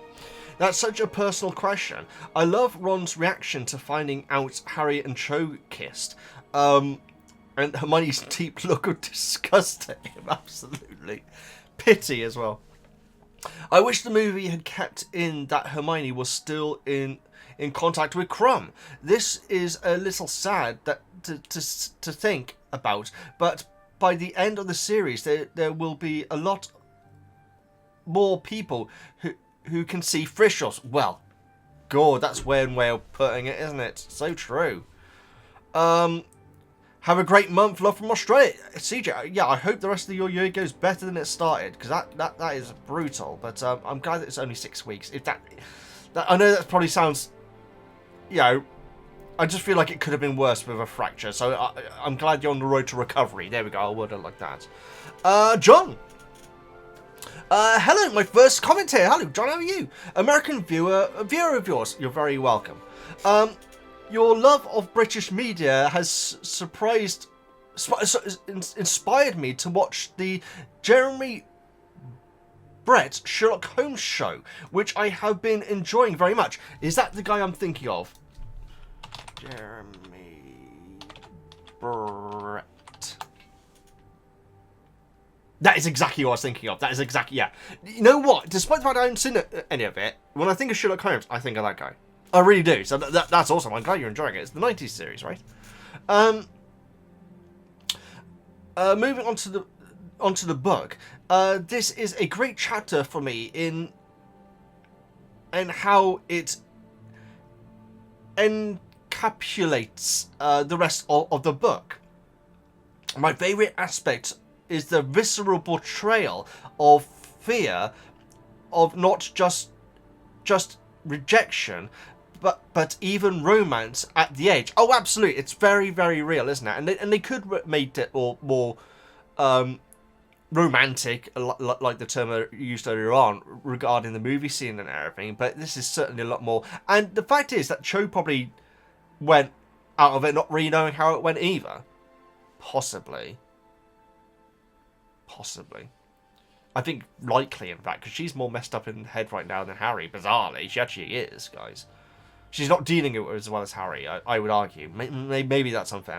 Maybe that's unfair. With everything that's going on, I mean. But it's much more complicated than that. Oh, it should be a happy moment for Harry, but it's so much more complicated than that. Oh, absolutely, yeah. and again, that is so human. John, thank you so much for your first comment. Great to see you here, and hope to see you back next time. Jonas, of the Sideman, thank you very, very much. Hey, Weasley and Veggie. Okay, she's not staring at me. Good. Sounds like there's some work going on that side. I think the dream scene is very interesting. The Snake and Harry dream fusion thinks about doing something more important while Arthur is still sitting and not attacking. Oh, that's very interesting. When Arthur then gets his wand, and thoughts become, I have no choice, I have to attack. Yeah, absolutely. Maybe I'm grasping here, but it could be some sound like an excuse to attack. Oh, interesting. I would excuse myself to not go to the gym because something else came up. Oh, so you're saying it's actually been taken very lightly then? That's very interesting. Yeah, the wording of that entire sequence is just pitch perfect. Of course, it could also be that there literally was no other way. But I have thought that the person that sent the snake would have had mechanisms and ways to get the snake out of this situation more gracefully, and maybe the snake was just used to excuse to attack and, well, not be vegan. Well, lucky you didn't blooming eat Arthur, quite frankly, yeah. What do you think? Can't wait to hear your thoughts, and I hope you have a great day. I hope you do as well, Jonas. Yeah, it's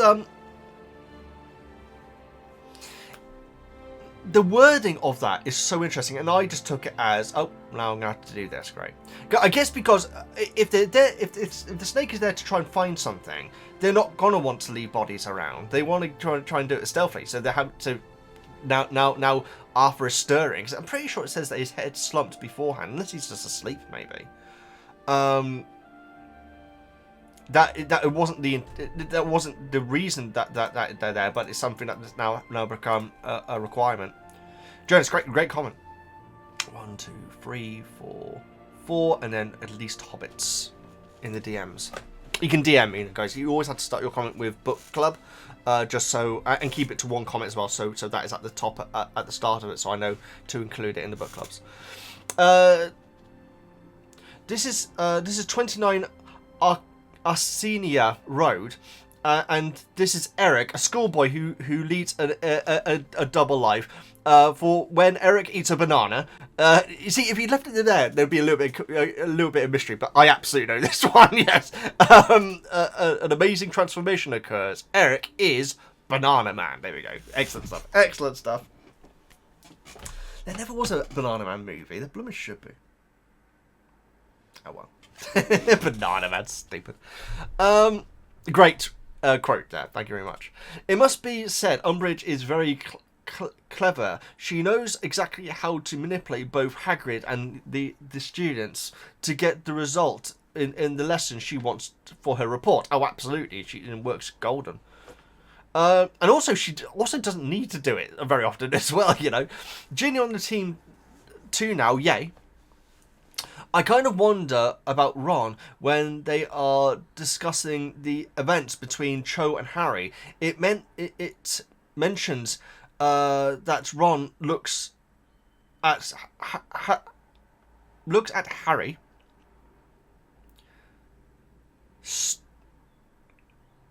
shrewdly. Oh, there we go. Yeah, shrewdly. When he asks about what happened, I get the impression that Ron is seeing more of Harry's responses than Hermione. Oh, well, Hermione's still kind of writing when she's asking her very business-like questions, doesn't it? So yeah, that's actually very true. Assume dramatic voice. Oh, assume dramatic voice. Okay. When was Harry's? What was Was what Harry saw in his dream real? What did the bit with Cho telling it to Hermione? Will the headmaster believe him? Will Ron's dad survive? Tune in next nail-biting edition of VEGGIEKNIGHTS Book Club to find out. Yes, absolutely. Unless you've read the book beforehand, which I presume you probably have. Or seen the movie. But then again, I don't know. We might be losing Arthur here, guys. We might be losing Arthur, which is actually a terrifying thought. Previous quote was... the previous quote was from the amazing Mr. Blunden, a British kids film from the 1970s. Watch it every Christmas. I'm going to have to look that up. I've never even heard of that. Mr. Blunden. I'm guessing it's not as creepy as Mr. Nosy Bonk. Look up that, guys. Look up Mr. Nosy Bonk and remember that was an actual children's TV show. Oh! He's played by that guy. Oh, no, he's not. Interesting. Oh, there's a 2021 version. I want the 1972, was it? There we go. Who was in this? That's a heck of a poster. My goodness. My goodness. Anyone I know? Mr. Blunden played by Lawrence Naismith. That name does sound very familiar.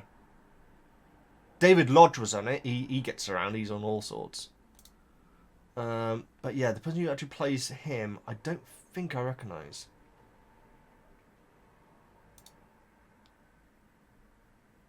But there's another actor who I'm pretty sure I recognise. That's the guy from Waiting for God, isn't it? I'm pretty sure that's the guy from Waiting for God, isn't it? It must be. I feel like I shouldn't even need to look this up. That must be the guy from Waiting for God. Is it not?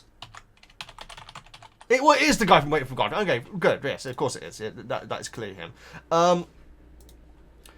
The outward shots of Waiting for God, which was a sitcom in the 90s, I should explain, guys. The outside shots of the care home was filmed very close to me. I won't say how close, but it was very close. I don't live in a care home. In fact, I think it was a school the entire time. In fact, I don't think it ever was actually a care home. But yes, the outside shots, very close to where I live. Anyway, moving on. But yeah, I've never even heard of Mr. Blunden, though. It looks very interesting. Simon, thank you so much for your comments and your quotes, as always. They're always greatly appreciated. Snow, thank you very much for today. So, in last month's book club, Harry needed anger management, and in this chapter, it's evident that Cho could need some therapy. Oh, she actually, I feel very, very bad for her, in fact. And the fact that Hermione's seeing it so clearly in her. Poor girl is only 16 and so traumatized. Do you think it's possible to hate Umbridge anymore at this point, or will she get worse? I can see her getting worse. I actually can, but incredibly. The way she behaves in Hagrid's class is disgusting. It is. Yeah, the Neville thing is the big thing for me, but I feel like we're not over that hump yet. We shall see, though. Hopefully, yeah, we shall see. We shall see. I'm still enjoying her as character, so in the way where I'm meant to, yeah. Anyway, Snow, thank you so much for your comment. Greatly appreciated. Hang on, one moment.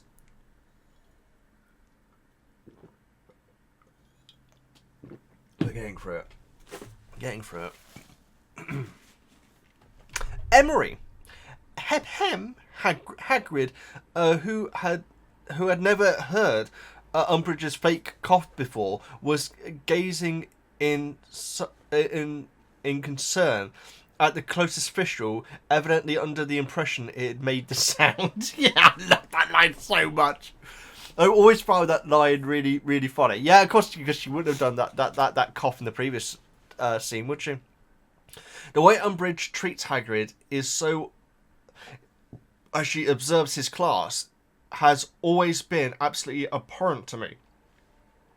I'm on the autistic spectrum, and especially when I was younger, I would sometimes have people speak to me in a similar condescending way. I did as well, Emery. I'm sorry to hear that. Obviously, I only found out I was autistic in later years, but I certainly went through that when I was a kid as well. Um, Seemingly assuming from the fact that I didn't always behave normal or know how to exist in social situations, that I was somehow intellectually inhibited. I didn't always understand why some people would talk to me that way, and I think for that reason I've always been kind of reluctant. Oh, sorry, I've always related. So I always related to Hagrid in the scene and been angry for him at Umbridge as Hermione is. Yeah, yeah. I haven't given the autism aspect of Hagrid a thought at all. I'm pretty sure it's never come up, guys, but that is absolutely on the money, though. And it's the first time that we're seeing someone essentially bullying him. Oh dear. No, that is a very good comparison, Emery. I'm so sorry you went through that. You shouldn't have had to go through that. In terms of your query about 1 versus 2 chapters moving forward, I will just say, with no spoilers, that the next 2 chapters do pair quite well. Now, this is something I've heard. But also, will probably each have a lot you will want to discuss. So I'm sure people will be happy whichever choice you make. I really want to avoid stretching out, but it does sound like more and more that it's probably going to be better. Weasel, come on. Lay down. Good girl. Sorry, Weasel, I can't have you just lay right there, just being just out of my eye shots, because I need to concentrate. Up here. Oh, here. Good girl. Here you go, Stinker.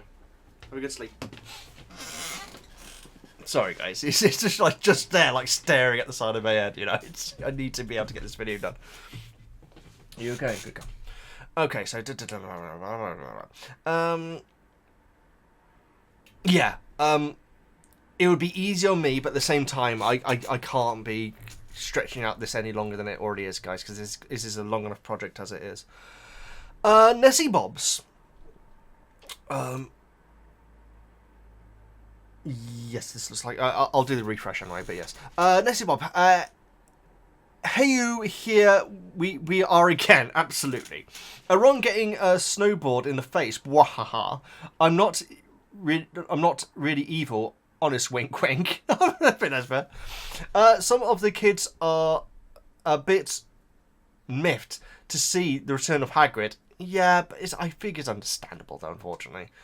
First time we get properly introduced to Thestrals, probably the only time the Gryffindors and the Slytherins agree on anything. It's very true, as Hagrid has been known for springing wild and dangerous creatures upon the students. The image of meat ripping itself off the cow corpse and disappearing, yikes. Umbridge fakes cough worries Hagrid, as he thought the Thistral was talking to Hagrid as if it was a child. Oh, talking to Hagrid as if a child. Umbridge. We'll make you slip up and swear one day. Yeah, there's been close ones today. Okay, I am evil. Brilliant. Hermione wishing she could see Thestrals. Draco actually being funny about Ron possibly see the quote. I'm glad I'm not the only one who thought there was actually a good line. A Goth better if he saw someone snuff it. Ron laughing at Hermione for wanting to go down a snowy hill with planks of wood struck to her feet. Absolutely. And thought of Sirius pulling Christmas crackers with Creature. I love that line. Ron and Hermione discussing with Harry about him and Cho's kissing. I like both, but not sure if I like this version or the film better. The film does a good job. I don't think anyone disagrees with that. So yeah, it's very brief, but it does do a good job. Mr. Weasley getting got by Harry Snake. Amazing. Yeah, absolutely. There's certainly a lot going on in this chapter, wasn't there? Nessie, thank you so much for your comment. I think you round it out. I'm going to quickly check the DMs. I know Hobbit's comment is going to be there. And then I'll close the book club, and then we will do our outro. But this has been a lot of fun, as always. And Hobbit rounds us off, guys. Now, you'll notice that it is not on screen, guys. It's because there is private information at the top of DM messages, and so I obviously don't want to be displaying how long Hobbit's been around and all that sort of thing, guys. So obviously that's why it's not there, so I'll just read it out. Book club. Again, if you want to DM me, guys, then please do start with it. Start with the comment with book club and make sure it's all in one comment, so then when I look at my notifications I see book club at the start. So if you could do that, it's greatly appreciated. Hello, short one this time. Harry's dream, obviously not that one, no quite. Always funny and oddly revealing. Oh, I see. The other way around. Yes, I really enjoy Hermione talking, telling him off. You did promise her, Harry. Absolutely. I thought I'd answer a couple of your previous questions. The name OWLs is a play on the old exam system in England called GCSEs. No, I have GCSEs, absolutely. 16 years old, sat the ordinary O-level before studying the advanced A-level that we still have. Oh, I see. Is that what I've got? 2 A levels. I've never known that's what that term gave. That's what it meant. I really didn't. Weasley's wizard wheezes makes more sense when you remember wizard was 20th century British slang for cool. Oh, that's so true. Oh my goodness. Not something you hear nowadays. That is actually so true. Wizard. Oh my goodness, I forgot about that. Wizard. Yeah, that's so true. Oh my goodness. Also, just to note, don't worry too much about your schedule for these. I just do what means it's still enjoyable for you to make. Your castle, your rules. That's very kind of you, Hobbit, and that is ideally how I'd want to do it. But at the same time, you guys, particularly in the book club, are literally paying for this. And so I do take it very seriously about not stretching things out. I certainly would never want it to seem like I'm doing it on purpose, guys. My goodness, I wouldn't. And so that's why I would rather have a lot of work to do for it to make it clear that I am not stretching out as long as possible, you know, because I would absolutely not want, I absolutely would not do that. But that's very kind of you to say that. P.S. I have a feeling other book clubbers have been looking forward to you hearing one or two things in the next chapter. Yeah, I think I've got this wrong. You know, I was saying at the start how this was one what people were really looking forward to. I think it is the next ones that people are particularly looking forward to, although this was an excellent chapter today. Hobbit, always greatly appreciate your comment. Thank you so much. And like I say, you got it in. You were the last person to comment on the book club this time, so great work getting it done. Guys, thank you so much for watching. This has been an excellent chapter to cover. Some highs and lows. But now apparently we are getting into the nitty-gritty and some big changes. So let's see what they are going to be like. I need to get this dog out of here. Please like, comment, subscribe, all that good stuff. I'm VeggieGamer. I'll see you next time. Ufty puff, piskaboo, and Tessa Rosso.